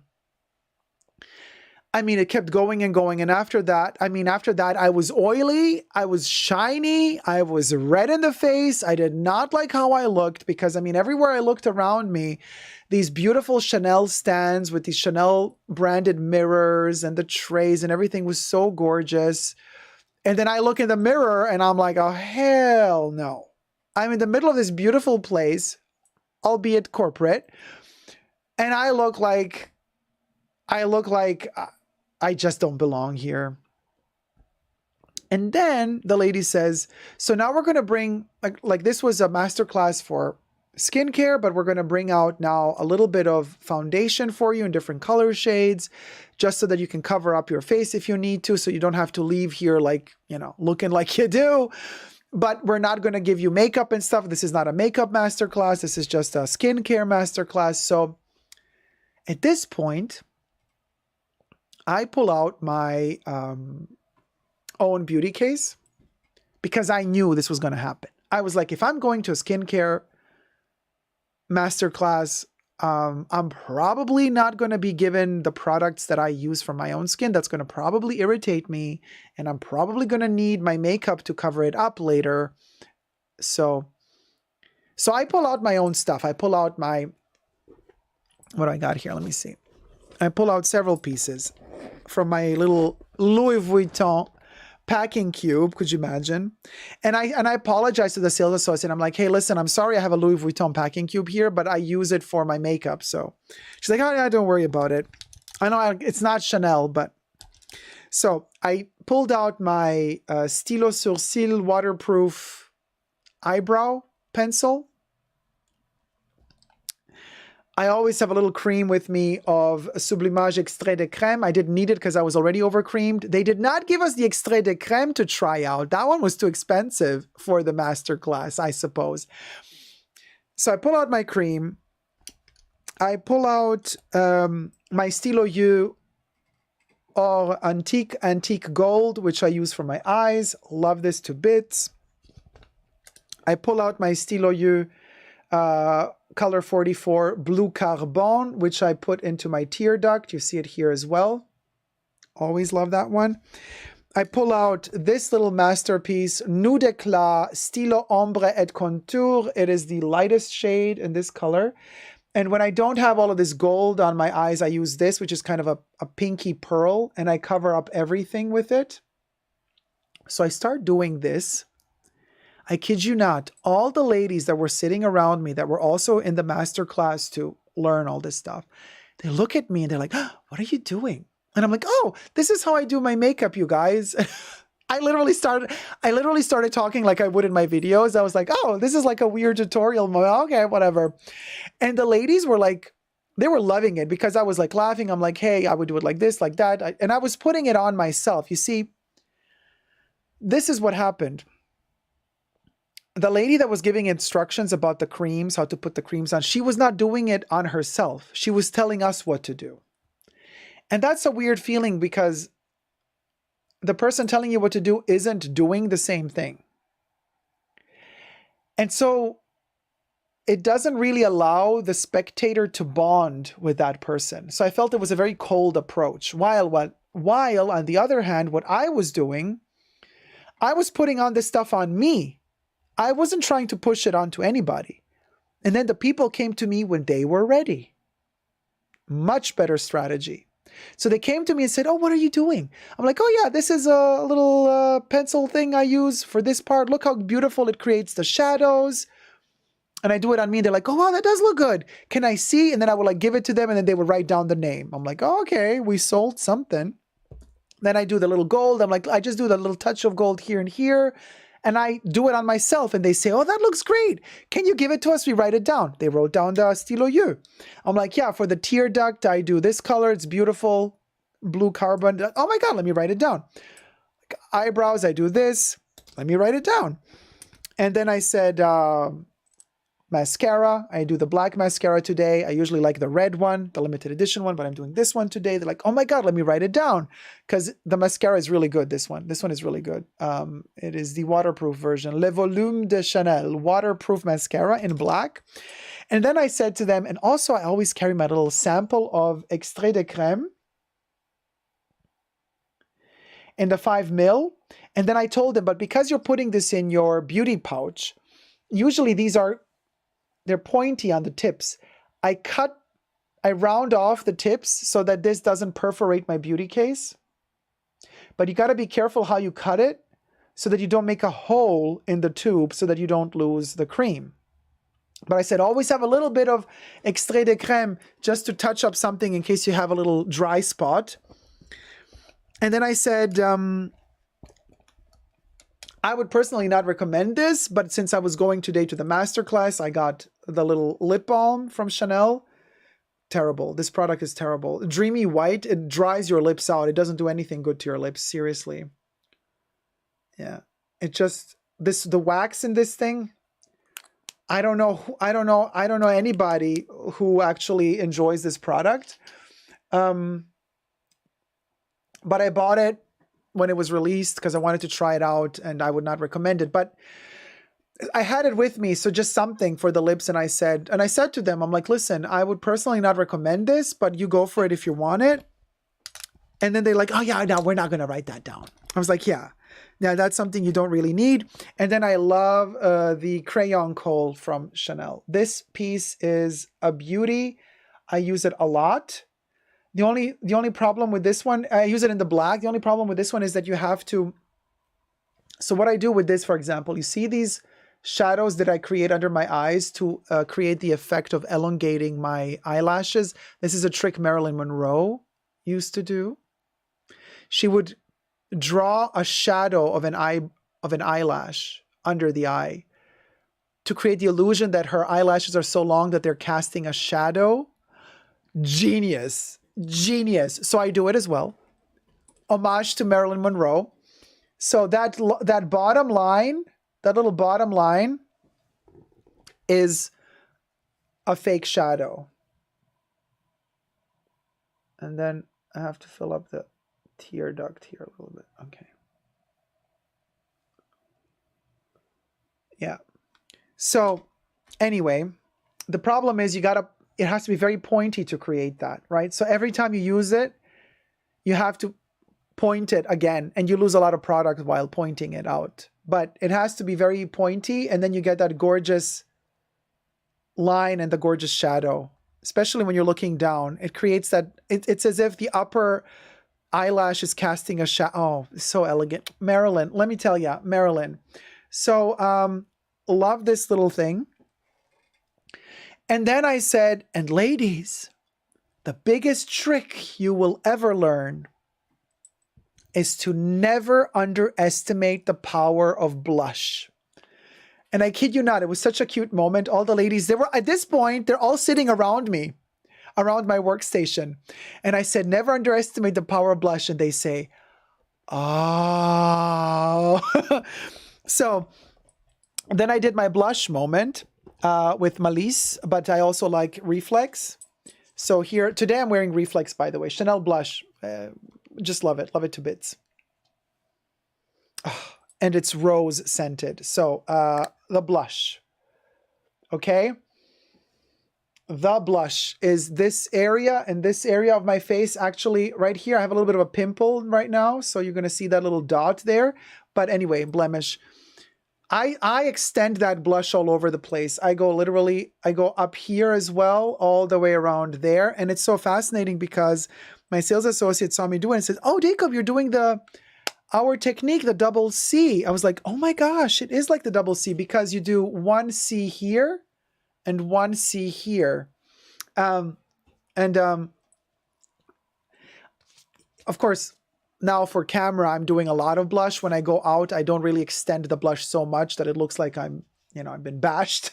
I would just kind of limit my blush to this area when I'm out and about. But I said to the ladies, if you're in a pinch and you don't even have time for any makeup, the blush alone is going to make you look amazing. It's a quick thing.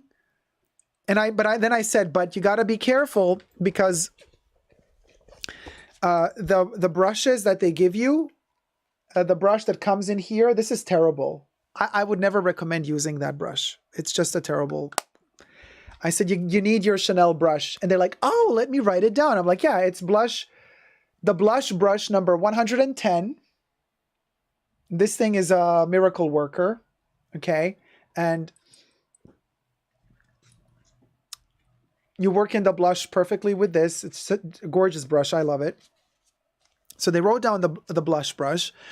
Then the head of Chanel marketing, something from another city, he traveled for the event, just for the event, right? He sees me and he knows me already. And he's like, oh, Dacob, hi. I'm like, you didn't invite me. I didn't say that, but he didn't invite me. I was not on his list. My sales associate invited me that felt bad for me because I wasn't invited to the perfume thing. Here I am doing the job for them, selling all this stuff. Basically, all these ladies are writing down all of these products that they're going to purchase the next day they go to Chanel. While Chanel is looking at me, trying to tell the ladies, you can purchase stuff here and now. All of these creams are available now. Would you like to purchase them here at the event? And the ladies are like, some of them were like, yeah, but most of them were like, yeah, no, I don't want the cream. I want the makeup. And so he comes to me and says, so how did you like it? And I'm like, okay, we're going to play this very PR. And I said, I loved it. He's like, which parts did you like the most? I'm like, I loved every part the most. He's like, oh, that's good to hear. And I'm like, yeah. Oh, I can be fake if I have to. I'm not going to get in any conversations with you right now. I got my ladies here with me. We're doing makeup. So it was such a funny conversation. And then we got a little snack. The real Shakeen. I love how Dacob inadvertently instructed a masterclass within the masterclass. Love it. Oh, just a little something. By the way, subscribe to my channel if you haven't already. Push the join button next to the subscription button. Become a member today and gain access to extra perks. You can also join me on Patreon. Super Dacob, all spelled together for extra perks as well. A lot of extra videos and limited edition things happen in the pre-shows that only tier 2 members and patrons get access to. So don't miss out. And thumb up the live stream and thumb up this video too while you're at it. So here I am. The other beauty boutique representatives are also at the masterclass. The ones that didn't invite me to the perfume masterclass, and the ones that didn't invite me to the Sublimage masterclass. And I'm like, interesting. So now there was a little snack. They gave us a little bit of food to eat. Not the best food. I couldn't really digest. I mean, it was okay, but it was a lot of stuff I couldn't really digest. So I got bloated after that. But anyway, that's neither here nor there. On my way out, the sales associate, that super sweet one that invited me to the event, says to me, "Thank you so much for coming, Dacob. Like, I'm so happy that you made it, even though there was an accident." And then the other sales associate swoops in from the other boutique that used to be my main boutique, that now did not invite me to the event, and says, "Dacob, I'm so glad you came." I'm like, "Really? Because you didn't invite me." So, and she said, "No, well, we don't get to decide who we invite. This is given, like, the list of people to invite is given to us by headquarters." I'm like, "Interesting," because literally the sales associate from the beauty stand invited me. She was not given any list from headquarters. She decided to invite me, and she invited me, and that's why I'm here. Oh, and by the way, how did the perfume masterclass go? I heard there was one. I'm smiling. I'm just all happy, right? And she says, "Oh, I'm so sorry. Listen, of course we would have invited you. We're just not allowed to because we received the invitation list from corporate, from headquarters." I was like, "Don't worry about it. All good." And then I cut it short, and I turned to the other sales associate that invited me to this event. And so now it's the three of us. The sales associate that is apologetic, inventing some cacamamie excuses why they didn't invite me. Standing here, I'm here, and the other sales associate that did invite me is here from the other boutique. So I tell to the one that didn't invite me, I'm like, "Don't worry about it." And then I turn to the other one and I say, "By the way, dear, I'm going to see you next week. I think I have about 10 things I need to buy. Can't wait to see you next week and do all the purchases with you." Then I turn back to the other one. "Lovely seeing you again. Take care. Bye." And I left.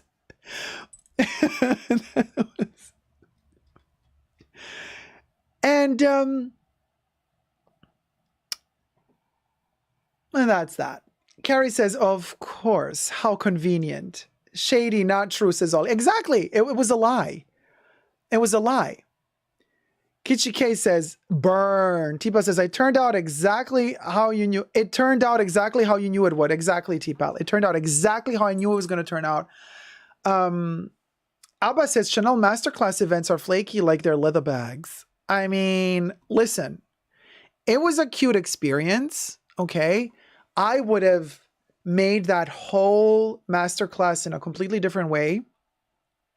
I would have made it much more comfortable for all of the guests. I would have made it heartwarming. I would have made it like a fun experience. I also come from sales. I know how to do this shit. Either these people were not trained professionally, or they were maybe just experts in the field of the products that they're selling, but they didn't have a lot of experience in relating to actual customers. I don't know what their issue was. I don't care what their issue was. Bottom line is I got my point across, and I made it without saying it, I said it to them. Like, "Hey, if you're not gonna, this is a give and take relationship. If you're not going to invite me to places, I'm not going to shop with you." Why would I buy full retail? All of these products, by the way, are available secondhand for cheaper. So why am I buying something at full price in your boutique? What am I being given in return for my faithfulness, for always coming back to you, for always, instead of, not going somewhere else to get it cheaper, to get a coupon code for, authorized Chanel dealers? No, instead I keep going to the Chanel boutique where you never have any reductions, where everything is at retail cost.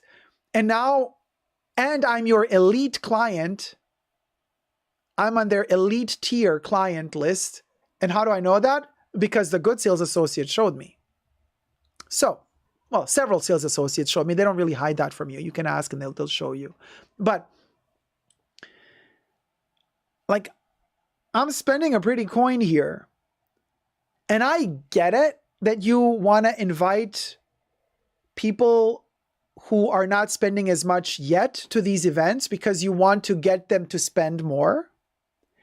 And you think I'm already the idiot who's spending all that money, so there's no need to invest more into me as a client. Well, that's where you're wrong, Chanel. You need to invest in me as a client. You can't just forget about me. Now that I've bought all the stuff you have to offer, now you're like, ah, okay, he's the tool, he's the victim that's going to buy it anyway. So there's no need to pamper him. There's no need to treat him nice. I'm like, no, that's not cool. No, I don't like that feeling. I don't like the feeling that gives me. So I'm not going to be that Karen. I'm not going to be that Karen that's going to be like, I'm not going to buy here anymore. No, I still love Chanel makeup and perfumes and some of their skincare. So I'll still be buying it, but I'll be more clever about it. I've basically decided I'm going to buy at the beauty boutique where they treat me the best. Is that a crazy conclusion? Like, is that crazy of me to think that way?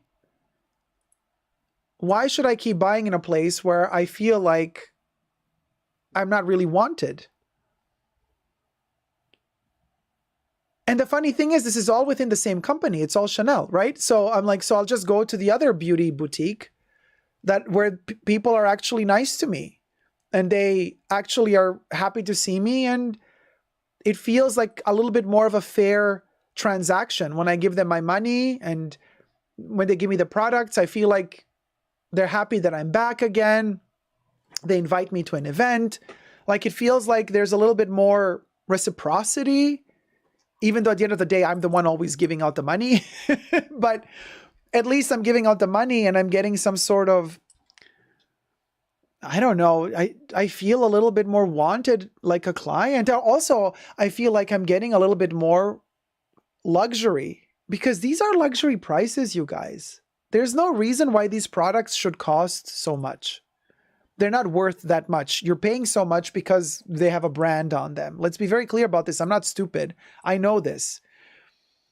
But because of this, I'm like, okay, I'm ready to play these stupid games. I'm ready to, to pay for the Stilo U pencil, which is not worth $5. I'm ready to pay $30 for it. But I'm paying for it $30 because I also want a whole luxurious treatment that goes around it.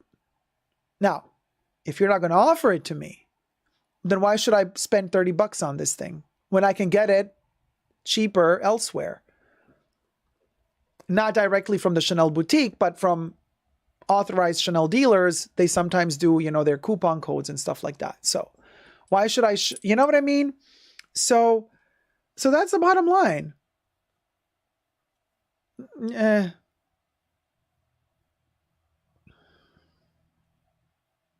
Blue Bannisters. Yeah, they just think he's already hooked. Done. He's already hooked. We don't need to cater to him. We don't need to pamper him anymore. And I find that very unattractive from the brand. Now, my first video I made about finding out that I was not invited to the Perfume event, somebody actually had the audacity under that video to comment that I was very narcissistic. Narcissism at its finest. I think something like that read the comment. I'm like, whatever. You'll be the judges. Let me know in the comment section down below. Was that narcissistic of me or not? Seriously, just I can't with these idiots anymore. So there's that. Just saying says, I hate how Chanel makeup makes us go around and yet we spend so much. Why on earth did your sales associate feel her lying, think you would believe her? You have been a client since forever. Exactly. But I didn't want to have an argument in that moment. Then and there, I was just like, okay, dear, no worries. I'll just shop somewhere else. Chapter closed. Now, I'm ready for a conversation. If they want to let me know, oh, sorry, this went wrong. We complained to corporate for, blah, blah, blah. Not going to happen again. Okay, let's work on this. We can work on this. But if you're going to tell me you had no influence on who you're going to invite at all, but the other sales associate could invite whoever she wanted?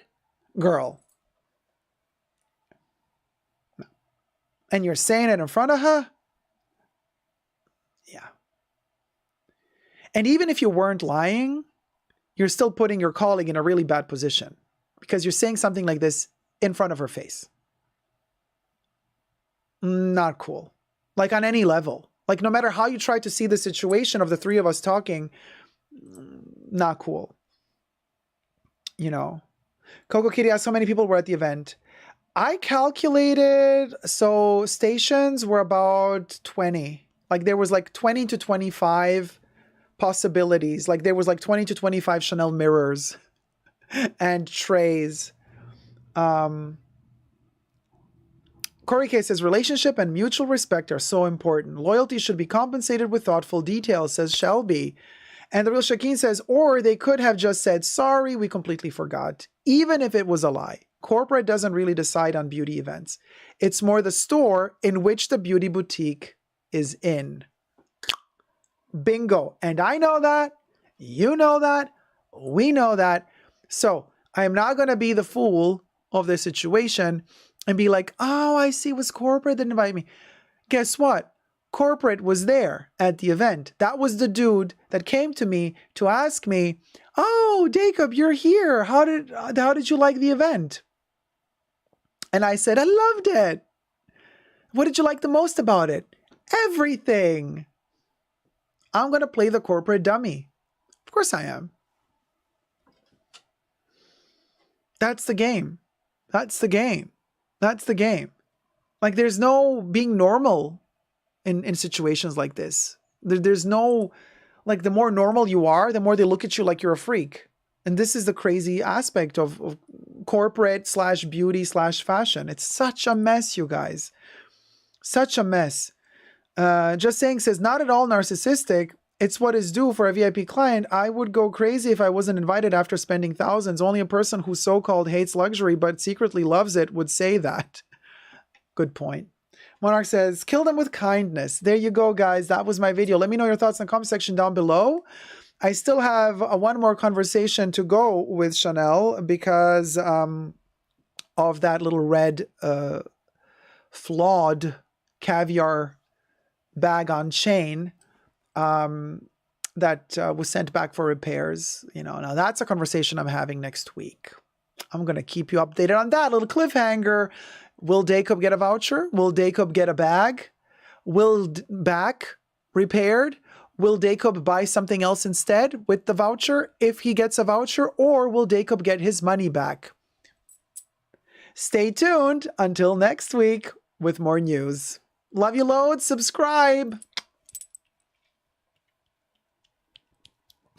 So we did that. Then when you're a lead client, you should be invited all the time. Well, Ellen, not necessarily true, because if you're an elite client, again, you're already buying these products and they can't always keep inviting the same people to every event. I get it. Like you can't be always the same 20 clients buying the same stuff. They also want to introduce the range to new people. I get it. And quite frankly, I did not need to be invited to the Sublimage masterclass because I don't really care that much about Sublimage. But they know at my boutique that if there's one thing I love from Chanel, it's their perfumes. The perfume event is what they should have invited me to. I don't care if I know more than they do at the masterclass. I just want to be surrounded by Chanel perfumes. I want to feel that gorgeous vibe of Chanel perfumes. And I want that freebie bag. I want that freebie bag at the end of the event. Okay? I don't care if they give me the tiniest little sample. I don't care. I'm such a sucker for Chanel perfumes that I would have been happy with the dumbest little freebie bag because it would have a perfume in it. Okay, so, and they know how much I love their perfumes. So I'm like, don't invite me to your cream event. Okay, whatever. Get your new clients to buy the creams. But like the perfume event, Like that's literally like the thing I live for. I mean, you know, I love Chanel perfumes like to death. They're just like the favorite thing. I just love them so much.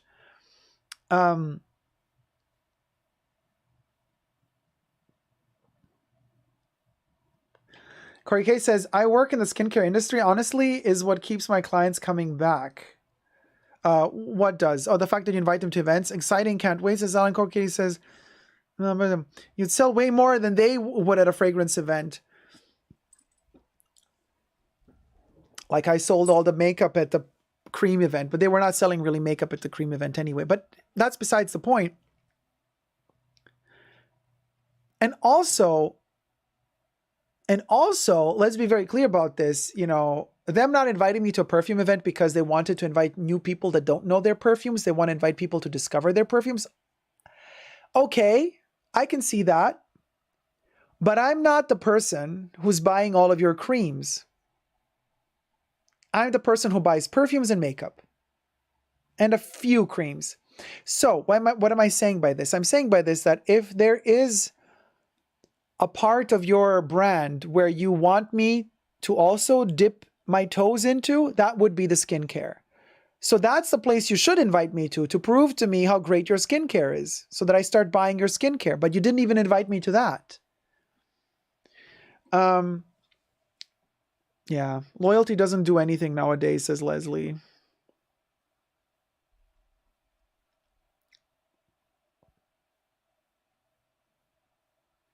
Coco Kitty says Chanel sounds like a bad boyfriend. It's fine. You know, it's they could have told you we have this event and this event, what do you prefer? That's a good point too, Natalie. And also, Natalie, they could have been really honest with me. I can take the honesty. Like if they told me, hey, Dacob, like you're a really good client. This is not the type of event for you. This is the type of event we invite people that we want to hook to buy more stuff. But if you really want to go, we could, you know, you can come as well. But just letting you know, this is going to be a little bit like under your level in terms of you already know all this information. You don't need this master class. Like you already know this stuff. You're already buying the products. So this is why we thought that you don't want to come. But we're telling you anyway, because we would like to have new people discover the brand and buy our stuff. I would understand that, but don't lie to me. Like that's something I would understand. Just don't lie to me. Lol, getting flashbacks to my toxic ex, says Crybaby Uzagi. Korike says, oops, meant honesty. Not all products are created for all people. Knowledge about the perfume saved you some frustration, lol. You would have gone deeper than them. Han says, similar in Gucci Beauty. I got invited but didn't go. I was a newer customer as well. There you go. Of course, I'm telling you, that's a part as well of the whole situation. Joseph says, perhaps not having to hear them speak with only surface knowledge about the perfume saved you some frustration. LOL, you would have gone deeper than them. Jay Brody says, I'm sorry you had to experience this, Dacob. The fact that she lied to you thinking you will not realize her bullshit excuse. I don't understand how one boutique is not allowed to invite who they want, but the other boutique is allowed to invite who they want. That's where it's shady to me. That's where it's shady to me.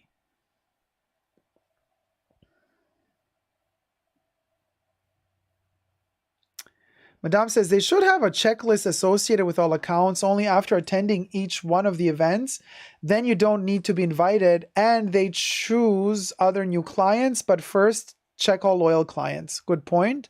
Bible says they could have invited you to be the model and demonstrate the products on you. Yeah, no, I'm not model material. Kokiri says, I'm not Chanel model material, that's for sure. So the instructors at the masterclass didn't demo on a model? No. There was no demoing on a model. We are all seated down. One lady standing up telling us, now do this, and we did it to ourselves.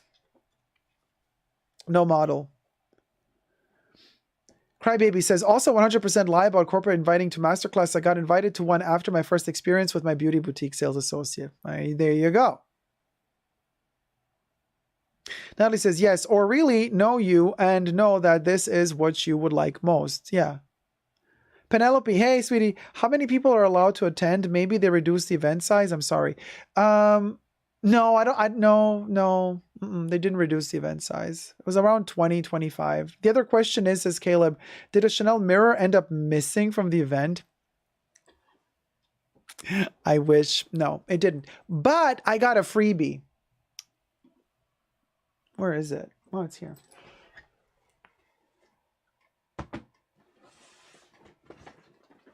Y'all, okay. This is super cute. Like, it was worth it. All of this. And you know what? I'm glad I'm not showing the freebie in the actual video. Like, it's in the live stream, but I'm not going to show it in the video because I don't know. I don't want to promote it. I don't know. And it's made in France. Okay, I actually really love this. It's so useless. And look, it's made in France, not in China.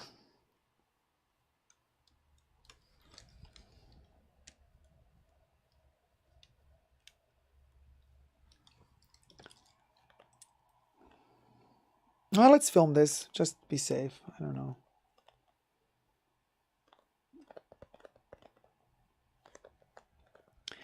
So I got this wonderful little freebie. It's really to die for. Chanel Beauty or Beauté. And for once, it's made in France, you guys. Super excited.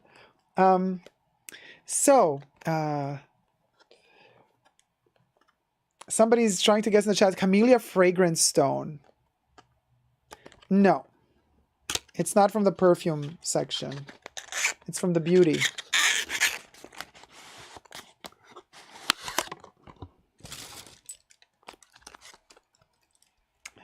Are you ready for Ferret? I'm not going to open it fully because, you know, I am that crazy collector. Hold on.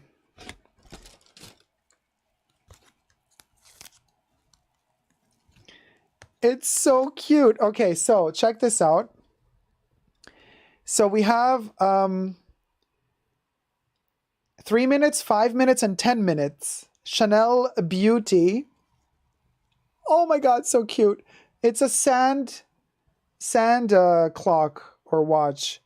And one is 3 minutes, one is 5, one is 10. So if you're doing a beauty routine and you need to have a mask on for 3, 5, or 10 minutes, and they have it in beige, black, and white. Isn't it adorable? These are the Chanel colors. Beige, black, and white. It's such a cutie, and it's branded on the top and on the bottom, of course, because you have to flip it, right? Like this or like this. And every time you flip it, you can see the branding. So this is a beautiful, beautiful, I like sculptural, useless, but sculptural freebie. Why do I say useless? Let me tell you why. Because I am that person that is not gonna remember to look at the sand clock. You know what I mean? You flip it over, then you have like 10 minutes. Okay, wait, it's not gonna beep after 10 minutes. It's not gonna sound the alarm after 10 minutes for me to take off the mask. I am that person that's gonna flip it, and then I'm gonna forget about it. And then 1 hour later, I'm still gonna have the mask on my face, and I'm gonna be like, oh, wait, did the sand clock finish? That's me. Like, that's me. So this is actually a sculptural piece for me. Not practical at all, because nowadays you're probably going to use your smartphone or something. You're going to set the timer with the alarm, and then it's going to beep, and then you're going to hear it, and then you're going to think, oh, okay, the 10 minutes are up. Let me take the mask off. You know what I mean? But just as a little sculptural piece, this is really beautiful. It's a novelty, but a clever one, says Jeffrey. There you have it. That was my little Chanel freebie. I hope you enjoyed it. Thank you. Subscribe. Follow me on YouTubes. Super Dacob, all spelled together. All right, so there you go. Maybe I'll put that. Maybe I'll put this on like TikTok or something. Do a little video on TikTok or something. I don't know. So it's a really cute little freebie, isn't it? So I was like, you know, for the novelty value of it, why not? It was worth going to the event because you don't get freebies like this all the time. I'm very grateful. Thank you, Chanel, and all that good stuff. But, like, be honest to me, you know, I don't like this whole, oh, sorry, we couldn't invite you because,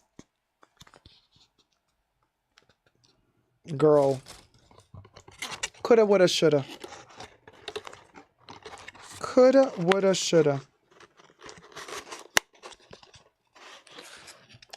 But I have an appointment with my sales associate. And because there's a couple of things that I need. So you can imagine. You know, there's a couple of nice little things, little things, little cute things that I need. Hold on. And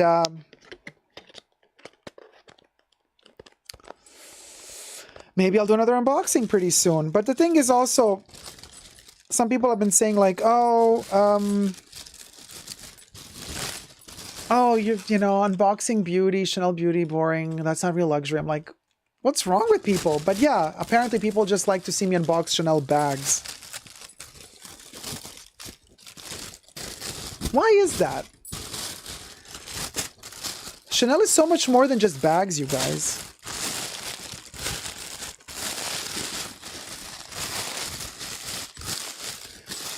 Chanel has some like beautiful, beautiful, you know, clothes and perfumes and some costume jewelry.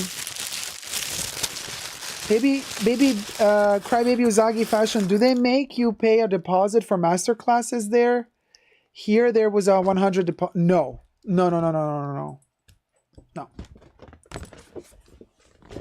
nothing was, no deposit, nothing. It was completely for free.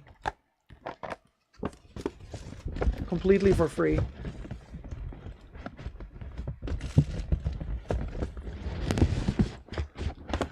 I have a 0 case. Oh, I have an O case from 2015. Glad I bought it then based on the prices and quality issues.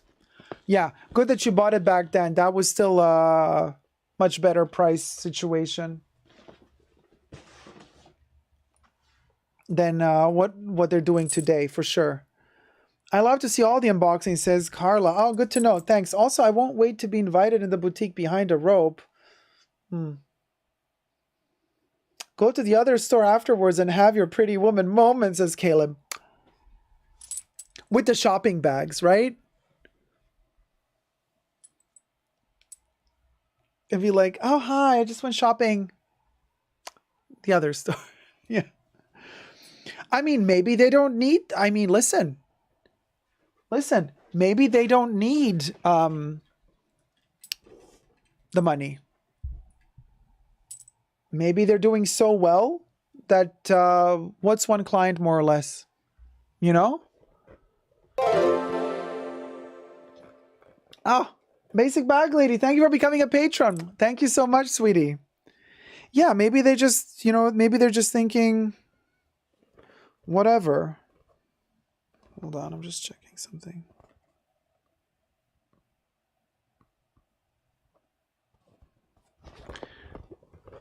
You know, maybe they're just like,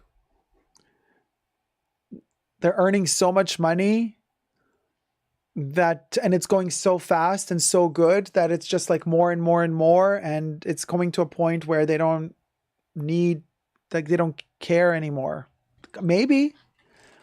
Do you foresee them asking you to sign a waiver not to mention your YouTube account for any future invites because you know your old sales associate complained that you are with your new sales associate for not being invited? No. Never. That's not how they roll. They just won't invite you ever again if they don't want to deal with you, but they're not going to make a client sign any waivers. not a client. If you're invited there as an influencer for like brand ambassador influencer thing, then they can make you sign a lot of things because then you're kind of working for them. Oh, you love the green chair in the back? This one.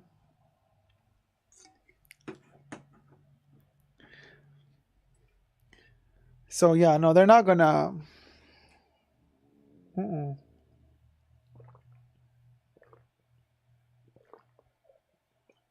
Kev says bags are boring. I've yet to see anyone unbox couture pieces on the tube. Yeah, forget about it. That's not gonna happen. People who can actually afford haute couture. Oh no. There is a YouTube video. There is a YouTube video of a lady. I think she is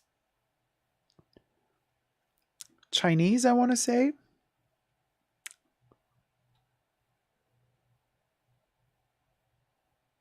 No, maybe Japanese.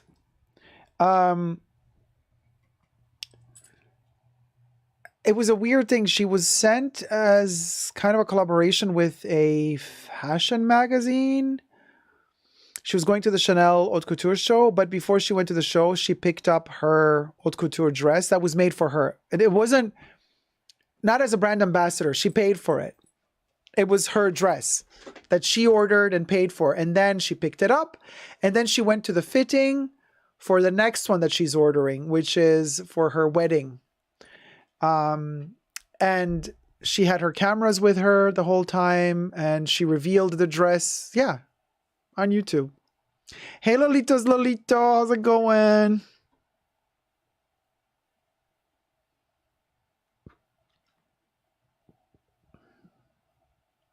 Well, T-Pal, they might not invite me because I'm on YouTube, for sure, but they're never going to admit it. They're never going to say it. They would never admit it. Never. No.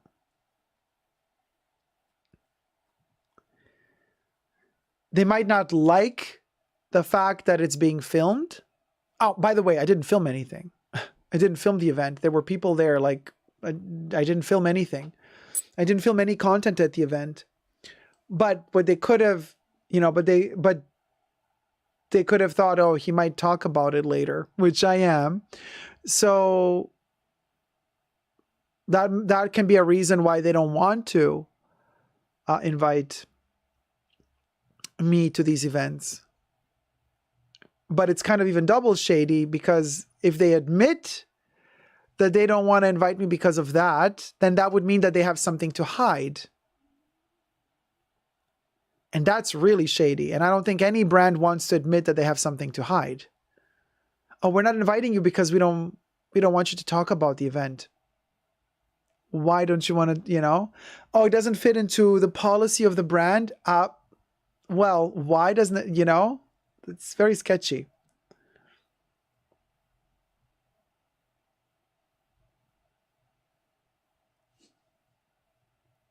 There's a handful of videos for haute couture. You have to dig through it, though. Yeah, there are. Yeah, to find them. Yeah.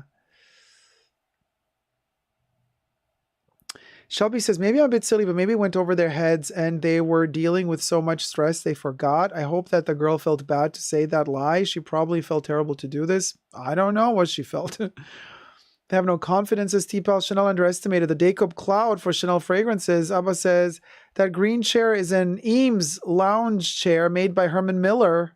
Basically $8,000. There you go. Penelope says, if they don't invite you because of YouTube, that's so lame. You're always respectful and honest. I am not. What at the moment, things can change. Okay, things can always change. Nothing is forever. But at the moment, I am not. At the moment, I feel like I am nothing they would want to associate with. For many reasons.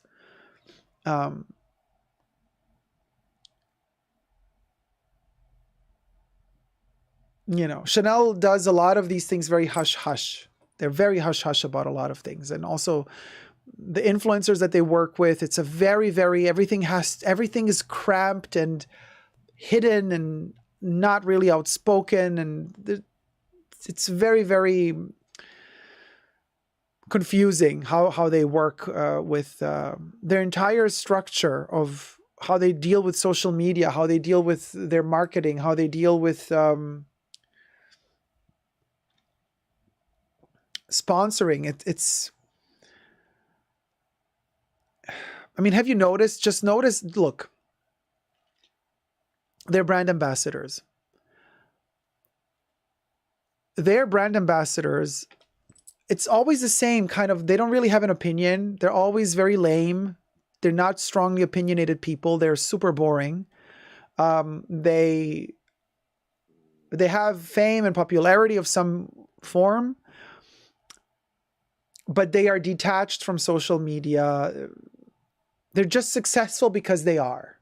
And they're always slightly depressed. There's always this kind of, look at Kristen Stewart on the red carpet. Look at Margot Robbie on the red carpet. Pharrell Williams. Jesus. I mean, like, what are we talking about here? Vanessa Paradis. I mean, they're all very, like barely alive, right? That's the whole vibe of Chanel at the moment. This whole lifestyle attitude of being very reserved, not talking much in public, grateful for everything you're given and making something huge out of nothing, type of, it's a whole vibe. Penelope says, actually so true. I never noticed that, LOL. Very vanilla, safe, and boring. Yeah, it's very much that, in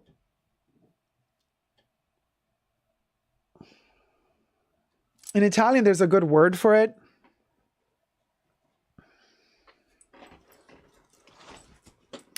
La mano morta.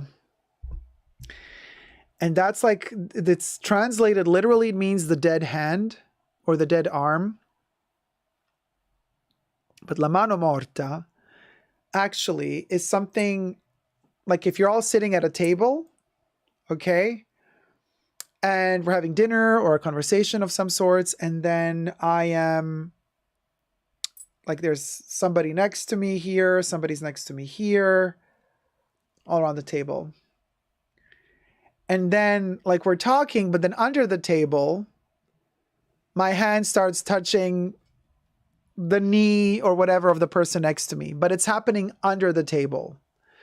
So nobody sees that I'm actually groping the person next to me under the table. And the person next to me is enjoying it, but they're also faking like nothing is happening. And it's called a dead hand because you don't see it. It's not moving. It's the people talking on the table here are not seeing what's happening under the table. But under the table, my hand is groping the person next to me, stimulating them, and their face is not responsive to it, but they're enjoying it under the table. And so that's Chanel. That mano morta is the attitude.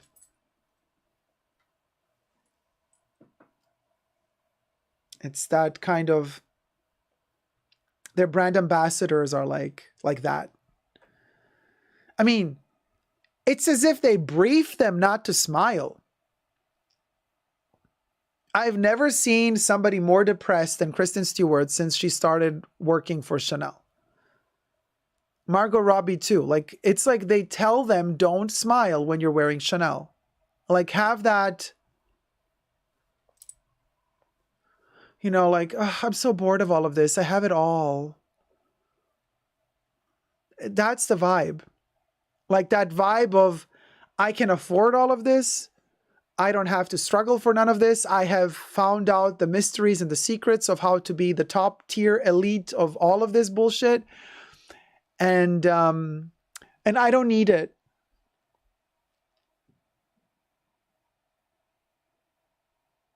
Yeah, mano morta is like gatta morta. Yeah. Yeah.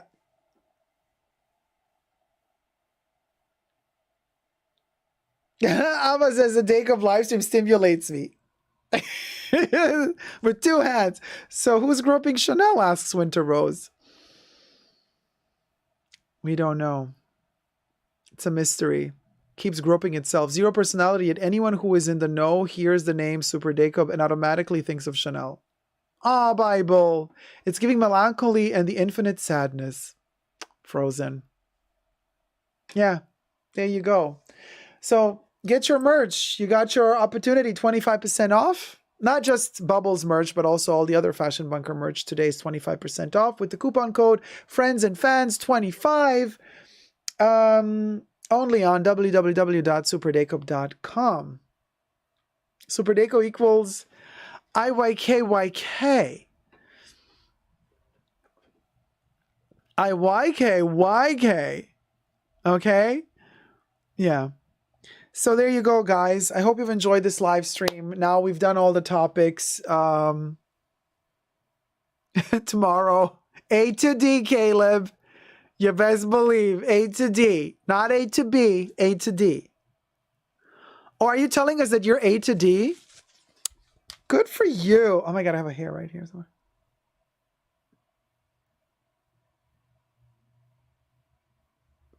So Caleb is A to D, you guys. Well, I never.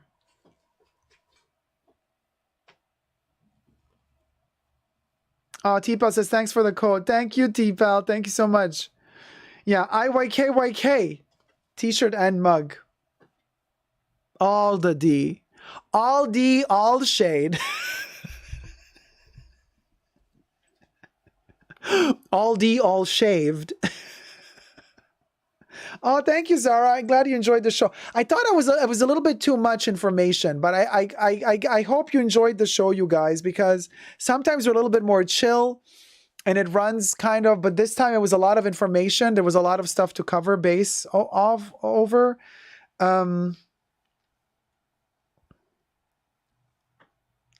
So I do hope you guys had fun. And getting spicy over here. Can't wait to get my tea and go into what I have hoodie next. Yay, T-Val, thank you so much. Yes, very good live stream as always. Always appreciative of the midweek stream, says Kev. Thank you so much. Wonderful, says Caroline. Thank you. Shelby says, only hearts. Order, not odor, says T-Pal. Great live and enjoy the Chanel story. Thank you, Caleb. Bible. Hit the like button before you leave, everyone. Thank you, Bible. Exciting topics. Oh, okay. I'm glad you enjoyed it. I was worried it was going to be too boring, or like too, I don't know, too technical, like too theoretical. I don't know. You know what I mean? We were not really a loose cannon this time. We were more like structured. But anyway, Bubbles, you want to sing thank you to the mods? Let's thank the mods for keeping us safe. Hit it. A special thanks to the mods in the Fashion Bunker. Thanks to Debbie, Jesus, Creation, Nicole, Kebs, and Gloria. Bubbles loves you. Super cute. We'll go, Bubbles. We'll go. Hit it.